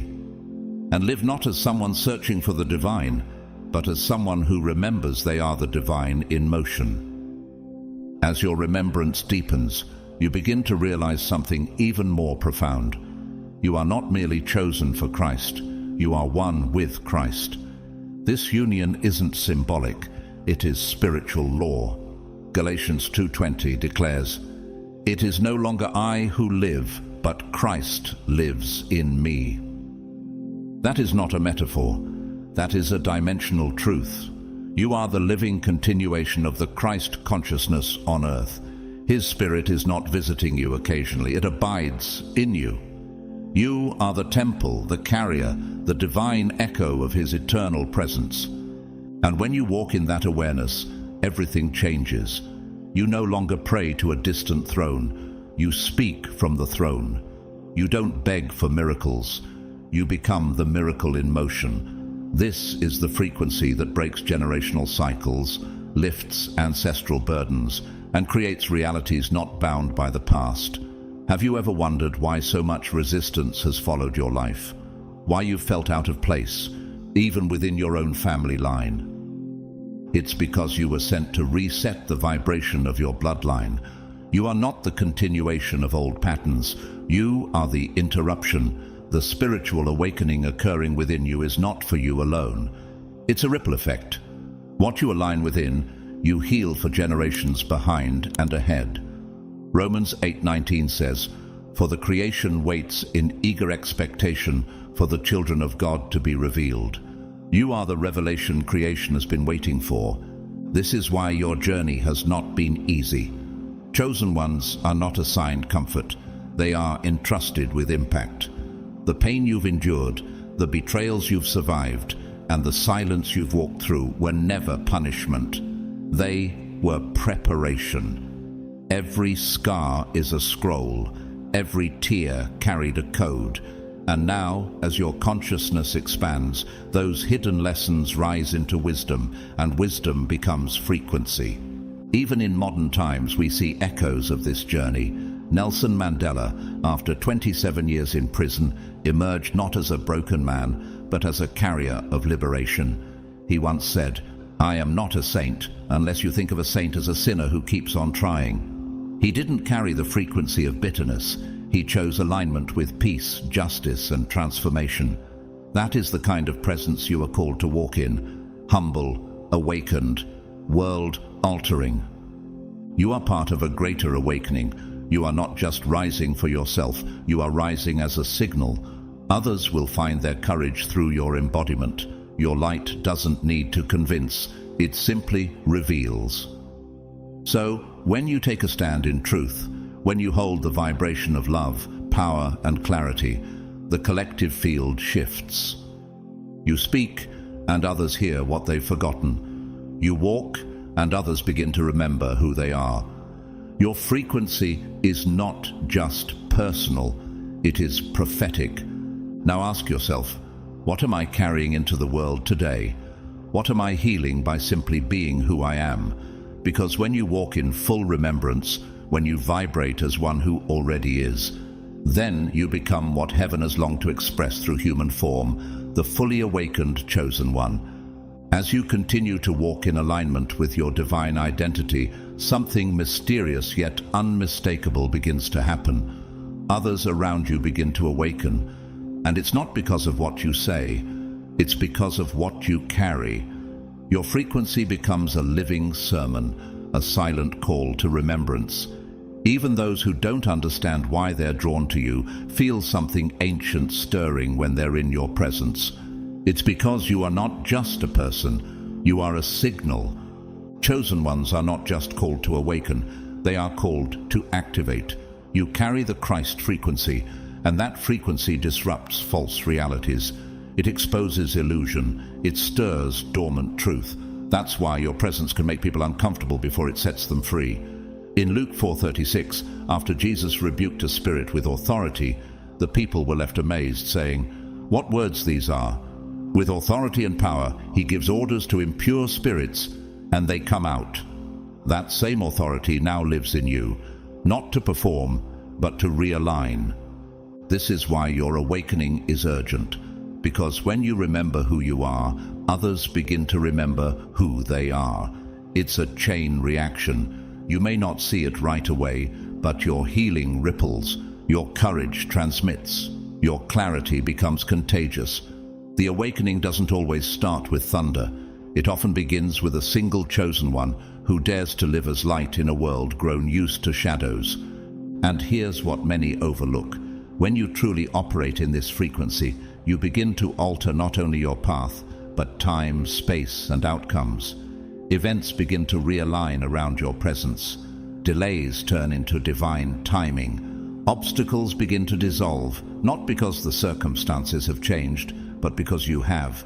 In John 2, Jesus turned water into wine, not because there was a plan for it, but because the frequency of transformation walked into the room. That frequency is now in you. The Christ vibration within you doesn't just wait for miracles, it becomes the atmosphere where miracles occur, and in that state, time bends, space responds, and destiny flows. That's why Isaiah 60:22 says, "When the time is right, I, the Lord, will make it happen swiftly." But when you live in divine frequency, the time is always right. You don't just wait for appointed moments, you walk as one who carries the appointed moment. So pause and ask yourself, what if I stopped waiting for things to change and became the change reality has been waiting for? What if the alignment you've been hoping to see in the world isn't something to find, but something to release from within? You were not sent here to merely navigate the timeline. You were sent to rewrite it. You are not here to passively witness destiny. You are here to embody it. And when you stand in that truth, even the laws of time and limitation begin to yield. This is the hidden principle behind the power you've always felt, but rarely named. When you, as God's chosen one, speak to the universe from a place of full spiritual alignment, when your words are not driven by fear or lack, but emerge from remembrance and divine identity, the universe does not weigh your request. It simply responds. It cannot resist because what you are speaking is not a plea. It is a reflection of truth already alive within. Could it be that the delays you've experienced in the past weren't signs of denial, but signs of misalignment? That the moment you shift from hoping to knowing, from striving to standing, the response becomes immediate. The Bible doesn't shy away from this mystery. In Isaiah 55:11, the Lord declares, "So shall my word be that goes forth from my mouth. It shall not return to me void, but it shall accomplish what I please." When your words are born from the indwelling Spirit of God, they carry the same creative authority. Not because you force the universe to move, but because your frequency is in harmony with the divine will. Creation, by its very design, cannot ignore a command that reflects divine alignment. This kind of power is not loud. It is not desperate. It is quiet, like the stillness Jesus walked in during the storm. In Mark 4:39, when chaos swirled around the boat and the disciples panicked, Jesus simply said, "Peace, be still." And nature obeyed, not because of the volume of his voice, but the authority of his presence. What if your breakthrough also requires less striving and more stillness? This truth is mirrored even in modern times. Consider the story of Dr. Joe Dispenza, once a chiropractor with a severe spinal injury after a biking accident. Rather than surrender to surgery, he chose to visualize and declare healing each day from a place of complete emotional presence, as if it had already happened. 9 weeks later, against all odds, he was walking. What happened in those weeks? He spoke not as a victim pleading for change, but as a co-creator embodying the future in his present state. Could it be that the same field of miraculous response is also listening to your internal alignment?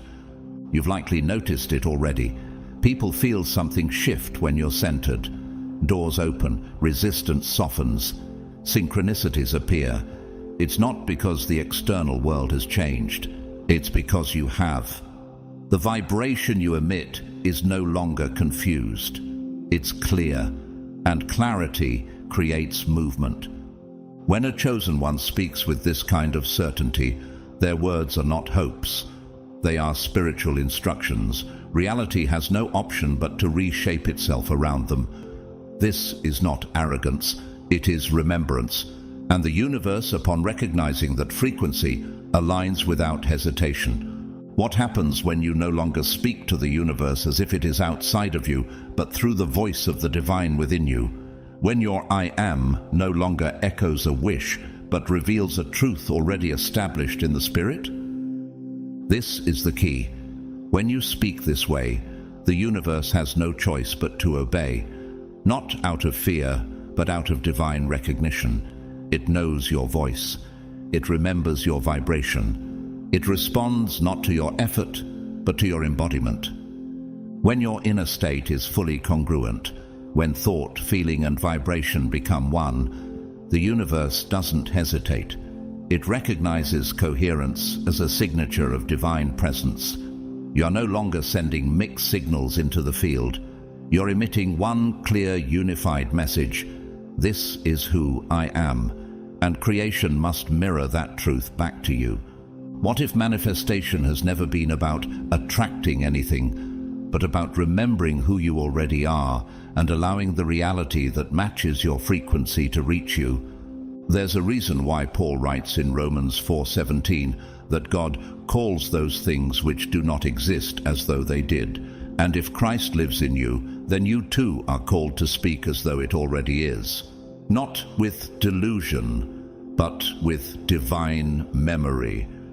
You are not pretending, you are revealing. The energy with which you speak a truth matters as much as the words themselves.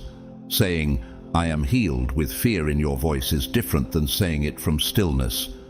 Declaring, "I am abundant" while feeling unworthy will not produce alignment. Why?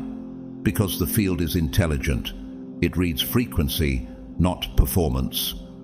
Bruce Lipton, a cell biologist and researcher, once explained this beautifully. Your perception changes your biology. Your beliefs change your chemistry. He discovered through years of scientific work that human cells respond more to belief. than to environmental factors. Isn't it remarkable that even your physical body obeys your internal truth? Then, how much more responsive is the field of spirit that surrounds you? This is why the chosen ones are not called to just speak. They are called to be. When your being becomes the prayer, every moment is a declaration. Your silence carries more than 1,000 affirmations when your vibration is pure. The universe does not require convincing. It simply awaits congruence. Could this be the reason Jesus often withdrew to lonely places? Not to run away, but to realign, to return to stillness, to speak not from exhaustion, but from embodiment. And when he returned, miracles flowed not from striving, but from presence. That same presence is now awakening in you. It is what people sense when you walk into a room and shift the atmosphere without saying a word. It is what causes the right people to find you, the right doors to open, and the right words to arise without rehearsal. Not because you are manipulating outcomes, but because you are embodying the frequency of divine truth. You have remembered who you are, and that remembrance speaks louder than anything you could say. When your energy says, "I already am," the universe cannot delay. It must obey. Not because you commanded with volume, but because your vibration echoed eternity. Your presence is more than a moment in space. It is a living mirror. As God's chosen one, you don't just walk through the world, you radiate through it. Everything around you responds to the frequency you embody. People feel it before they understand it. Circumstances bend before they realize why. Environments shift because your energy speaks to the unseen structure of things. This is the divine secret. You don't change reality by force. You change it by resonance. When your frequency holds the memory of divine truth, the field around you must respond, not out of obedience to your ego, but out of recognition of your alignment. As Jesus said in John 5:19, "The Son can do nothing by himself. He can only do what he sees his Father doing." He didn't create apart from the source. He mirrored the will of heaven through alignment. And in that mirroring, the miraculous unfolded.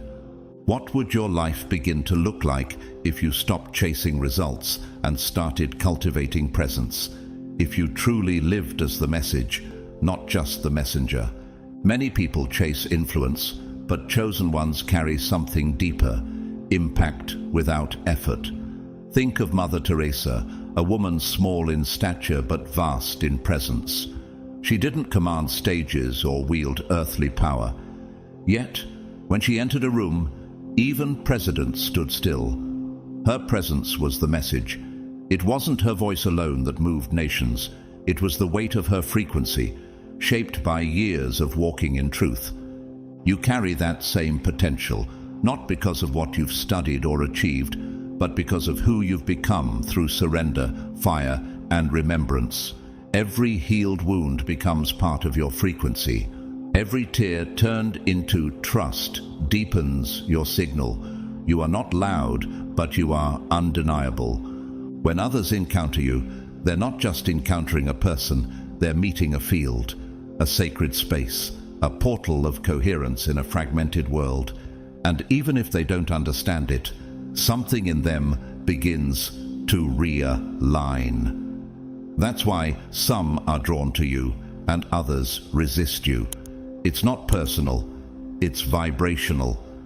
The chosen one never needs to prove anything. They simply embody the truth, and the world has no choice but to respond. As Psalm 82 verse 6 says, "I have said you are gods, you are all sons of the Most High." You are not here to reflect fear, you are here to reflect God. You are not just in the universe is in you. And when your voice, your energy, your presence all harmonize in divine oneness, your very being becomes a command, not a demand to control, but a frequency too clear to be ignored. You are not trying to become awakened, you are revealing what was already planted in you from the beginning. You do not speak to the universe as if it is far away. You speak as the universe awakened in human form. And when you speak this way, when your presence carries that much truth, the universe without hesitation responds, because it sees itself in you. You are no longer speaking from separation. You are speaking from oneness. You are no longer calling to a distant power. You are revealing the one that has always lived within. When you, as God's chosen one, speak from this place, it is no longer just personal intention. It is the living word moving through you, and the universe which was formed by that word must obey its echo. This is why your voice, your true spiritual voice, is not about volume, eloquence, or persuasion. It is about clarity, purity, alignment. The more refined your inner vibration becomes, the more potent your influence in the field of creation. When your soul is clear of contradiction, your energy becomes command. Hebrews 11:3 reminds us that by faith we understand that the universe was formed at God's command, so that what is seen was not made out of what was visible. And now, as Christ lives in you, your own commands, when aligned with faith, purity, and divine will, carry that same creative force. What is unseen responds to the one who speaks from within the light. The greatest spiritual masters never sought attention. They attracted alignment.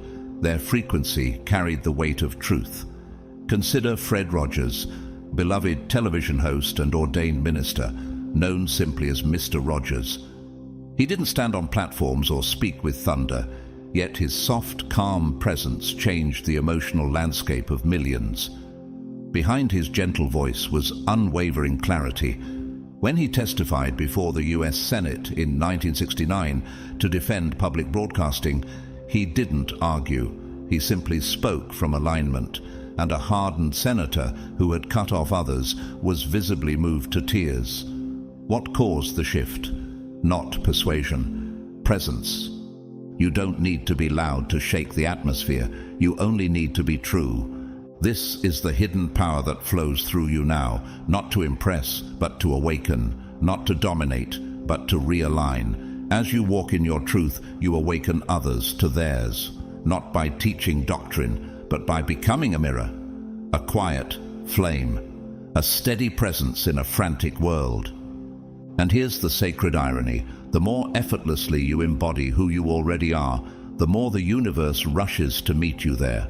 You stop chasing, you stop pushing, you begin to attract not what you want, but what you become. You become a space where miracles happen naturally, not because you asked, but because you matched their frequency. You no longer try to bend reality with your will. You embody reality as it was always meant to be, and reality bends toward you. You are not just speaking to the universe. You are the divine vibration the universe has been waiting to echo through flesh and breath. And when you speak with that knowing, with that stillness, with that fire that does not consume but illuminates, the universe without resistance surrenders to the truth of who you are. The more fully you remember who you are, the more fully the world must remember what it owes you. You are not merely shaping your life. You are awakening the architecture of reality itself. Every molecule, every timeline, every outcome becomes responsive to your field once your vibration matches the authority that formed it.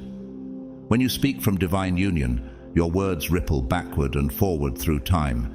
They don't just shift the present, they adjust the past, redeem the future, and collapse all delay into now.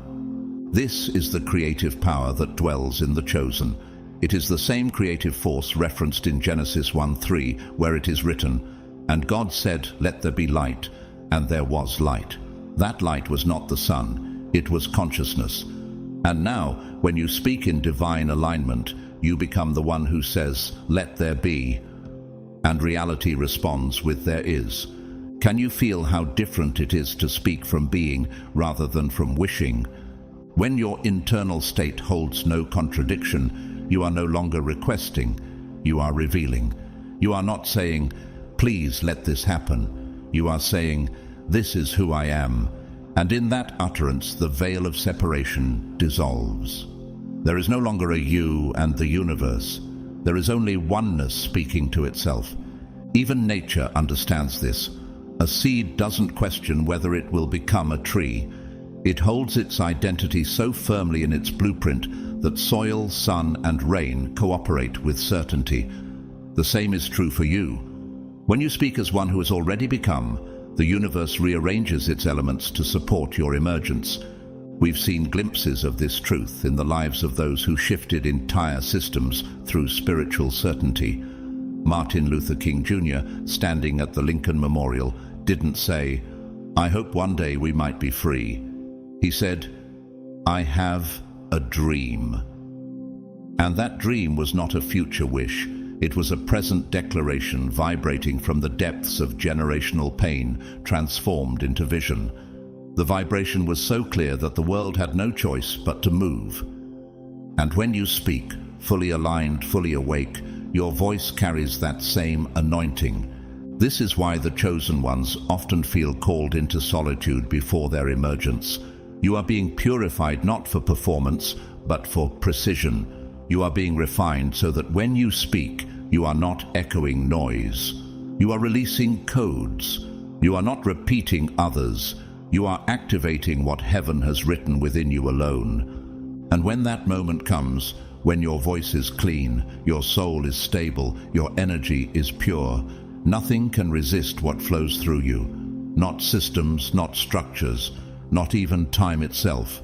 Because you are not speaking to reality, you are restoring it. There comes a moment on the path of the chosen when you stop speaking truth as something outside yourself, because you have become it. You no longer need to convince the world of who you are. You carry the frequency of it in your very breath. Hasn't there always been something in you that knew this moment would come? Not when you gained more, but when you finally remembered enough. John 1:14 says, "The Word became flesh and dwelt among us." That wasn't just a verse about history, it's a revelation about identity. The Word is still becoming flesh, still taking form in those who are ready to embody it.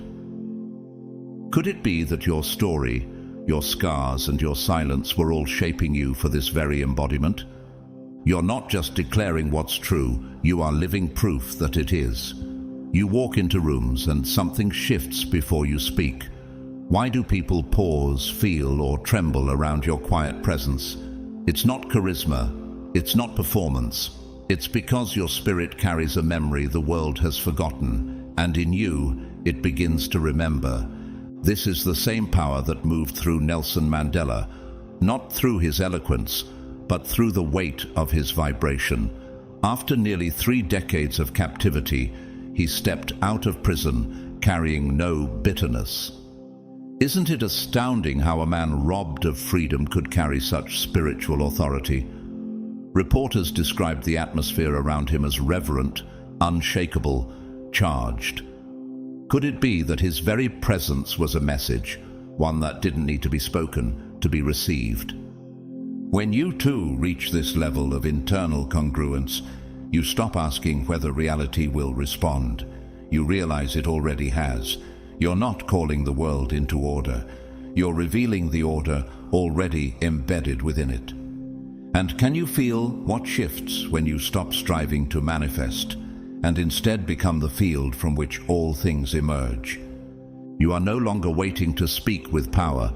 You are now realizing that power is what you've been this entire time. The universe doesn't need your effort. It needs your embodiment. How would your life change if you let go of performance and chose full presence instead? You are not just carrying divine words. You are the space where those words breathe. And when you walk with that level of awareness, creation doesn't just obey your voice, it recognizes its origin in you. What if you are not here to become anything, but simply to unveil what has always been hidden inside you? What if the search is over, not because the destination was found, but because the seeker disappeared? You, as God's chosen one, are not evolving into light. You are light, peeling back the layers of shadow until nothing remains but pure essence. And when you arrive at that still point within, the place where nothing is missing, nothing is broken, You no longer speak to the universe. You move as it. Isn't that what Jesus meant when he said in John 17:21, that they all may be one, as you, Father, are in me, and I in you?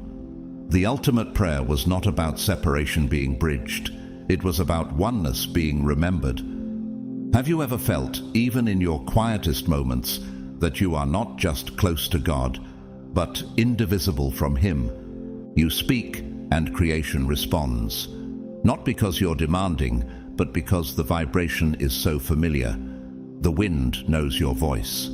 The doors open because they remember your footsteps. The angels gather because your frequency calls them home. Could it be that your presence alone, anchored in truth, is already shifting atmospheres far beyond what your words can reach? There is no more becoming in this place. There is only being. And this being, when fully embodied, becomes prophetic. Without effort, you become the fulfillment of ancient prayers. Without striving, you become the answer to generations who cried out in the dark. How many bloodlines have waited for one like you to remember?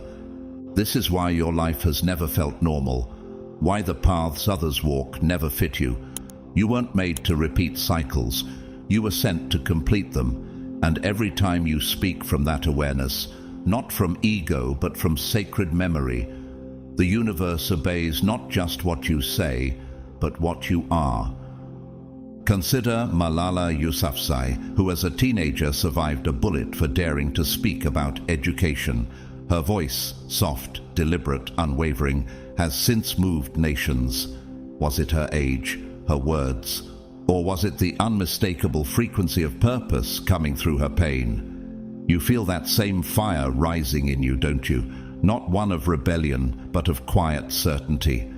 And can you feel how life is beginning to make sense in reverse as you awaken to what you've always been? The moment you stop seeking power and begin resting in your divine identity, you become untouchable. Not by being above the world, but by becoming rooted in something deeper than it. You are not here to master reality. You are here to become its alignment. And now the question is no longer, how do I speak so the universe will listen? The question becomes, am I willing to fully embody what the universe is already listening for? Because once you do, it no longer obeys your words, it reflects your being. You are not here to influence reality, you are here to transfigure it. When the chosen one fully remembers their divine origin, they don't need to explain themselves. Their very presence becomes a living decree, not because they say much, but because they are much. Have you noticed how even silence feels different when you're deeply present in it? As if something unseen is speaking through you, even when your mouth is closed. Luke 17:21 says, "The kingdom of God is within you, not above you, not after you die, within." Could it be that you're not walking toward heaven, but revealing it with every step? That's why when you speak to the universe with this awareness, it doesn't calculate probability. It recognizes divine inevitability. Reality isn't analyzing your request, it's yielding to your presence. Every element responds because you are no longer asking for alignment. You are the alignment. This is why the chosen are often misunderstood. You don't fit formulas. You don't repeat patterns. You arrive with something ancient in your eyes, and creation itself leans in to listen. Have you ever felt that you're not here just to live a life, but to awaken a realm? Frida Kahlo, the revolutionary artist whose work emerged through excruciating pain, once wrote, "I am not sick, I am broken, but I am happy as long as I can paint." Her suffering never silenced her essence. Instead, it chiseled her into a presence that transcended genre, gender, and generation. What emerged wasn't just art, it was prophecy in color. What if your story is not meant to be understood, but to become a frequency that unlocks others? You're not here to perform miracles. You are the miracle in motion. You're not here to ask for favor. You carry it like a hidden crown. You're not here to attract love. You are the atmosphere through which love finds form. This is the language of vibration. And when you speak to the universe through the totality of your being, unapologetically whole, unwaveringly aware, then yes, the universe has no choice but to obey. Not because it is forced, but because it recognizes itself in you. Because when the chosen one becomes the Word made flesh, reality no longer argues. It simply says, Amen. There is a frequency beyond language, a vibration so pure, so aligned, it doesn't need to form syllables to create. It simply is. When you, God's chosen one, enter that state where your inner world is one with divine order, your life becomes a language. The way you walk, the way you pause, the way you look at someone, all of it becomes revelation. Isn't that what Jesus meant when he said in Matthew 5:14, "You are the light of the world," not the preacher, not the philosopher, not the warrior, the light. What does light do? It doesn't argue, it reveals. It doesn't push, it simply shines. And in doing so it exposes what was hidden and warms what was cold. Have you felt lately that simply by existing in truth, things around you begin to shift, even before you speak? This is when your body becomes a portal, your movement becomes prophecy, your stillness becomes a scroll, and your being becomes a temple where heaven and earth reconcile. You're not performing anymore. You're no longer trying to speak powerfully. You're simply letting power live through you. Can you feel how different that is?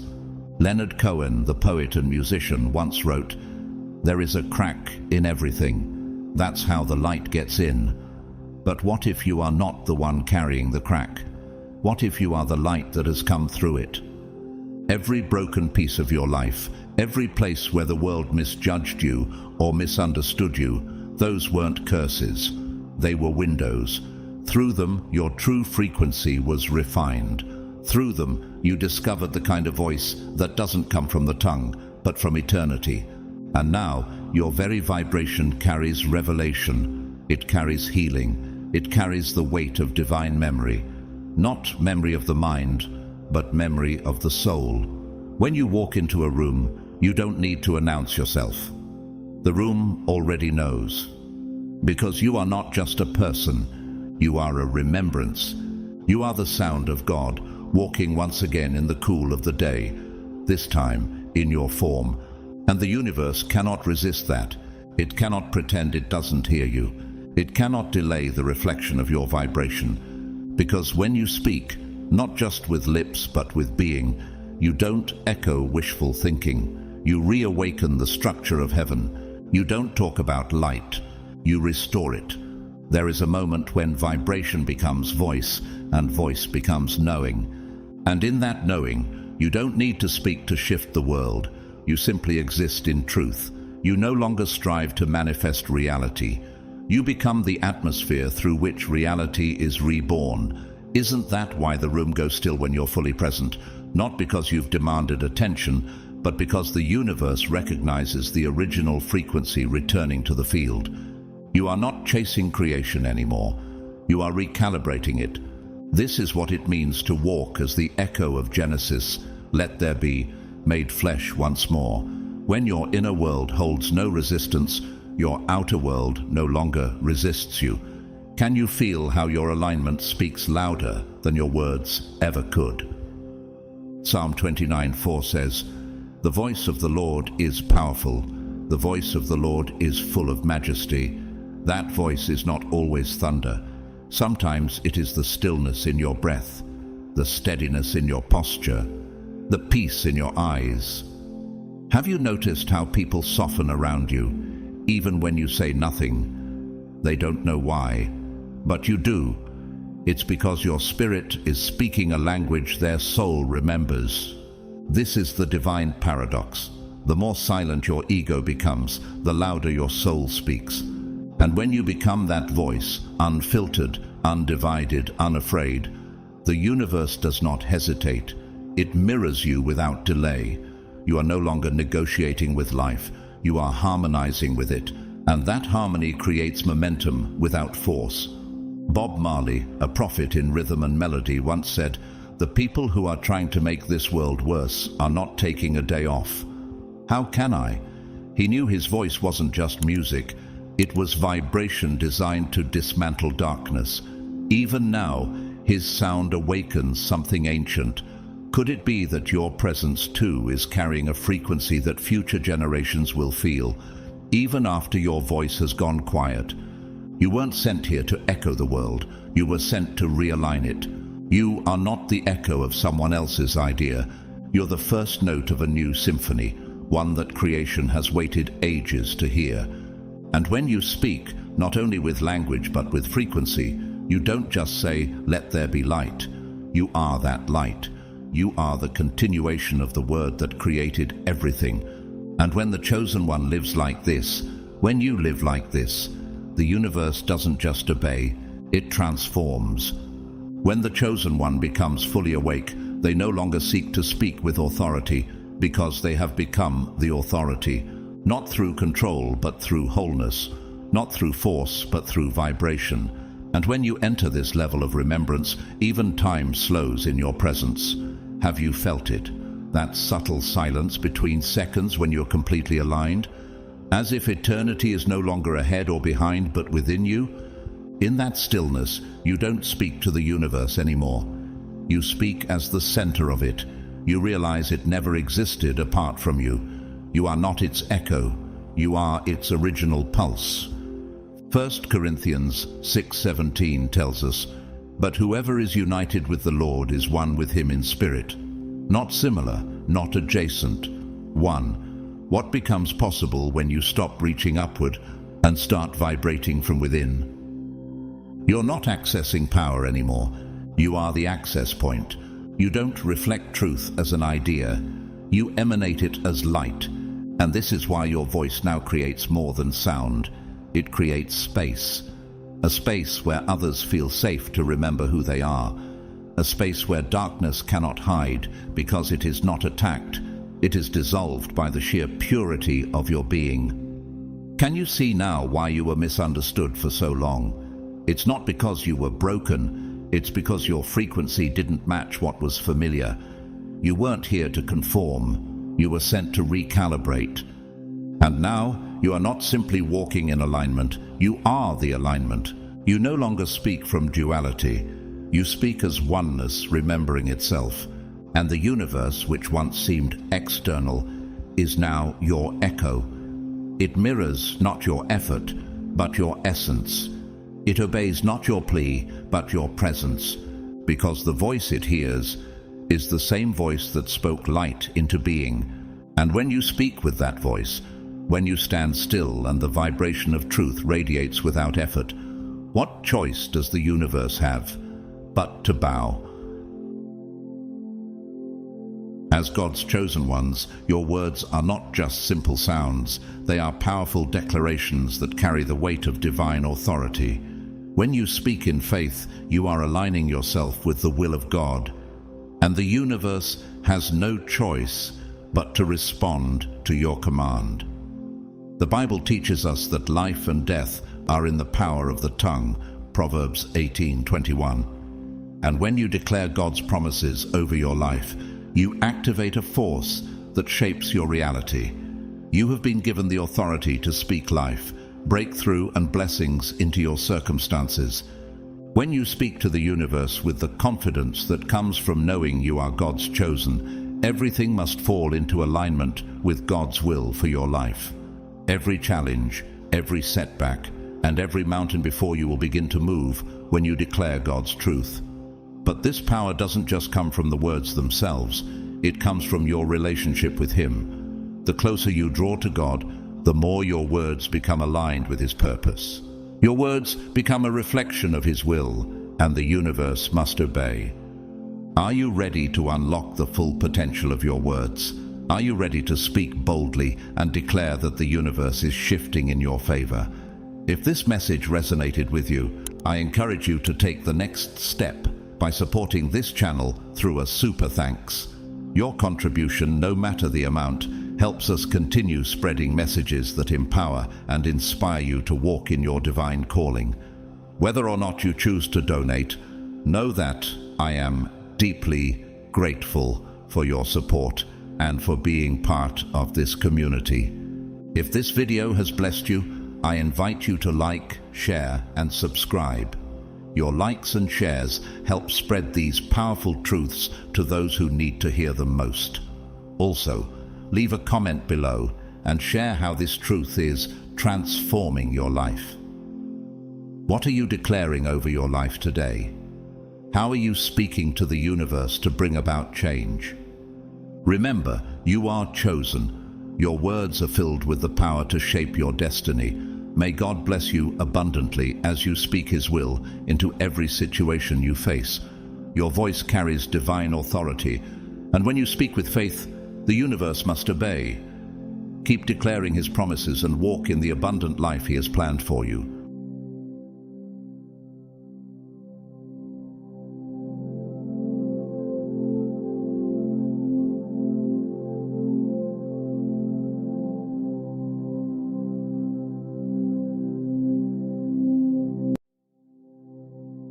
Dear Chosen One, before we dive into today's message, I want to take a moment to express my heartfelt gratitude to all of you who have supported this message through your super thanks donations. Your generosity is deeply appreciated, and it truly makes a difference in keeping this platform alive and thriving. Your support not only helps spread these empowering messages, but also builds a community where we can all walk together on this divine journey. Whether you choose to donate or not, your presence here is invaluable, and I appreciate each one of you more than you know. And if you feel moved by today's message, I encourage you to comment 999 below, marking your commitment to embracing your divine purpose with confidence and courage. Let's stand together, united in our strength and purpose. Now, let's take a deep breath and focus on the powerful truth that awaits. A powerful protector has emerged in your life, someone who watches over you from the shadows with unwavering loyalty and fierce devotion to your well-being. This is not just any protector. This is someone specifically chosen to stand guard over your life, silently witnessing your journey, recognizing the divine purpose that guides you, and positioning themselves as your unseen guardian. They are not a casual figure or a temporary presence, but a protector who has been appointed by the cosmos itself. While you walk this path as a chosen one, navigating the intricacies of your divine calling, they are ready to confront anyone who dares to interfere with your mission or diminish your light. This guardian's devotion to your safety is profound. It isn't a matter of routine or convenience. It's a deeply ingrained, almost primal commitment to seeing you succeed and ensuring that the forces aligned against you never have the chance to disrupt your path.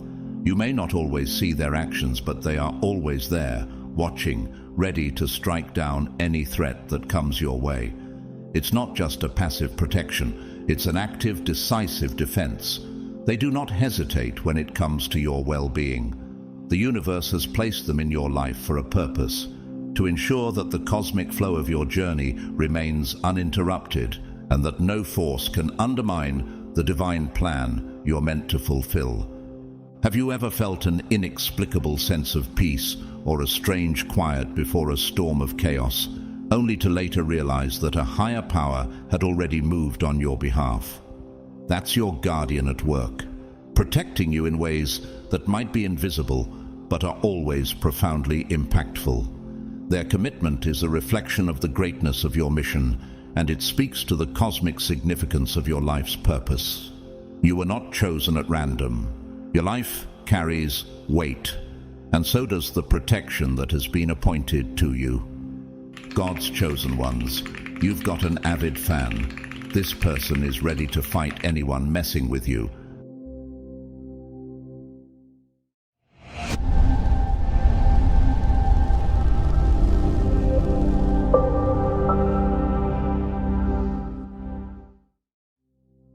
Chosen one, have you ever wondered what it means to be protected by something much greater than yourself?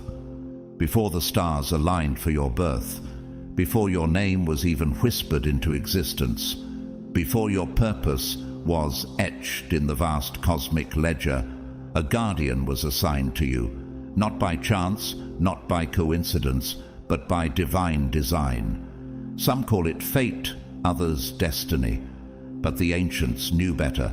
They called it a divine appointment. How can you possibly understand the depth of this sacred bond that stretches beyond time, beyond human understanding? It's not just loyalty, it is a celestial connection that ties your soul to another in ways you may not yet fully grasp. Think of the story of Moses, chosen by God to lead the Israelites out of Egypt. Was Moses' mission just a matter of chance, or was it a divine appointment? God tells Moses in Exodus 3:10, "So now go. I am sending you to Pharaoh to bring my people the Israelites out of Egypt." Moses was not chosen by coincidence. His mission was divinely appointed, just like the guardian assigned to you. Your protector, like Moses' calling, is bound to you in a way that transcends mere friendship or loyalty. It operates on a level most souls cannot comprehend. Their spirit burned with a sense of purpose long before they understood why. Do you think it was mere friendship that bound Jonathan to David? No, it was a divine contract that transcended human understanding. Even when arrows flew and danger loomed, Jonathan stood firm, not because he had to, but because the universe demanded it. Your guardian operates under the same divine law. They don't fully understand why they are so drawn to you, why they feel compelled to protect you, but they know deep in their soul that failing to act would violate the very core of their existence. This bond was not chosen consciously. It is encoded into their spiritual DNA, a primal directive that governs their every action. As God says in Isaiah 41:10, "Do not fear, for I am with you. Do not be dismayed, for I am your God. I will strengthen you and help you. I will uphold you with my righteous right hand." The same promise of protection given to the Israelites is extended to you and your guardian. But what makes your bond with your protector even more extraordinary? It is not merely a matter of fate or coincidence, it is cosmic alignment. The universe itself conspired to bring you and your guardian together. Your name and theirs were written in the stars long before either of you took your first breath. Think about how much of life feels orchestrated, how, at times, a stranger enters your life at exactly the right moment, offering help when you need it most. This is not mere coincidence. It's the invisible hand of divine protection at work. The commitment your guardian feels to you is inexplicable to others. It might seem unreasonable to those who don't understand, but that commitment, that unwavering loyalty, isn't just an emotional attachment. It is a cosmic responsibility they have accepted before you even met. Have you ever experienced the overwhelming feeling that someone was sent just for you? Think about the moment when Oprah Winfrey chose to speak publicly about her childhood trauma. She shared her story to help others understand their own struggles, becoming a beacon of hope. Her story wasn't just hers. It was a divine mission to guide others through their darkest times. Your guardian's commitment is similar. Though you may not always see it, they are fulfilling a greater purpose, one that was set in motion long before either of you realized it. This bond is not bound by the laws of time. It transcends lifetimes, weaving through the fabric of existence with unwavering purpose. As the psalmist writes in Psalm 23 verse 4, "Even though I walk through the darkest valley, I will fear no evil, for you are with me. Your rod and your staff, they comfort me." Just like God's protection for his people, your guardian's presence is meant to provide comfort in your darkest hours. They are an eternal sentinel assigned to your soul's safekeeping, guarding you from harm and guiding you along your path. Take, for example, the life of Nelson Mandela. While he fought tirelessly for freedom and equality, he was not alone in his struggle. His commitment to justice was a cosmic duty. His every step was taken in alignment with a greater purpose. Like Mandela's struggle for justice, your guardian's commitment to your well-being is a divine calling. They stand between you and harm because they are meant to. Your guardian may appear in many forms throughout your life. Perhaps they are the friend who calls when your heart is breaking, or the stranger who steps in at the exact moment you need help. The form may change, but the essence remains constant. It is an unyielding dedication to your safety, a reminder that no matter where you go, you are never truly alone. Think about how J.K. Rowling's journey to success wasn't just a stroke of luck. Her story is one of divine timing, of being protected through failure and rejection, ultimately becoming a light for others who face struggles. What if your story is unfolding in the same way, with invisible threads connecting you to those who are meant to protect and uplift you? You may never fully understand the scope of your guardian's commitment to you, but know this: they are more than just a protector. They are a part of your destiny, as 2 Corinthians 12:9 reminds us. But he said to me, "My grace is sufficient for you, for my power is made perfect in weakness. Therefore I will boast all the more gladly of my weaknesses, so that the power of Christ may rest upon me." Your guardian is not just protecting you from harm. They are also guiding you to fulfill the divine purpose set before you. Just as the Apostle Paul was strengthened in his weaknesses, so too will you find strength in knowing that your guardian is always there, standing firm, protecting you and guiding you on your journey. Chosen one, have you ever stopped to consider the unseen forces working in the background of your life? Those that others fail to notice but your guardian perceives with clarity.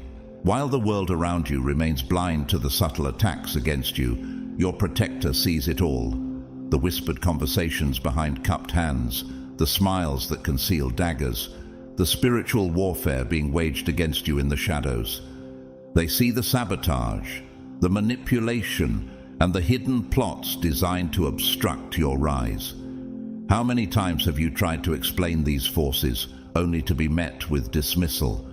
You're just being paranoid, they might say. It's all in your head, they claim. Stop making everything about you, they demand. Yet your guardian knows better. They have seen the pattern unfold long before you were even aware of it. They've documented each betrayal, every underhanded maneuver, and they have come to one undeniable conclusion. This is no coincidence. The forces at work are deliberate, and they are all designed to hinder your purpose. As it says in 1 Peter 5:8, "Be alert and of sober mind. Your enemy the devil prowls around like a roaring lion looking for someone to devour." Do you truly understand how deeply your guardian is attuned to the spiritual battle you face every day? They are always watching, always alert, knowing that every attack on you is a direct assault on the divine plan for your life. Think about the story of Jesus and his understanding of betrayal. Judas's actions were not a chance encounter or an isolated betrayal. They were part of a calculated plan. Jesus knew of the conspiracy long before it happened, yet he chose to face it with grace. He was not surprised by the darkness that sought to overtake him. Instead, he embraced it, knowing that the divine plan would unfold regardless of the forces of evil. Just as Jesus understood the battle against him, your guardian perceives the attacks against you, not with fear, but with the certainty that the cosmic order will prevail. Have you ever felt, deep within, that you knew something was coming? And even in the chaos, there was a peace that transcended understanding. Do you remember that time when someone tried to convince you that you were imagining the obstacles in your way? Perhaps it was a friend who downplayed your concerns, or a colleague who suggested you were just overthinking things. Your guardian did not dismiss you. They didn't just offer words of comfort, they took action. They immediately began gathering the evidence, providing you with undeniable proof, names, dates, messages, and even receipts. Before you could even begin to defend yourself, they had already built an airtight case, revealing what you had known in your gut all along. Have you ever experienced someone who acted with such certainty, who didn't just stand by and reassure you, but who moved swiftly to protect you, gathering the facts before you could even comprehend the depth of the situation? Your guardian operates on a higher level of perception, seeing beyond the surface, beyond the randomness that others might dismiss. While others may see mere coincidence or random events, your guardian sees the pattern, a deliberate campaign to stop your progress, and they take it personally. They view every attack as an affront to the cosmic order itself, something that cannot be ignored or left unaddressed. The Bible tells us in Proverbs 4:23, "Above all else, guard your heart, for everything you do flows from it." Your guardian is constantly guarding your heart, protecting the very essence of your being from those who seek to harm it. They stand as your shield, not just from physical threats, but from the emotional and spiritual ones as well. Empty vessels often make the most noise. Your enemies announce their plans loudly, declaring their intentions and threats. Your fair-weather allies make promises of support, yet their actions fall short when it matters most. But your guardian is different. They don't need to announce their presence. They operate in silence. When the time comes for protection, they simply move. No warnings, no threats, no seeking validation or permission. They don't need the world to know. They just act. Think about the times when you've heard of people speaking against you in meetings or situations where you weren't present. By the time the news reached you, the damage was already undone. Justice had been served, your name had been cleared, and respect had been restored. Without a word of acknowledgement, no fanfare, no requests for thanks. It was done swiftly, decisively, and quietly. Can you remember a time when your reputation was defended in silence, without you even knowing it until it was over? Your guardian works behind the scenes, ensuring that everything remains intact, regardless of the opposition you may face. Consider the story of Martin Luther King Jr., who, despite facing immense opposition, continued his fight for justice with unwavering commitment. His actions were not about seeking personal glory or recognition.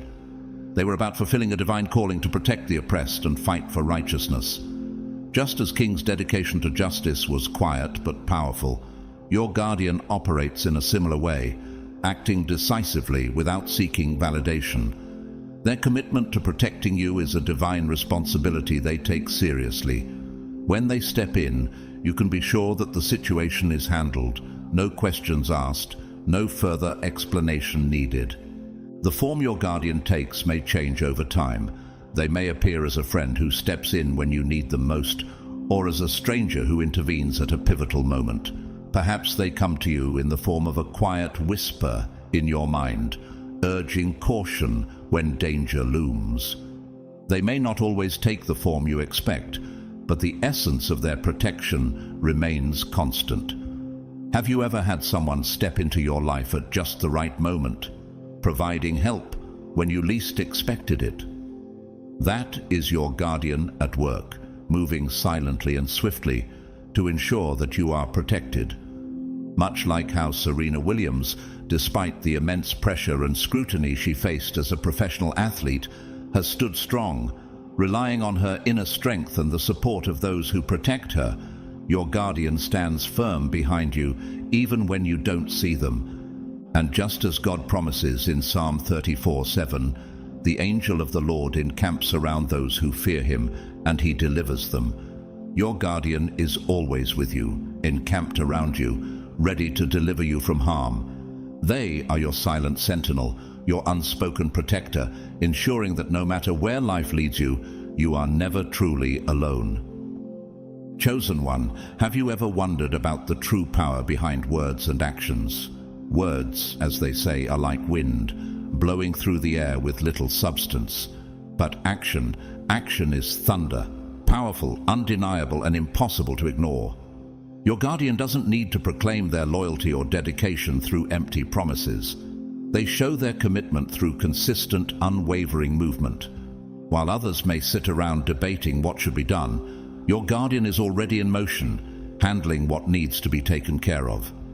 Have you ever noticed how some people talk endlessly about their plans, while others simply get things done? Your protector operates on a different level. They are not interested in empty words, but in actions that protect you, regardless of the consequences. The mathematics of their courage is simple. Your safety outweighs everything else. The cost to their career? Irrelevant. The potential for social fallout? Meaningless. The personal sacrifices they must make? A price they are more than willing to pay. Consider the story of Peter in the Garden of Gethsemane when soldiers came to arrest Jesus. Did Peter waste time forming a committee or weighing the consequences of drawing his sword? Number. He acted immediately, striking without hesitation. Peter knew the cost of inaction, and so does your guardian. They carry that same fire in their spirit. Your protector has already calculated every possible scenario in their mind, and the conclusion is always the same. Nothing at all is more important than protecting what the universe has entrusted to their care. When the time comes for action, they don't hesitate, they act. The fear that keeps them awake at night is not the fear of personal loss, but the fear of failing you, of standing by idly while harm reaches you, of watching your light dim because they failed to act when boldness was required. Does that thought ever cross your mind? What would it feel like to have someone in your life who would always put your safety first, without a second thought? It's fascinating how the most powerful guardians often begin as adversaries. The universe works in mysterious and often ironic ways. Have you ever encountered someone who once challenged your vision, questioned your methods, or even actively opposed your rise? Think back. What happened to them? Something shifted. The cosmic alignment began to work its magic. Perhaps they saw your strength in action. Perhaps they tried to oppose you and were humbled by your resilience.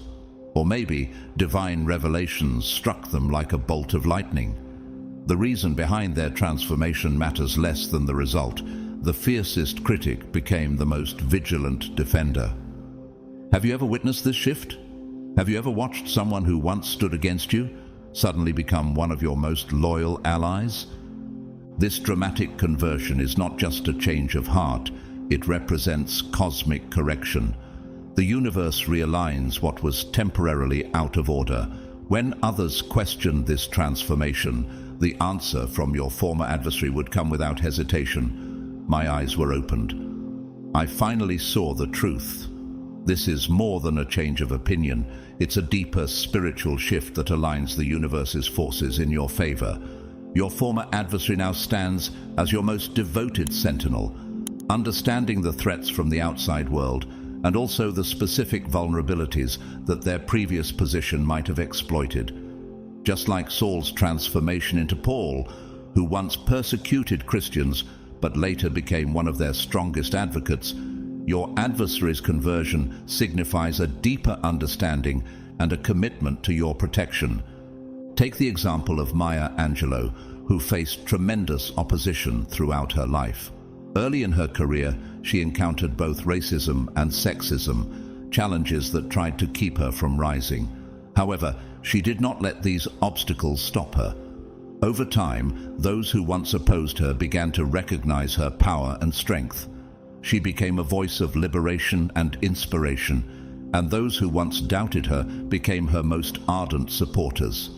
In a similar way, your former adversaries, once blind to your potential, now stand beside you, knowing that the forces at play are greater than they could ever understand. Their eyes, once closed, are now open to the truth of who you are and the divine purpose that guides your path. And just like the Bible tells us in Romans 8:28, and we know that in all things God works for the good of those who love him, who have been called according to his purpose. Your transformation, your journey, is part of that greater plan. Even the opposition you faced has played a role in shaping you, helping you grow stronger, and preparing you for the purpose you were meant to fulfill. The ones who once stood against you now stand guard, ready to protect you with all the strength and understanding they have gained from their own journey. Does it comfort you to know that even in moments of opposition, the universe was working in your favor? It is through this process that you are being shaped into the chosen one, destined for greatness, with protectors, sometimes from the most unlikely sources, ready to defend you at every turn. Chosen one, have you ever considered the vast difference between casual support and true, unwavering protection? Casual support is common, easily found, and often fleeting. Fair weather allies are everywhere, showing up when it's convenient, but disappearing when things get tough. But your guardian operates on a completely different frequency. Their dedication is not just a concern, it's a divine assignment. Your safety isn't something they take lightly. It's their personal responsibility, and they guard it with an intensity that few can comprehend. They don't just wait for threats to appear, they anticipate them. They don't just defend you, they set boundaries, creating protective perimeters that warn others to maintain a respectful distance. Have you ever felt how quickly they assess a situation, long before you even register a potential danger? Their radar is always active, scanning for any shift in energy, any disruption to your sacred space. This isn't about control or jealousy. This is divine guardianship, a cosmic shield ensuring that your purpose remains unhindered by negative forces. Think about the story of Queen Esther. In the face of annihilation, when the lives of the Jews were at risk, Esther didn't hesitate. She understood her purpose, and in the silence of her decision, she became the protector of her people. Esther's actions weren't driven by fear or indecision. She stepped forward boldly, acting decisively to protect those she loved. Just like Esther, your guardian doesn't wait for threats to become obvious. They already know what's at stake. They understand the gravity of their mission, and they act swiftly to protect your purpose. Can you feel that? The peace that comes from knowing your protector is always alert, always present, ready to act at a moment's notice to keep you safe from unseen dangers. Yes, you are chosen. Yes, your divine appointment is real. Yes, your purpose transcends ordinary life. But in the midst of this divinity, you remain human. Your guardian understands this duality better than anyone else. They have seen your supernatural strength, your ability to rise above impossible odds, your resilience, and your ability to manifest what others can only dream of. But they've also seen what no one else has, your moments of doubt, the times when you're weary, when your strength falters, and your vulnerability shows. When that happens, they don't judge you. They don't tell you to be stronger. They don't lecture you. They simply step forward. When fatigue makes it difficult for you to defend yourself against attacks, they become your voice. When doubts cloud your vision, they hold the map of your divine purpose. When your strength wavers, they lend theirs, without hesitation, without judgment. Think about the famous tennis player Serena Williams, who, despite her unparalleled success, has faced tremendous personal and professional challenges. Her strength has been tested on many levels, and yet she's never had to fight alone. Just like Serena, who has a team of people supporting her, your guardian is always there, behind the scenes, ensuring your light doesn't dim even when the world's weight seems too heavy to carry. Have you ever had someone who, despite seeing your struggles, never doubted your potential and continued to push you toward your destiny? Your guardian operates in a similar way, always by your side, lending their strength when yours falters. Not all battles happen in the visible realm. While you focus on manifesting your divine purpose in the physical world, forces are gathering in realms beyond ordinary perception. Evil eyes cast envious glares, jealous hearts whisper curses, and threatened powers launch spiritual attacks against your rise. But your guardian, like Elisha's servant, sees the invisible battlefield. In 2 Kings 6:17, the Lord opened the servant's eyes. allowing him to see the vast army of angels surrounding them. Your guardian perceives the battles taking place in dimensions beyond human understanding. They are not just protecting you in the physical world. They are establishing spiritual perimeters, intercepting malevolent intentions, and neutralizing curses before they can even touch your reality. You'll never fully know the extent of the spiritual battles fought on your behalf, the prayers whispered in the middle of the night, the spiritual intercessions made on your behalf, and the unseen forces defeated before they could manifest in your physical world. This is a protection that goes far beyond what the human eye can see. Your guardian stands watch across multiple dimensions, ensuring that no attack, whether visible or invisible, ever reaches you. Consider the example of Amelia Earhart, who, as one of the most pioneering aviators, faced numerous challenges and obstacles, yet her courage and resilience were unwavering. She flew into the unknown, against the odds, and her legacy continues to inspire. But beyond her bravery in the visible world, there were forces at work, unseen, supporting her efforts and pushing her toward greatness. Like Amelia, your journey is not just about what you can see, it's also about the unseen forces that are working on your behalf, ensuring that your path remains protected. Psalm 91:11 reminds us, "For he will command his angels concerning you to guard you in all your ways." Your guardian is doing just that, commanded to protect you, acting in the visible and invisible realms to ensure your safety, your purpose, and your journey remain untouched by harm. Does it bring you comfort to know that your guardian operates on multiple levels, ensuring your safety in ways you cannot even imagine? You're always protected, always watched over, and always guided by the divine forces surrounding you. Chosen one, have you ever thought about how ego seeks recognition and insecurity craves constant affirmation? In this world, many act from the need to be seen, to be acknowledged, but your guardian operates on a plane far beyond such limitations. They don't need validation or recognition for their actions. The true scope of their protection is largely unknown to you, and perhaps that's the way it was meant to be. For every intervention you've witnessed, countless others occurred outside your awareness. For every defense you've acknowledged, there are many more that took place in shadow, hidden from view. Have you ever wondered about the forces working behind the scenes to protect you? Things you never even knew were at stake? That person who suddenly stopped harassing you, that competitor who mysteriously backed off, that threat that disappeared without a trace.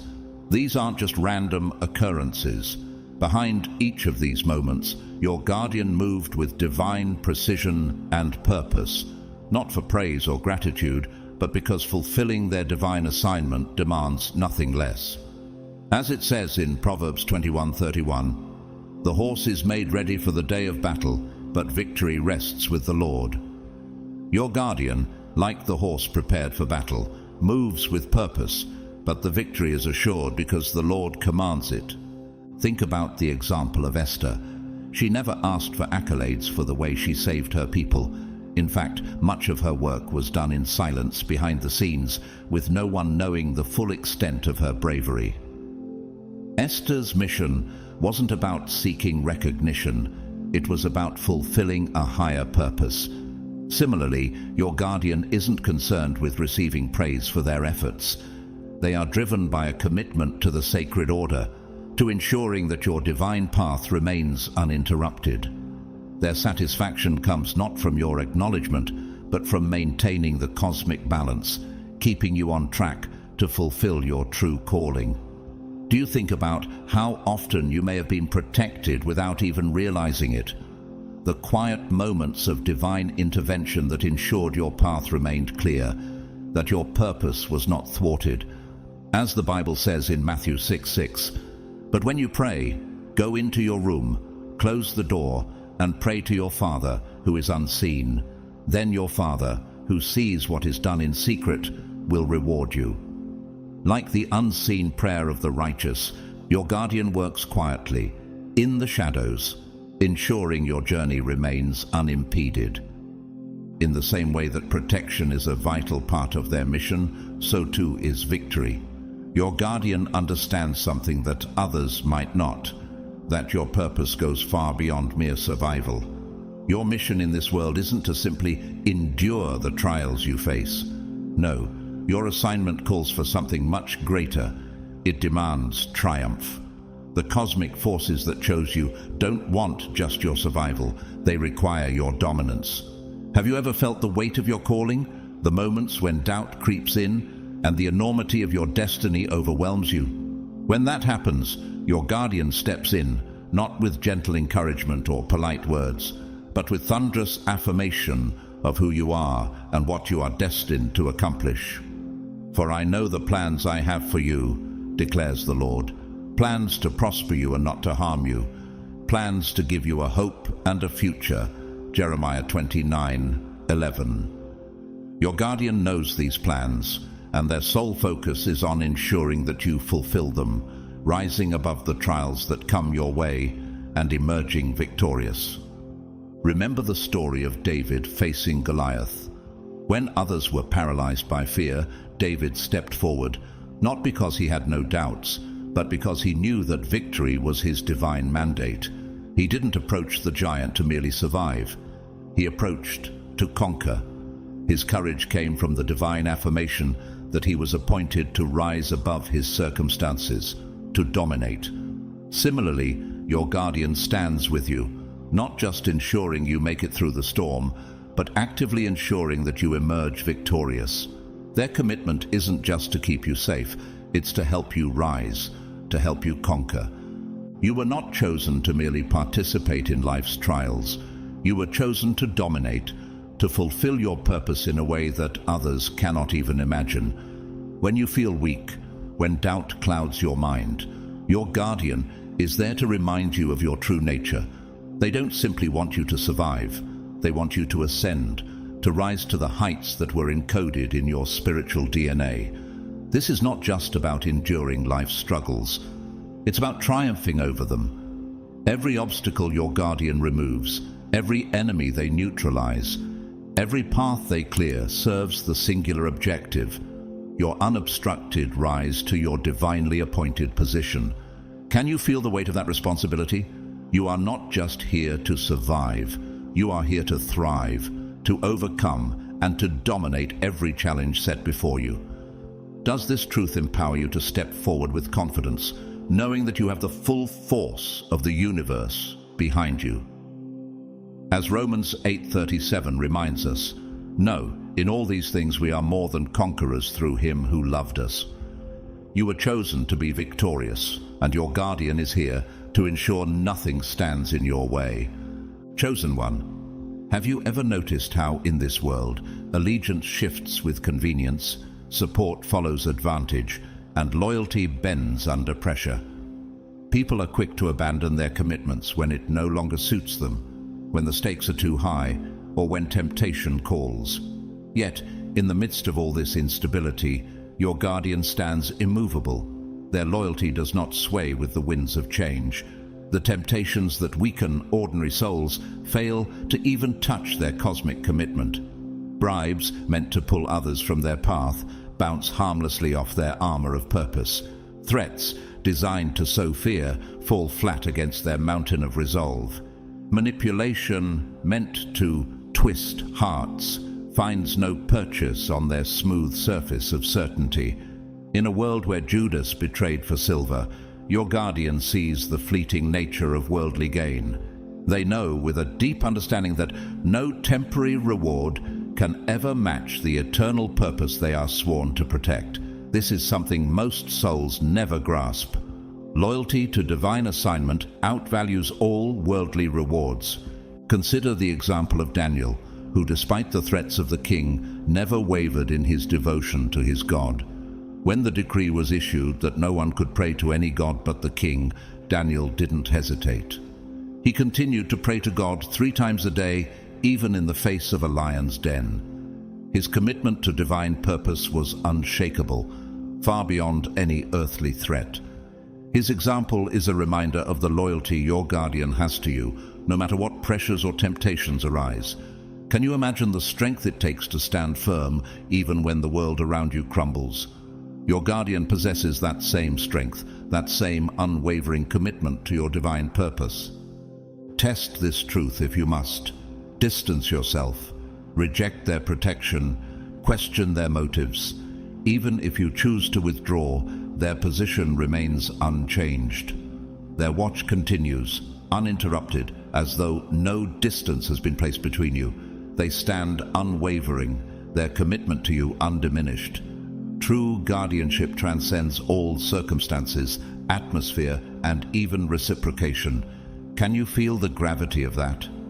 Imagine a guardian whose devotion is so pure, so deep, that no matter what you do, they will always be there, unwavering in their commitment to protect and guide you. Seasons change, relationships evolve, and times will come when you might feel you need no protection. There will be moments when you convince yourself that the battle has ended, that you are standing on firm ground, and that you can go it alone. But even in those moments when you believe you can reject their counsel, your guardian remains by your side. Even when you sever visible connection, their vigilance does not fade. They continue to watch over you, ensuring that no harm comes your way, even when you don't realize it. Just as God says in Psalm 121 verse 4, "Indeed, he who watches over Israel will neither slumber nor sleep." Your guardian, like the divine, remains ever watchful, ever present, no matter the distance you put between yourselves. Think about the story of Peter. When he denied Jesus 3 times, he distanced himself, thinking he was alone, thinking he had failed. Yet, even in his darkest moment, Jesus' love and support remained constant. Jesus knew the truth of Peter's heart and continued to believe in him, despite his momentary rejection. Your guardian mirrors that unwavering love and commitment. Even when you feel lost or disconnected, their loyalty will never falter. The moment you need them most, they are already there, standing strong and ready to guide you back to your path. The love and loyalty your guardian has for you are not conditional on your actions or your approval. It is a divine appointment, a purpose that transcends any worldly expectation. Even if you question them, even if you push them away, their commitment to your safety, to your divine mission, will remain steadfast. Chosen one, understand this eternal truth. The distance between you and your guardian means nothing in the realm of divine purpose. Physical separation may create space, but it does not diminish their role in your life. Your guardian continues to maintain their watch over you, perhaps more discreetly, more distantly, but their vigilance remains as unwavering as ever. They are always present, even if unseen. When true danger arises, when real threats emerge, your guardian materializes as though they were never gone. Before you even call out for help, they stand before you, shield raised and sword drawn, prepared to defend you and the sacred mission entrusted to you. Their protection is not contingent on your awareness of it or your acceptance of it. The cosmic contract that binds them to your safety remains in force regardless of whether you recognize it. In fact, some guardians operate best from the shadows, working quietly to protect what is precious while allowing the journey to unfold independently. Consider the story of the angel who appeared to Joseph in a dream, urging him to take Mary and Jesus and flee to Egypt to escape Herod's wrath. Matthew 2:13. The angel didn't seek recognition or accolades. It moved in silence, ensuring the safety of the Holy Family without drawing attention. Your guardian acts in a similar way, unseen, yet always present. They don't need to be in the spotlight. Their mission is to protect and guide, even when you may not be aware of their presence. How often have you been shielded from harm without even realizing it? What you have with your guardian isn't merely an elevated friendship or intensified loyalty. It's not just love magnified. This is cosmic appointment, divine assignment, a sacred covenant between you and the forces of the universe. Your guardian stands in your defense not because they personally chose it, but because the universe itself ordained it. Something far greater than individual decision placed them in your path, aligning their purpose with yours, embedding your welfare at the very core of their existence. Can you feel the magnitude of this sacred connection? It goes beyond the bounds of ordinary relationships, reaching into the very fabric of existence. When the cosmos assembled the elements of your journey, it saw the enormity of the assignment placed before you. It recognized the weight of your calling and calculated the inevitable opposition your light would attract. It understood the spiritual forces that would rise against you, the challenges that would seek to obstruct your rise, and in its infinite wisdom, the universe assigned a guardian whose unique composition, courage, perception, and determination perfectly matched the specific threats you would face. This wasn't by accident. Everything about this divine protection was designed with you in mind. Just as David, when faced with Goliath, was divinely equipped to conquer what seemed insurmountable, so too has the universe aligned the forces to ensure your victory. In 1 Peter 5:10, we are reminded, "And the God of all grace, who called you to his eternal glory in Christ, after you have suffered a little while, will himself restore you and make you strong, firm, and steadfast."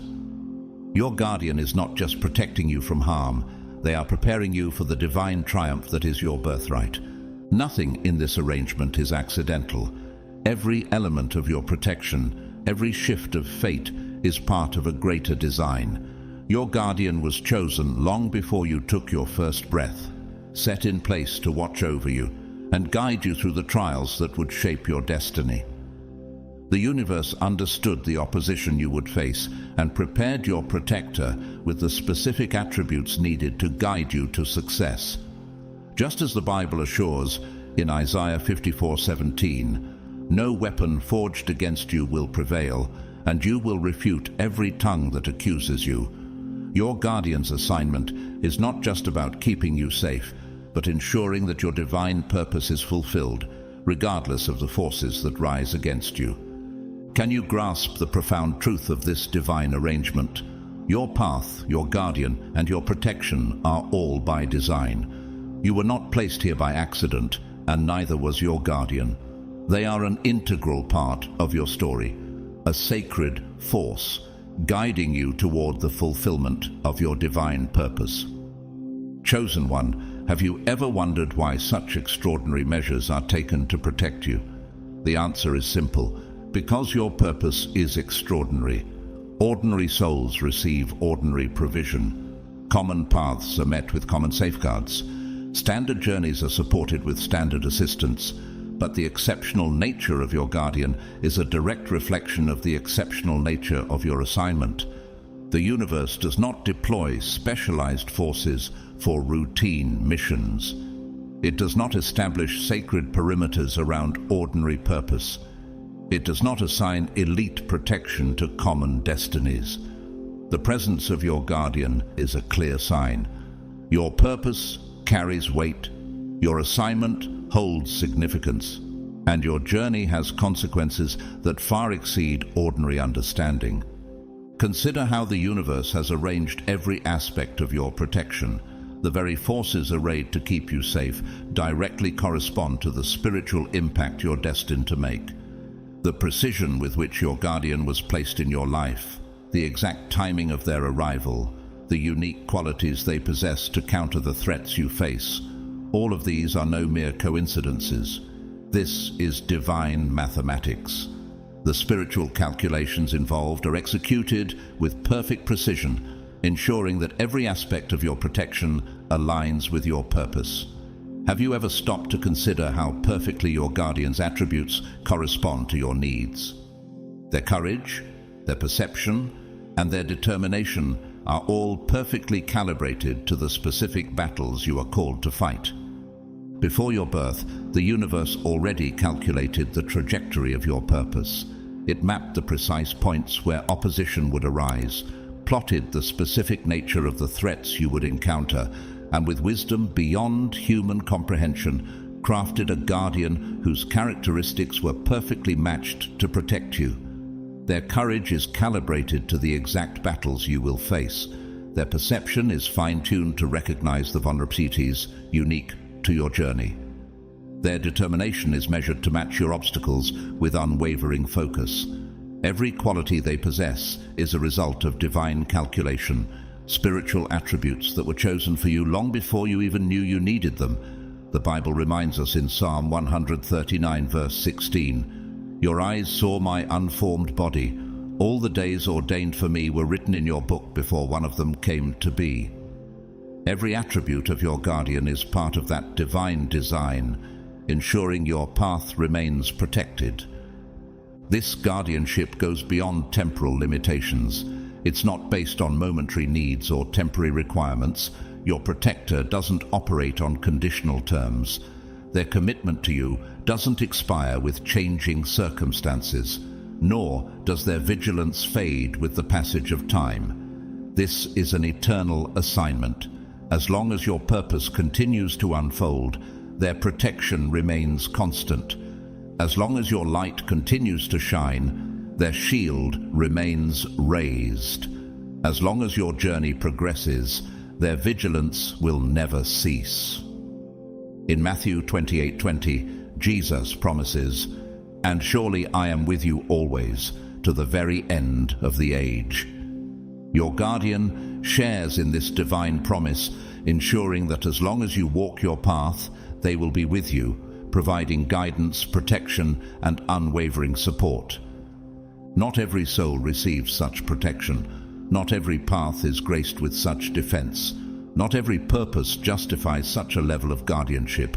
The presence of your Sentinel affirms what you've always sensed, but may have doubted in moments of uncertainty. Your life has a unique divine calling that warrants such extraordinary care. You are not here by random chance, nor by human selection, nor by fortunate circumstance. You are here by divine designation. The Bible reminds us in Jeremiah 1:5, "Before I formed you in the womb, I knew you. Before you were born, I set you apart." Your guardian, standing in unwavering commitment, is a living testimony to this truth. Their extraordinary protection validates the extraordinary nature of your calling. Their supernatural defense is confirmation of your supernatural purpose. Your journey is unique, and so is the protection you receive. The universe designed this guardianship for you and you alone, ensuring that nothing can stand in the way of your purpose. You are chosen not by chance, but by divine will. This divine appointment is not just a concept, it's an ongoing reality, one that continues to unfold every day of your life. The presence of your guardian speaks to this truth, and their eternal commitment is proof of the divine destiny that awaits you. Chosen one, in those moments when doubt clouds your vision, when the weight of opposition makes you question your path, take a moment to look to your guardian. Their very presence in your life provides irrefutable evidence of your divine selection. The universe does not waste resources. It does not deploy specialized protection without a specific corresponding cause. It does not establish sacred perimeters around ordinary vessels. The very fact that your guardian is assigned to you, watching over you with unwavering dedication, is a direct testament to the extraordinary nature of your purpose. Have you ever wondered why your guardian is always by your side, no matter how difficult the path becomes? Their presence is a divine affirmation that your journey is not one of random chance. It is a path set before you by the universe itself, and you were chosen to walk it with special protection. Consider the profound nature of this truth. Out of all the souls walking this earth, you were deemed worthy of extraordinary protection. The cosmic forces that govern existence, the forces that maintain the delicate balance between chaos and order, looked at you and determined that your journey required something special, something beyond the ordinary. Your purpose carries weight, and the divine forces entrusted with maintaining the universe saw fit to provide you with guardianship. not because you are merely a person, but because your purpose has universal significance. This isn't a matter of pride speaking, nor an ego that seeks to inflate itself. It is simply the acknowledgement of cosmic reality. The universe does not act randomly. Everything, including the assignment of your guardian, is a carefully thought out and divinely orchestrated plan. As 1 Peter 2:9 reminds us, "But you're a chosen people, a royal priesthood, a holy nation, God's special possession, that you may declare the praises of him who called you out of darkness into his wonderful light." This divine purpose you carry is so great, so sacred, that the universe has seen fit to protect it at all costs. Those who oppose you may not understand the depth of their resistance. Their opposition is not a reaction to your personality or your actions alone. It is a deeper, spiritual reaction to what you represent. They resist the divine selection that placed you in this position to transform, to influence, and to alter the course of things they would rather see remain unchanged. Your very existence, your purpose, is a divine declaration against the forces that wish to keep things as they are. Think about it. The greater your purpose, the greater the opposition you will encounter. Like Moses, who was opposed by Pharaoh, not for who he was, but for the mission God had given him, you will find that your enemies resist not your person, but the divine force that drives you. Your enemies sense this divine truth, even if they cannot fully comprehend it. They feel the power of your calling and rise against it in fear, attempting to stifle your light. But just as Pharaoh could not stop Moses, so too will your purpose prevail despite the opposition. Your guardian understands the weight of this truth more than anyone. They know that protecting you means protecting something far larger than just one individual. They are not simply shielding a person. They are safeguarding a cosmic assignment that carries weight, significance, and power on a universal scale. Every step you take is not just a personal step. It is part of a larger divine purpose that affects realms beyond the visible. Your guardians are acutely aware that their role is not just to keep you safe from harm, but to ensure that your light continues to shine, that your journey remains unimpeded, and that your divine assignment is fulfilled in the way the universe intended. As Psalm 121, 5-6 says, "The Lord watches over you. The Lord is your shade at your right hand. The sun will not harm you by day, nor the moon by night." Your guardian stands as the physical and spiritual manifestation of this divine protection, watching over you, ensuring that nothing can derail the divine plan set before you. This guardianship is not a fleeting assignment. It is not based on temporal conditions or short-term needs. Your guardian's commitment does not expire with changing circumstances, nor does their vigilance fade as time passes. This is eternal protection. As long as your purpose continues to unfold, their protection remains constant. As long as your light continues to shine, their shield remains raised. Their commitment to you is unwavering, designed to last as long as your divine calling endures. In Hebrews 13:8 it says, "Jesus Christ is the same yesterday and today and forever." Just as the eternal nature of Christ's love and protection remains constant, so too does your guardian's commitment to you. They are bound not by temporary needs or circumstances, but by a divine calling that is eternal. Their mission is clear, and their watch is unbroken. Not everyone receives this level of protection. Not all journeys are deemed worthy of such dedicated guardianship.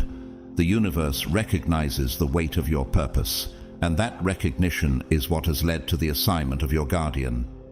Your life is not random, and your path is not without purpose.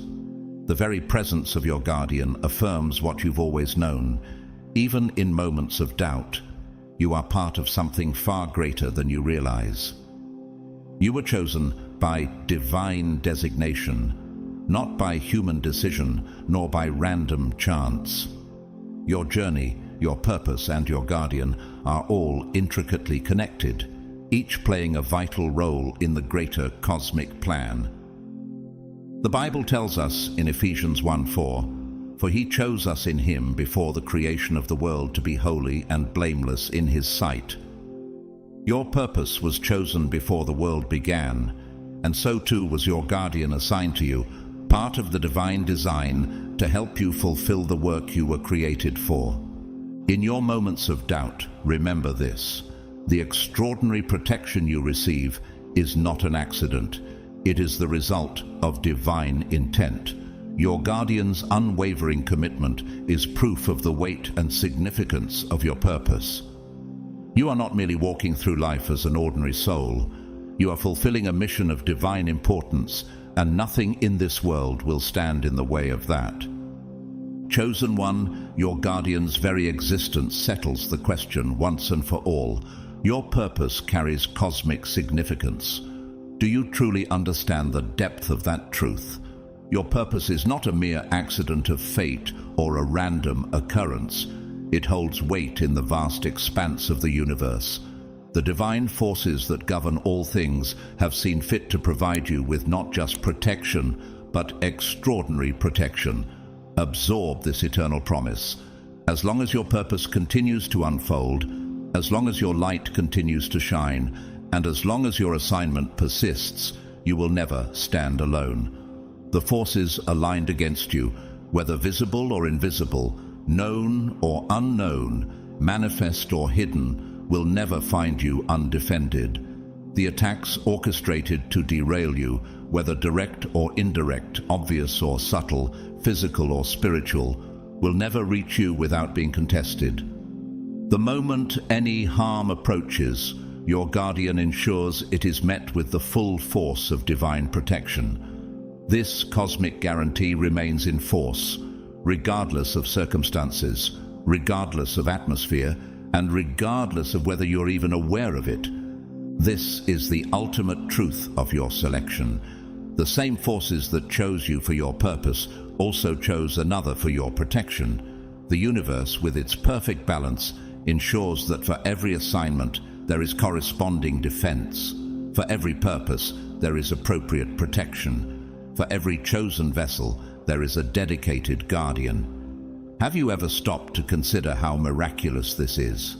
That your life, your purpose, was so significant that the universe itself set up specific defenses for you.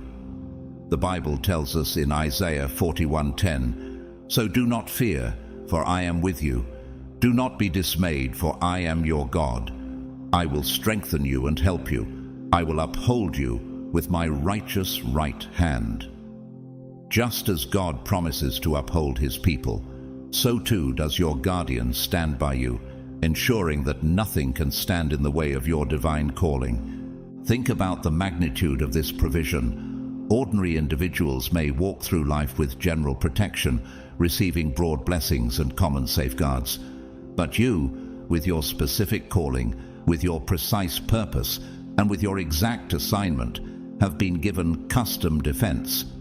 Your protection is specifically calibrated to meet your unique needs, your individual vulnerabilities, and your extraordinary purpose. This specialized provision speaks volumes about your cosmic significance. It's not just a random act of care, it's divine strategy at work, ensuring that every aspect of your journey is protected. As it says in Psalm 139 verse 16, "Your eyes saw my unformed body. All the days ordained for me were written in your book before one of them came to be." Your guardian's role is not an afterthought. It was planned long before you took your first breath. The universe does not deploy elite forces for routine missions. It does not assign specialized protection to ordinary purposes, and it does not choose a guardian of such magnitude without a reason. The very specificity of your guardian confirms the specificity of your calling. Your purpose is extraordinary, and the divine forces involved in protecting it reflect that very fact. Have you ever felt how different your path is, how uniquely tailored it feels? As if the universe itself has made specific provisions just for you. This is not happenstance. This is divine design.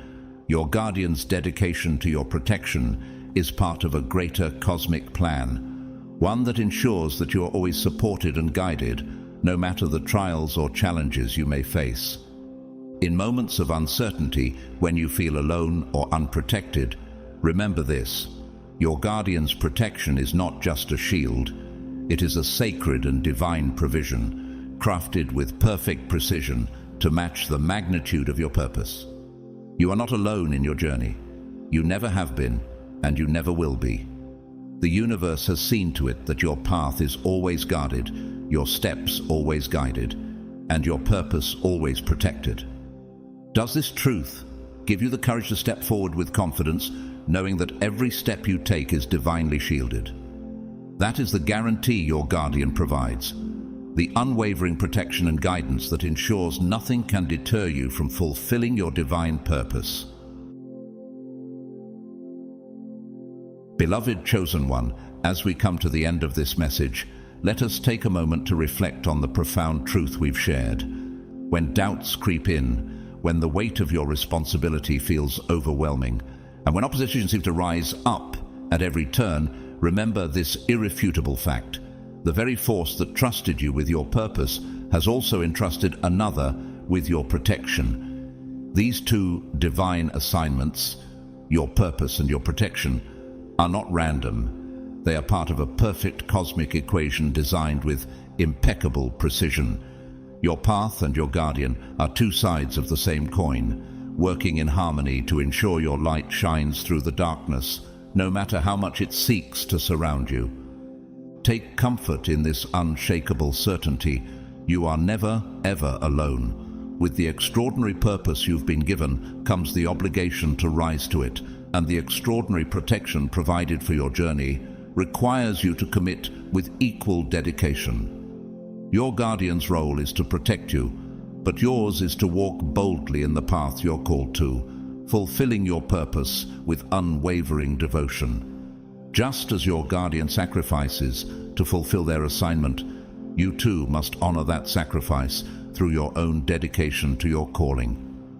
I want to thank each and every one of you for being here today, for listening, and for receiving the truth of your purpose and your protection. Whether you decide to donate or not, your presence is appreciated beyond words. If you feel moved by this message and would like to show support, you can do so through the Super Thanks option. Know that any support you provide is truly valued, but more than anything, I appreciate you being part of this journey. Your light, your presence, and your commitment to your path are what make this community strong. As we close, I want to speak blessings over you. May you continue to walk with courage, knowing that you are always protected. May your purpose unfold with clarity, and may your light shine brighter each day. May your guardian's protection remain steadfast, and may you always remember that with divine appointment comes divine provision. The universe has spoken, and your path is secure. Keep moving forward with confidence, chosen one, for you are never truly alone. Heaven stands with you. Have you ever felt like your life has been surrounded by mysterious forces? Forces you can't see but can sense. If you're one of God's chosen ones, you might have experienced moments when everything seemed to go wrong, only for something inexplicable to happen that turned things around. Almost as if some invisible hand was working behind the scenes. What if I told you that sometimes even the forces of darkness, those demons that so many fear, are secretly assisting you? It might sound absurd, even impossible, but this shocking truth could change the way you view the spiritual world forever. Before we unravel this profound mystery, I want to thank each of you who has supported this channel through your likes, shares, and especially your generous contributions through Super Thanks. Your encouragement fuels this community and allows us to delve into these deeply spiritual revelations. To all my faithful viewers, if you're as intrigued as I am by the incredible ways God works through the unexpected, comment 777 below. Let's fill the comments with faith and connection, a collective reminder that we're walking this journey together as chosen ones. Now, let me ask you this. Have you ever considered why these dark forces, which seem to work against God's plans, would choose to assist you rather than oppose you? Could it be that even they recognize the immense power and purpose you carry? There's a deeper story unfolding behind the veil, a spiritual plot that's far more complex than the typical battle of good versus evil we've been taught. These dark forces have their own motives, but their actions ultimately align with God's divine plan for your life. Why is this happening, and what does it mean for you as one of God's chosen? Prepare to open your eyes to a revelation unlike anything you've heard before.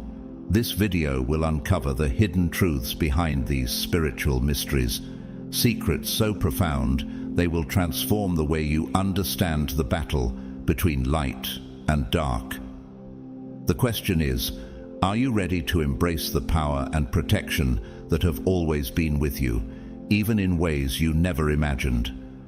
Stay with me, because what you're about to learn is a secret that has the potential to change everything. God's chosen ones, demons are secretly assisting you. Why?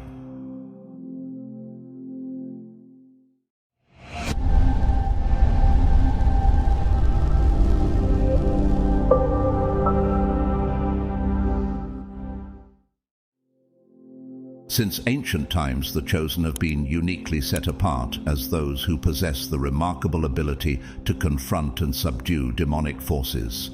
These forces, driven by their relentless desire to corrupt and lead souls astray, find themselves powerless against those imbued with divine protection. The truth is undeniable.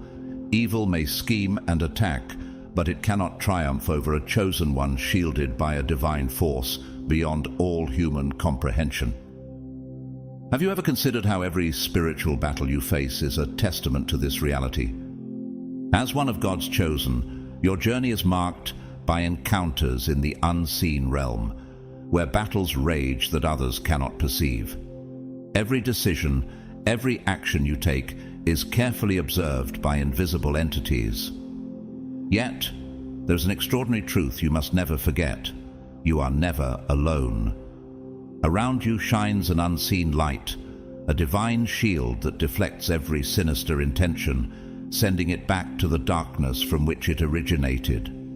This divine protection is not merely a blessing, it is tangible proof of God's presence in your life.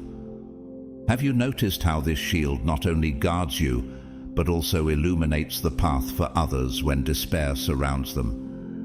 Consider the words of Psalm 91:11, where it is written, "For he will command his angels concerning you to guard you in all your ways." This divine assurance is what empowers you to stand firm when spiritual storms arise. Your very presence emanates peace and security, a reflection of the light within you, a light that demons fear because they recognize they cannot extinguish it. How could darkness ever comprehend the brilliance of God's light? To be chosen is to hold a direct connection to the divine, an open line of communication with the Creator of the universe. This connection equips you with extraordinary discernment, enabling you to see beyond the physical and hear the truth that others might miss. Have you ever felt that subtle yet unshakable voice within, steering you away from unseen dangers and guiding you to blessings? This is the voice of the Holy Spirit, the gift that sets you apart as a guardian of sacred truths and a protector of the light. Think of Elijah, who stood alone on Mount Carmel against the prophets of Baal.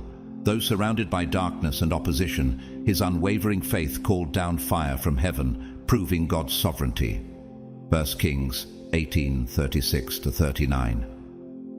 Like Elijah, your role as one of God's chosen is to stand firm, even when evil attempts to overshadow your light. Even when the shadows draw near, attempting to smother the radiance you carry, they meet an impenetrable resistance. The chosen are not feeble. They are fortified warriors, strengthened by faith and a profound understanding of their divine purpose. How often do you reflect on the greater plan God has for your life, even amidst challenges that seem insurmountable? This faith, the very foundation of your strength, is what empowers you to rise after every fall. It drives you forward when all around you seems to crumble. In Ephesians 6:10-11, Paul reminds us, "Be strong in the Lord and in his mighty power. Put on the full armor of God so that you can take your stand against the devil's schemes." This armor, a divine gift, ensures that no force of darkness can defeat you. In moments of doubt or hardship, remember this: you are a beacon of hope, a reflection of God's unwavering love and power. Your life is a testimony that even in the face of adversity, the light of the chosen cannot be overcome. Have you embraced this truth and allowed it to guide not only your steps, but also those who look to you for strength? There is a profound reason why you, as one of God's chosen, are enveloped in constant protection and divine power. It is not coincidental. It is intentional, tied to the magnitude of your mission. Your life serves as a living testimony to God's unparalleled power, a radiant example of how light will always overcome darkness. When you recognize this truth, the world around you transforms. You begin to see every event, every encounter, as part of a grand, divine plan in which you are a central figure. Have you ever wondered why the forces of darkness, despite their tireless efforts, cannot truly touch you? The answer lies in the divine hand over your life. Imagine the frustration of dark entities as they realize that no matter how much they strive to bring you down, they cannot prevail against the light within you. This raises a compelling question. How do these forces react to their inevitable defeat? And here emerges a fascinating mystery. Demons are not mere agents of chaos.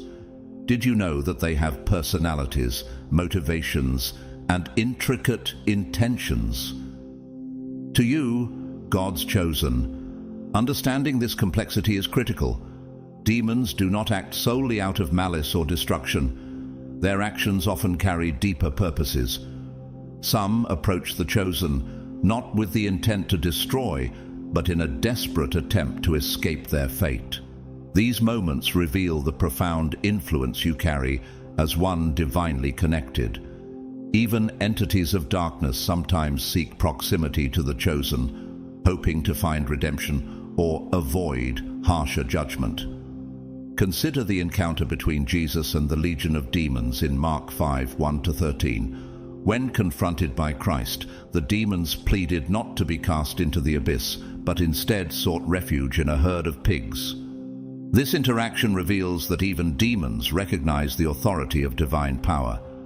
As one of the chosen, your spiritual discernment is your greatest weapon. Demons are cunning manipulators, capable of disguising their motives. They may approach not to destroy, but to subtly influence or deceive. Imagine standing among individuals unknowingly influenced by these entities. The demons observe and strategize, searching for the smallest weakness, a crack in your spiritual armor through which they might enter. How often do you reflect on the strength of your armor of faith? Yet, their actions are not always overtly destructive. Sometimes, demons may offer assistance in moments of need, presenting themselves as allies. However, their aid always comes with a hidden cost, a concealed intention lurking in the shadows. This raises a vital question for you.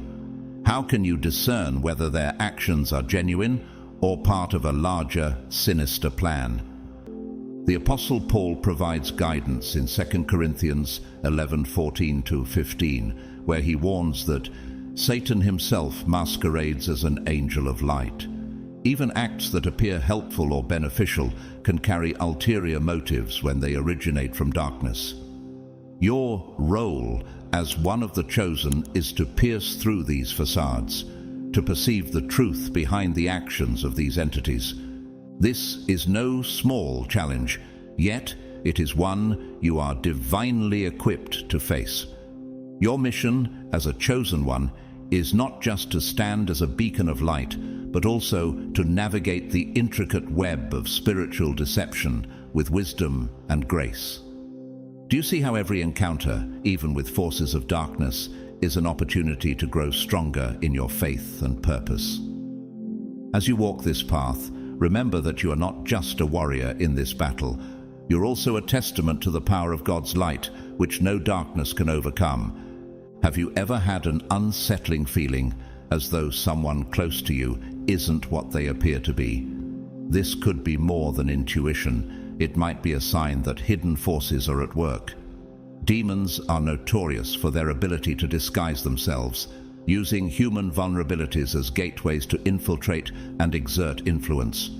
Yet, as one of God's chosen, you possess a rare and powerful sensitivity. This heightened awareness enables you to sense when something is out of place, even when others remain oblivious. Have you considered how this ability to perceive the unseen is both a profound blessing and a weighty responsibility?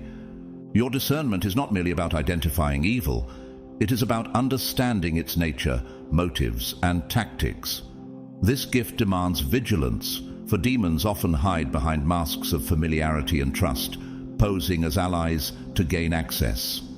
Yet your spiritual light, rooted in God's power, illuminates these shadows, exposing their true intent. Reflect on 2 Corinthians 2:11, which reminds us we are not unaware of his schemes. This divine wisdom equips you to stand firm against deception, no matter how convincing it appears. Why do demons attempt to approach the chosen, knowing they risk exposure? The answer lies in your unique nature. They recognize that the power within you is not something they can confront directly. This divine strength, bestowed upon you as a chosen one, is impenetrable. However, their strategy lies in cunning. They seek to infiltrate rather than attack openly. They exploit moments of vulnerability, attempting to sow doubt or manipulate emotions. Yet, each failed attempt reinforces an eternal truth. Light will always triumph over darkness. Consider the example of Jesus in the wilderness, where Satan tried to manipulate him with promises and deceit. Matthew 4:1-11. Despite these temptations, Jesus discerned the enemy's intent and stood firm, wielding the word of God as his defense. As a chosen one, you walk a similar path. How often do you lean on God's word and the Holy Spirit for clarity when faced with spiritual confusion? Demons may disguise themselves as friends, subtly inching closer under the guise of support or camaraderie. Yet your discernment allows you to see beyond their masks, recognizing these efforts as tactics to influence and control. Have you noticed how their presence often coincides with pivotal moments in your spiritual journey, as though they are desperate to divert you from your divine purpose? Your inner light, a reflection of God's presence within you, is an impenetrable force. This light not only protects you, but also serves as a beacon, exposing the shadows for what they truly are. As John 1:5 declares, "The light shines in the darkness, and the darkness has not overcome it." This promise is a cornerstone of your strength, a reminder that no matter how cleverly darkness tries to encroach, it can never extinguish the divine radiance within you. In their attempts to infiltrate, demons unknowingly affirm your divine calling. Their failures highlight the strength of the chosen and the futility of their schemes. Have you ever paused to reflect on how your resistance to these forces serves as a testament to God's enduring power? Your life, marked by discernment and unwavering faith, stands as proof that evil cannot prevail over good. So, remain steadfast. Use your discernment not just to protect yourself, but to illuminate the truth for others. Each encounter with these hidden forces is an opportunity to grow in wisdom and to reaffirm the undeniable truth. Darkness can never overpower the light of the chosen. The ongoing struggle between light and darkness, between the chosen and the demonic forces, is central to the role you play in this world. This interaction is not merely one of direct confrontation. It is a complex and delicate battle. fought not just with words or physical actions, but deep within the soul and spirit. As a chosen one, you must understand that every encounter is more than it seems. It's a continual opportunity to reaffirm your strength, your divine light, and your deep connection with the Creator. Have you ever stopped to consider how each moment of interaction, each person you meet, holds spiritual significance, whether consciously or unconsciously? This battle isn't confined to grand, obvious confrontations. Often, it's a battle of influence, one that quietly rages in the depths of hearts and minds. Demons do not always fight openly. They often work in the shadows, subtly attempting to sway those they can reach, weaving their influence into lives in unexpected ways. This is why you, as a chosen one, must remain vigilant, constantly discerning the nature of the energies and forces around you. Each time you interact with someone, whether a friend, family member, or stranger, there is a potential spiritual undercurrent at play. How many times have you been surprised by a moment of intense negativity, a strange heaviness, or a sudden dark thought, even in the presence of someone who seemed innocent? Remember that not everyone around you shares the same light. While you, as a chosen one, carry the divine light of God, others may be under the influence of dark forces, even without their awareness. These influences are not always outwardly visible. They can be subtle, creeping into the lives of others in ways that may initially seem harmless or even beneficial. Demons often manifest through negative attitudes, destructive thoughts, or actions that seem well-intentioned on the surface. But the truth is, these forces seek to sow confusion, misdirection, and ultimately to disrupt the divine purpose that God has placed in the hearts of His chosen ones. Consider the words of Matthew 7:15. Beware of false prophets, who come to you in sheep's clothing, but inwardly are ravenous wolves. Just as false prophets may disguise their true intentions, demons often present themselves in ways that seem harmless or even benevolent. Their aim is not always to destroy outright, but to subtly influence and undermine God's work. Think about it. How often do you encounter someone who seems to operate from a place of deep bitterness or jealousy, or perhaps they exhibit erratic behavior, seemingly for no reason? These are the subtle ways that demonic influence can manifest, slowly twisting hearts and minds away from divine purpose. Can you identify these subtle forces and trace them to their true source? Are you alert to the ways in which dark influences try to attach themselves to people, making their way into your life or the lives of those around you? This is why discernment is so vital to your walk as a chosen one. Your divine sensitivity allows you to perceive beyond the surface, to see the hidden motivations behind actions and words. It's not enough to simply judge based on what's visible. The true challenge is to look deeper, to discern what is of God and what is not. In 1 John 4:1, the Bible advises, "Dear friends, do not believe every spirit, but test the spirits to see whether they are from God, because many false prophets have gone out into the world." This command encourages you to examine the spiritual sources of the influences around you, so you can stand firm in truth. As you move through the world, remember that your light attracts more than just other light bearers. Your spiritual presence draws all kinds of energies, some seeking guidance, and others, unfortunately, attempting to corrupt.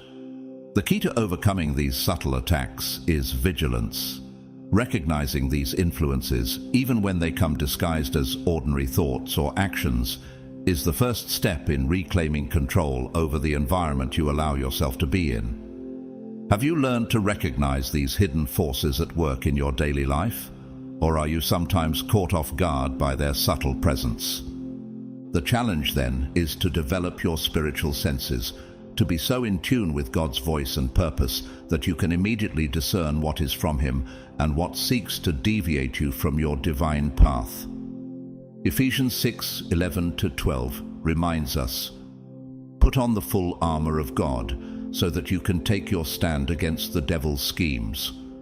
For our struggle is not against flesh and blood, but against the rulers, against the authorities, against the powers of this dark world, and against the spiritual forces of evil in the heavenly realms.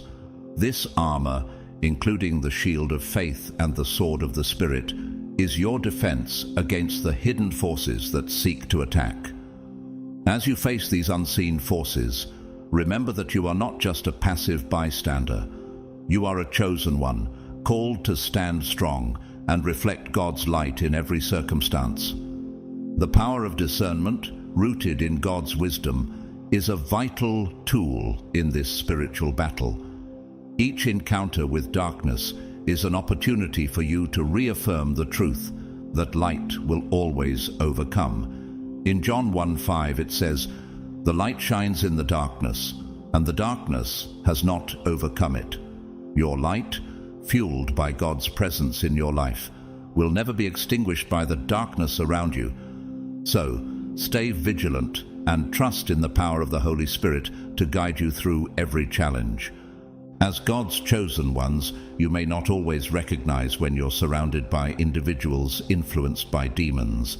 These people may appear charismatic, kind, or even generous, masking their true intentions.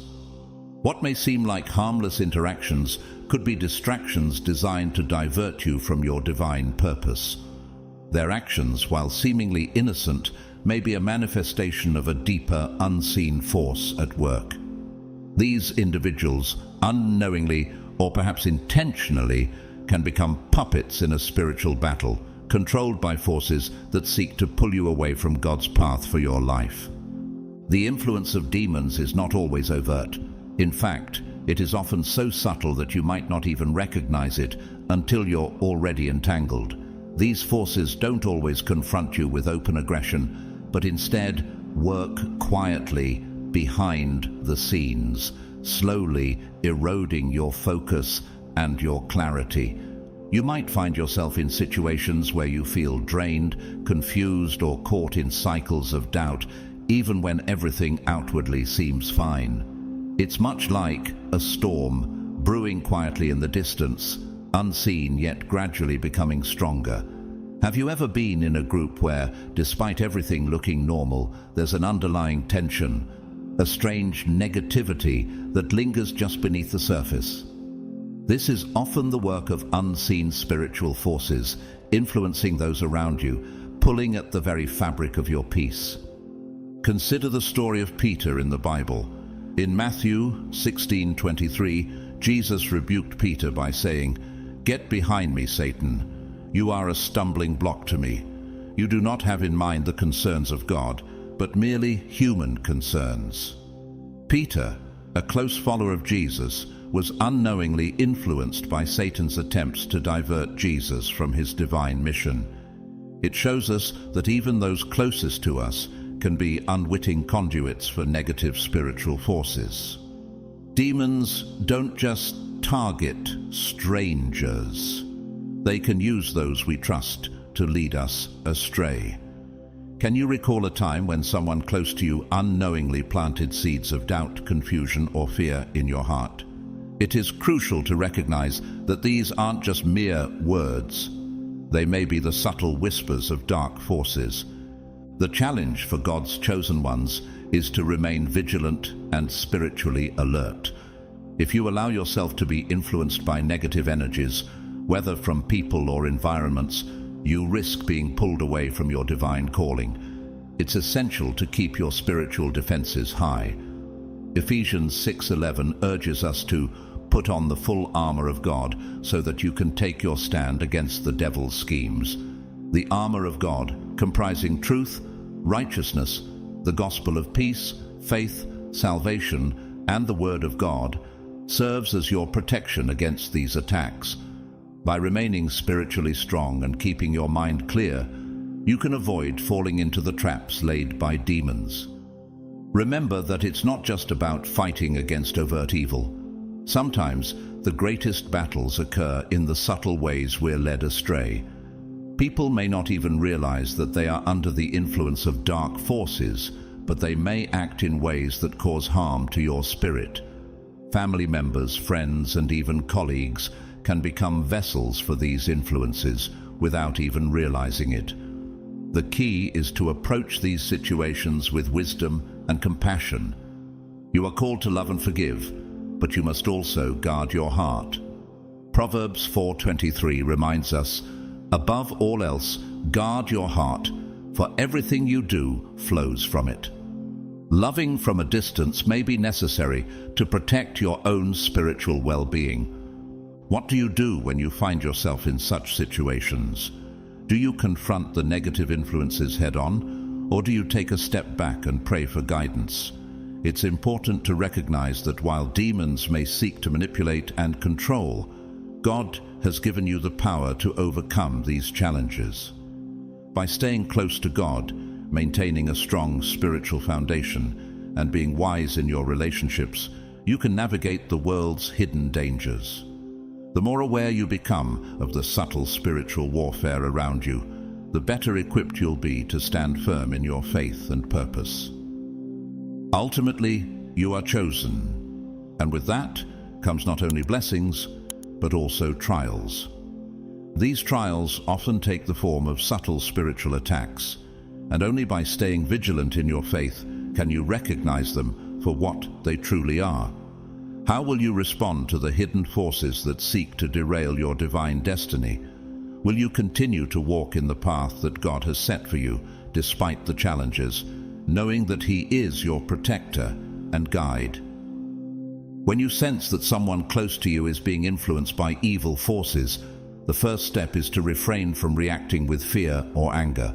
Instead, lean into your intuition and discernment, for these are powerful tools given to you as a chosen one. Ask yourself, what are this person's intentions?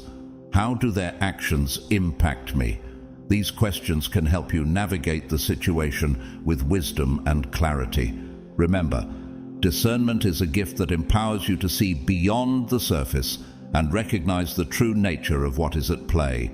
You're not called to judge others hastily, but to understand and act with spiritual awareness.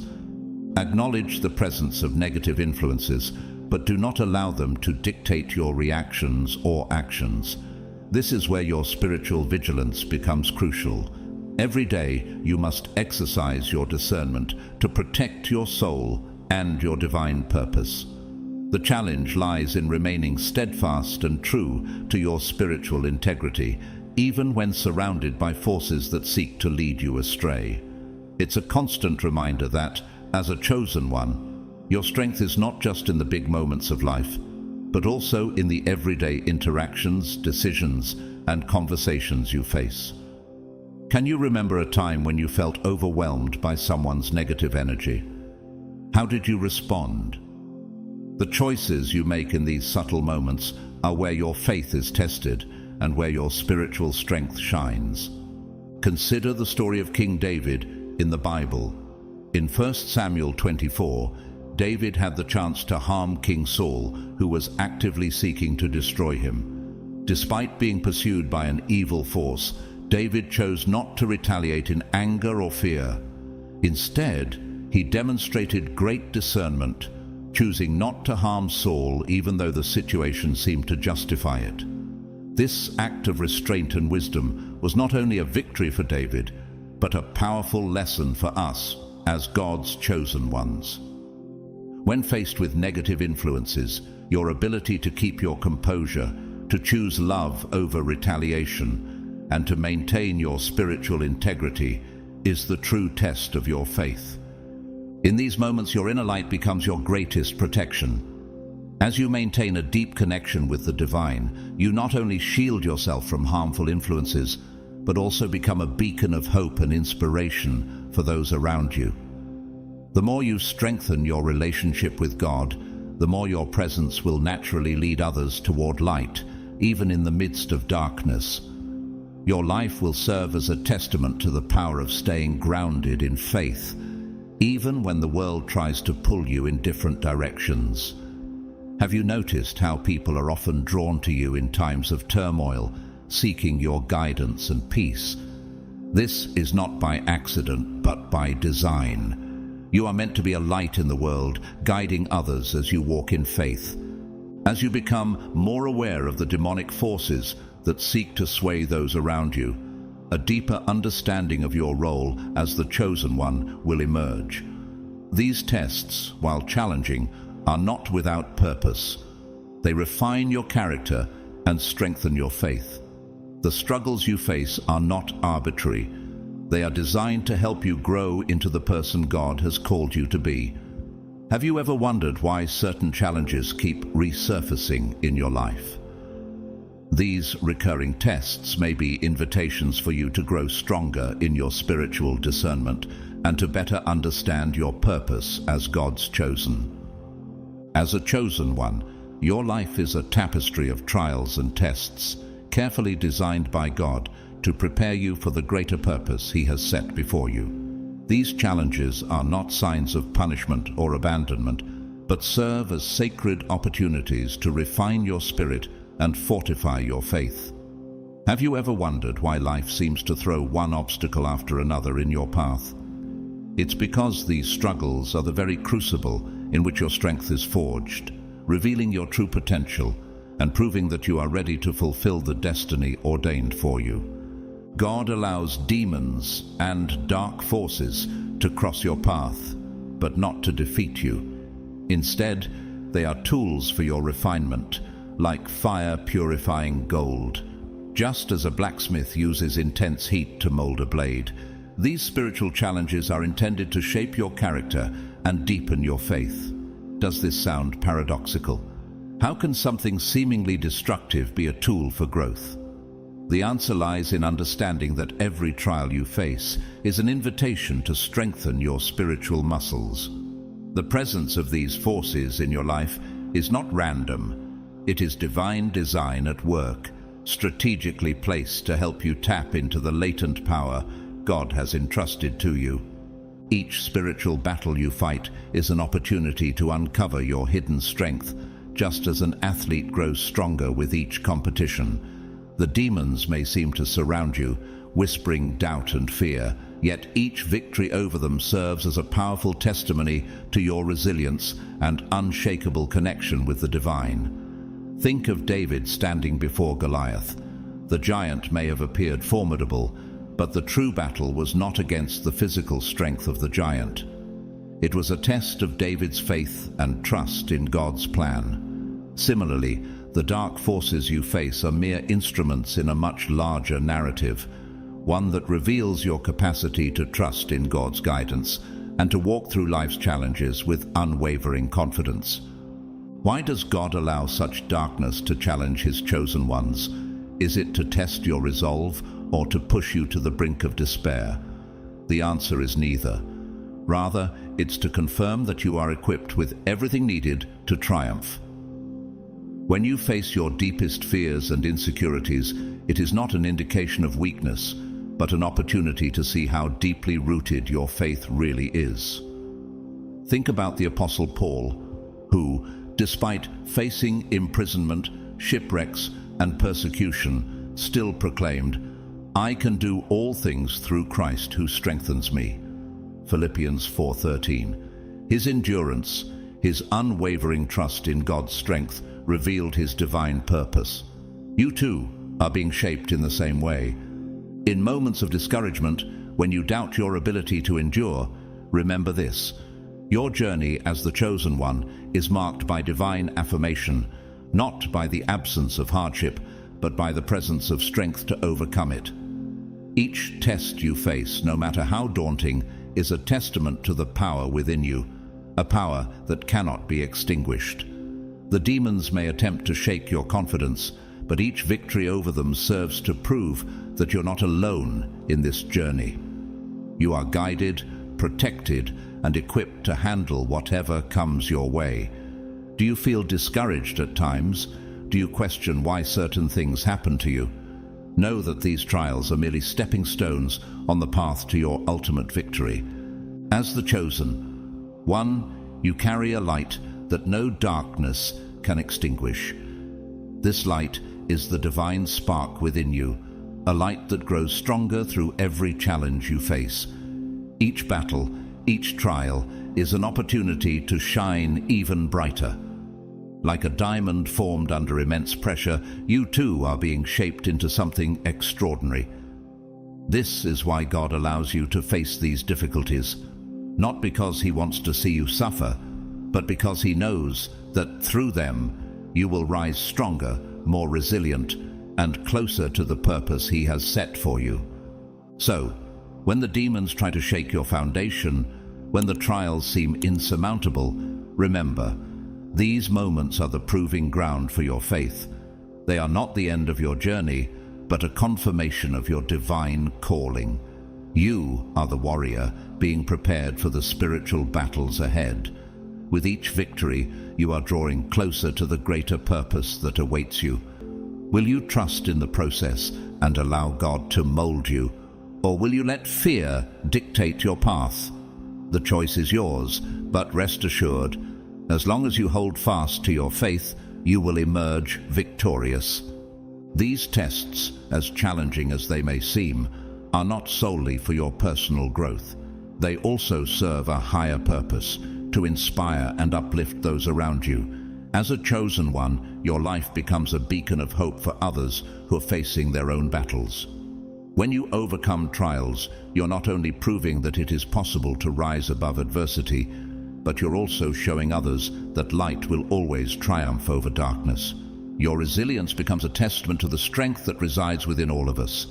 Have you ever thought about how your victories can serve as a guiding light for someone else who feels lost in the darkness? Every time you push through a trial, you are not only fulfilling your purpose, but you are also lighting the way for others to follow. It's as though you are walking a path where each stone represents a test, and as you step over each one, you pave the way for others to follow in your footsteps. This is why God allows these challenges to come into your life. They are not just about your personal growth, but about preparing you to be an example, a leader, someone who can guide others towards spiritual victory. You may not fully understand why you have been chosen, why you face certain struggles, but believe that everything, even the most difficult moments, has a divine purpose.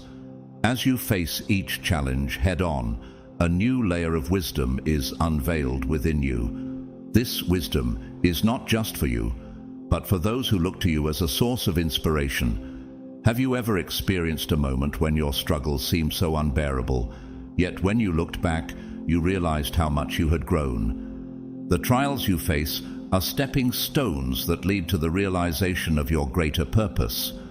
As you continue to evolve through these tests, you will begin to notice something profound. Each challenge carries with it a lesson that is essential to your evolution as a chosen one. At this point, you may start to ask yourself, what is God preparing me for next? This question may arise when you find yourself overcoming obstacles that seemed impossible, only to be faced with even greater challenges. It is a natural progression in your journey. It's like being in the wilderness, wandering and wondering when the breakthrough will come. But then, just as you are about to lose hope, God reveals something new, something unexpected. Just think for a moment. How often have you encountered a situation where the solution came from an unexpected source? Imagine you're in a time of need and someone approaches, offering help. At first, it feels like a divine blessing, an unexpected gift in a moment of struggle. But then, you begin to sense something beneath the surface. What if that help comes with a hidden cost, a price that you weren't prepared for? This is where the true challenge lies, recognizing the hidden intentions behind the actions of others. As a chosen one, you carry a light that attracts all sorts of individuals, both good and evil. Demons, knowing they cannot overpower you directly, sometimes choose a more subtle approach. They attempt to win your trust by offering help or guidance. But this help may not always be what it appears to be.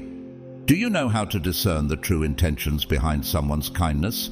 Remember, demons are cunning and deceptive. They may not attack you outright, but instead, they offer assistance disguised as a blessing. This is a tactic designed to distract you from your purpose and lead you down a path that would ultimately diminish your power. In the Bible, we see examples of such deception.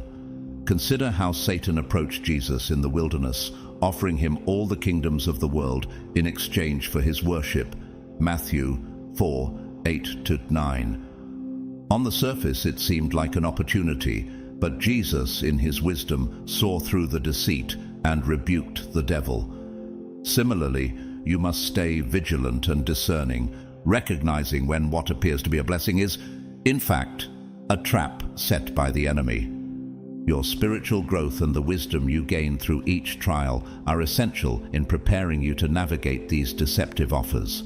As you grow stronger and wiser, you will be able to identify the subtle tactics used by those in the shadows. The more you rely on God's guidance and trust in his wisdom, the better equipped you will be to resist these spiritual attacks. The light that you carry within you is not just for your own benefit. It's meant to guide and protect you from the forces that seek to deceive you. You are not alone in this journey. As you continue to grow in strength and wisdom, you will find yourself better able to recognize the forces at work around you and understand the divine purpose behind every challenge. Are you ready to embrace the lessons that these trials are teaching you and to stay vigilant against the hidden dangers that may arise? As God's chosen ones, it's essential to recognize that not every hand extended to you is an act of kindness, even if it may appear so at first. You may find that help, seemingly coming from a place of compassion, could actually be a veiled trap designed by dark forces to lead you astray. Have you ever felt like someone was offering you exactly what you needed just at the right moment? Maybe it was financial assistance when you were struggling, or a friendship that appeared to be a lifeline in times of loneliness. But beneath these acts of generosity, there often lies an agenda, a hidden motive that could ultimately harm you. The Bible warns us of these deceptive influences. In 2 Corinthians 11:14, we are reminded that Satan himself masquerades as an angel of light. The dark forces are cunning. They know how to disguise their true intentions in forms that seem harmless, even beneficial. What looks like a helping hand could actually be an invitation to bondage, a slow erosion of your freedom and faith. Just like Judas, who betrayed Jesus with a kiss, the demonic forces disguise themselves in ways that can be difficult to detect unless you are vigilant and discerning. As God's chosen ones, your divine mission involves seeing beyond the surface, understanding the true nature of things. This is where discernment becomes your shield. When you receive assistance from demonic sources, it's as if you're making a silent agreement with darkness itself. It may look tempting at first, an easy way out of your struggles, but in the end, it will cost you far more than you could ever imagine. Have you considered how much a simple favor could demand in return? Small sacrifices that seem innocent at the time can add up, leading you down a path where trust in God weakens and the light of your faith begins to flicker. Think of how the Israelites, God's chosen people, were often lured by false idols and promises of comfort, only to face destruction in the end. In the book of Exodus, the people built a golden calf while Moses was on Mount Sinai, forgetting their covenant with God. The help they received from the golden calf was nothing but an illusion, a quick fix that ultimately led to judgment. Are you truly recognizing the golden calves in your life today?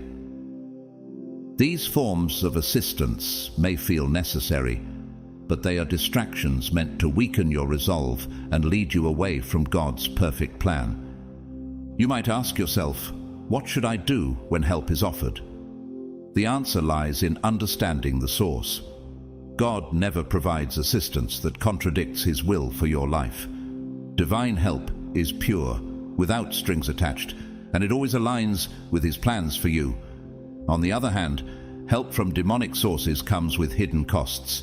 It could start with a small favor, an offer you feel you can't refuse, but each favor accepted brings you closer to a place where your will is no longer your own. Are you willing to accept help that could ultimately change the course of your destiny? In times of hardship, it can feel overwhelming, but remember that God's guidance is always clearer and more trustworthy than any shortcut offered by the enemy. In Proverbs 3:5-6, we are told to trust in the Lord with all your heart and lean not on your own understanding. In all your ways submit to him, and he will make your paths straight. The path of divine help is the one that leads to peace, righteousness, and fulfillment. Demonic assistance, however, is a detour that promises ease but ultimately brings you farther from your true purpose. The challenge for you as God's chosen is to maintain the strength to reject offers that come from the wrong place. It's not always easy to resist, especially when the need is so urgent. But remember, what appears to be an open door may actually be a trap in disguise. Trust in the purity of God's help, and when faced with the temptation of shortcuts, remember his promise that he will never leave you or forsake you. In every moment of need, his divine provision will always lead you back to the path of righteousness. As God's chosen ones, you are called to a higher level of discernment and wisdom, a wisdom that comes directly from your connection with the divine. This connection allows you to hear a whisper deep within, a voice that warns you when something is not right, when the world around you presents something that, on the surface, might seem good but hides a dangerous truth. Have you ever felt that subtle stirring inside you, telling you to be cautious, to stop and think before accepting an offer or making a decision? This inner voice, this instinct, is not just a feeling. It is the Holy Spirit guiding you, alerting you to the traps that the enemy might be laying before you. In 1 Kings 3:9, Solomon, the wisest king to ever live, prayed, "Give your servant therefore an understanding mind to govern your people, that I may discern between good and evil." The wisdom that Solomon sought is the same wisdom you, as God's chosen, must seek. You have been granted the ability to discern, to see beyond the surface of situations, and to recognize when something is being presented as a blessing, but is in reality a snare. Demons may offer help, perhaps in the form of friendships, financial aid, or opportunities, but this help is never without strings attached. It is poison disguised as a remedy, a tool designed to draw you away from your true purpose, your divine mission. This is where faith and trust in God become essential. When you stand firm in your belief that God will provide for you in every situation, you can better resist the allure of seemingly innocent offers. In Matthew 7:7, Jesus assures us, saying, "Ask, and it will be given to you. Seek, and you will find. Knock, and it will be opened to you." When you seek divine guidance, you will never be led astray. God's provisions are always pure, always aligning with his will for your life. The trick is learning to pause and analyze before making decisions, especially when help seems to appear out of nowhere. So, when you face a decision, especially in times of need, ask yourself, does this offer bring me closer to my purpose as God's chosen one? Or is it a detour that could lead to my destruction? The answer is already within you, waiting to be heard. Your spiritual discernment, your connection to God, will provide the clarity you need. Have you ever paused and listened to your intuition in such moments? That is the Holy Spirit whispering to you, revealing the truth of the situation. When you follow this divine guidance, you begin to see that there is something deeper at play, a spiritual battle that is invisible to the naked eye, but palpable in your spirit. Ephesians 6:12 reminds us, "For we do not wrestle against flesh and blood, but against the rulers, against the authorities, against the cosmic powers over this present darkness, against the spiritual forces of evil in the heavenly places." The enemy is not always as obvious as it seems. Sometimes it takes the form of opportunities, relationships, or help that feels right, but is actually aimed at steering you off course. The challenge is to be aware of these invisible battles, to recognize the manipulation behind the scenes, and to stand firm in your faith, knowing that God is in control. What else might these demons be trying to manipulate in your life? Perhaps they are trying to distort your thoughts, distract you from your purpose, or weaken your faith in God's promises. Every small compromise, every offer accepted without discernment brings you closer to their grasp. However, when you stay true to your divine mission and trust in God's timing, you will be able to navigate these spiritual traps with wisdom, never allowing the enemy to divert you from the path of righteousness. God has equipped you with everything you need to succeed, and His guidance will always lead you away from the snares set by the enemy. When you listen to the voice of discernment, you will not be fooled. You will recognize the truth, and you will remain on the path that leads to your divine purpose. You, as a chosen one, have protection that few fully understand. It is a kind of invisible shield, an aura of light that surrounds your being and repels evil. This is one of the greatest gifts granted to the chosen: immunity to evil. This doesn't mean you won't face challenges or that evil won't try to get closer. On the contrary, dark forces are always trying to find a way to penetrate this protection. However, they always fail, for the light you carry is too powerful to be overcome. The chosen's immunity to evil is a constant reminder that you are not alone on this journey. God is with you, protecting and guiding every step you take. This spiritual shield is what keeps you safe in the midst of spiritual storms. It is what ensures that even when evil tries to attack, it can never actually touch you. Think of it as an insurmountable barrier that constantly thwarts the plans of darkness. It is this protection that makes you a target for the forces of evil, but it is also what ensures that you will always emerge victorious. In times of danger, when you feel the presence of something negative trying to approach you, remember your divine immunity.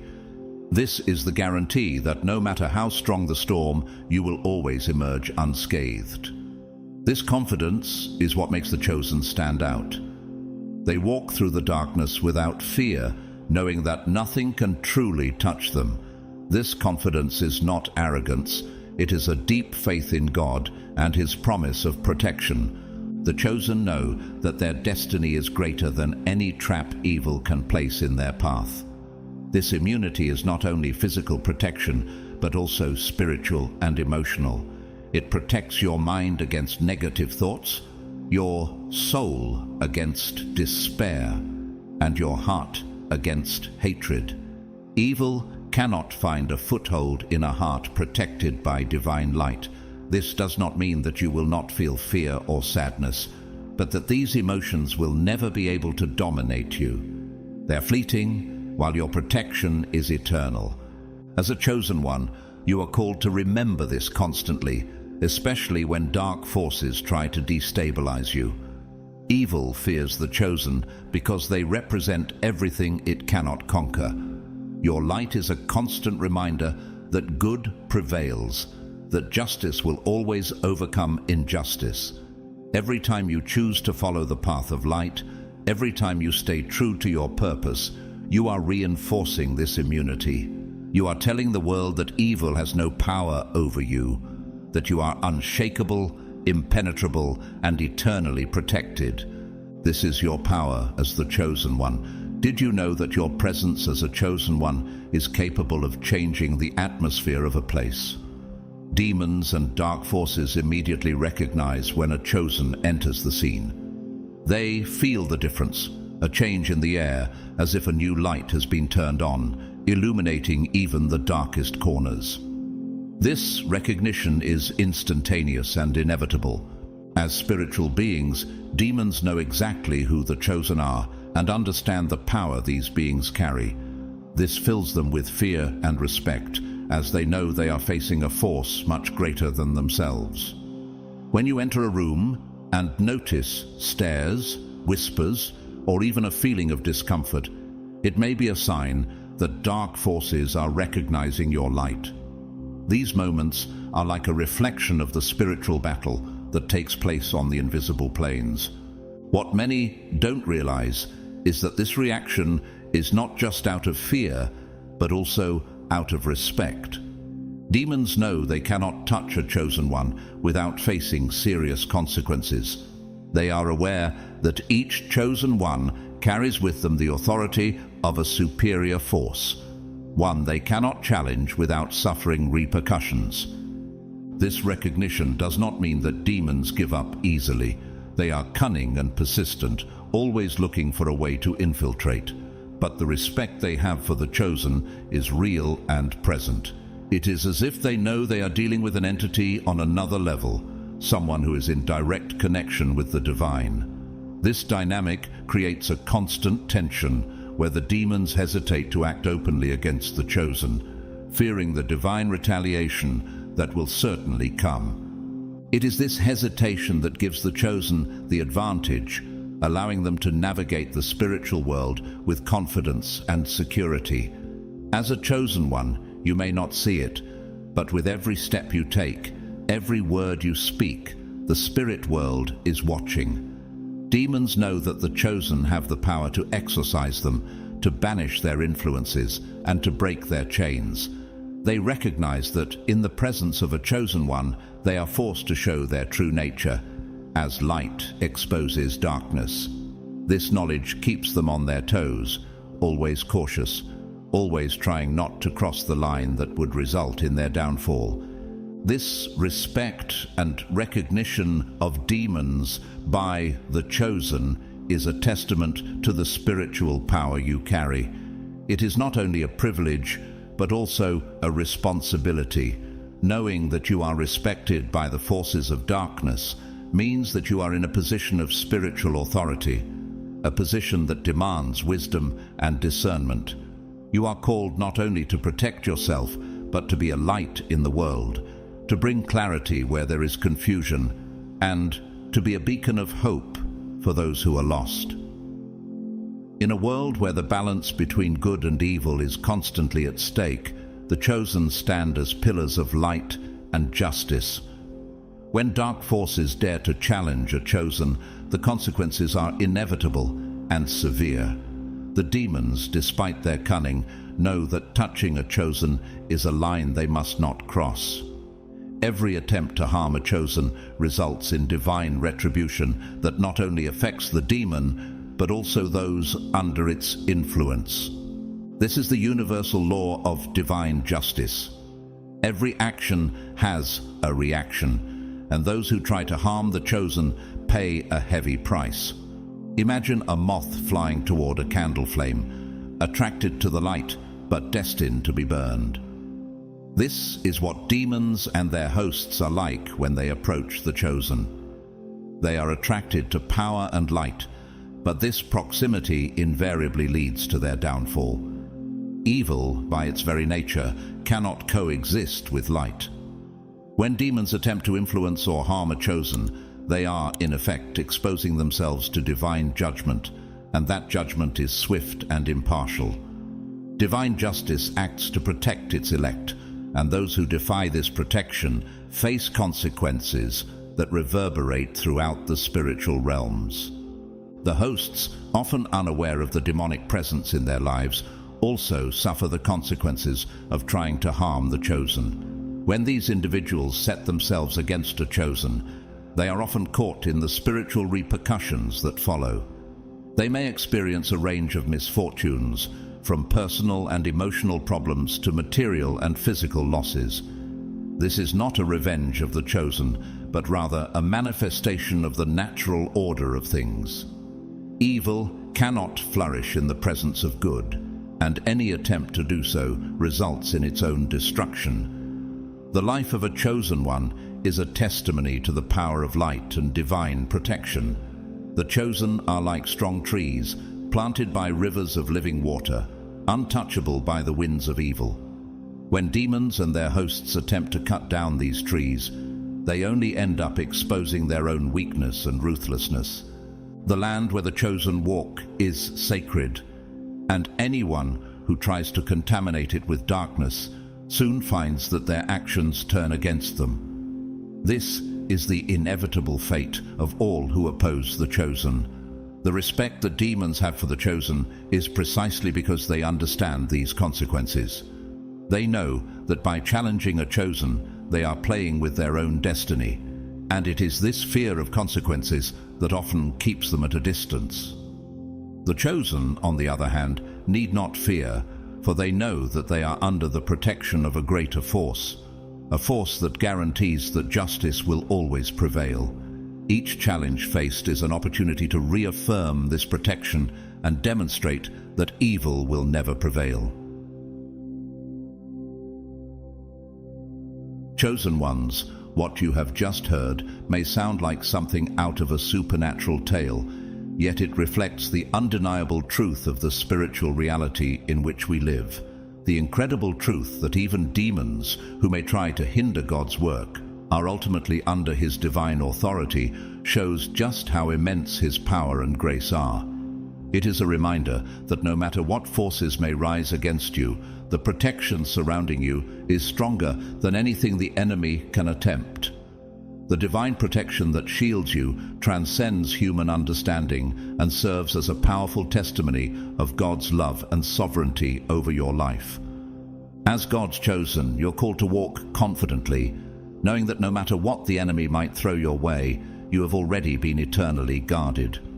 Remember, evil may try, but it can never triumph over those who are truly chosen by God. Your light is too powerful to be extinguished, and your destiny is assured. So, walk in faith, wisdom, and confidence, always knowing that you are under the protection of the Almighty, and no force in this world or the next can separate you from His divine will. If this message has spoken to you and you feel moved to support this ministry, I invite you to donate through Super Thanks. Your generosity enables us to continue sharing these messages of hope and faith with others. Whether you're able to donate or not, I want to sincerely thank each and every one of you for being a part of this incredible community. Your presence is a blessing.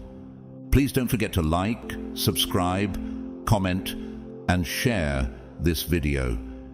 Your engagement helps spread this powerful message far and wide, impacting more lives. I pray God's blessings and favor over each of you, and I pray that you feel His presence guiding you every step of the way. You are truly chosen, and your breakthrough is on the horizon. God bless you all.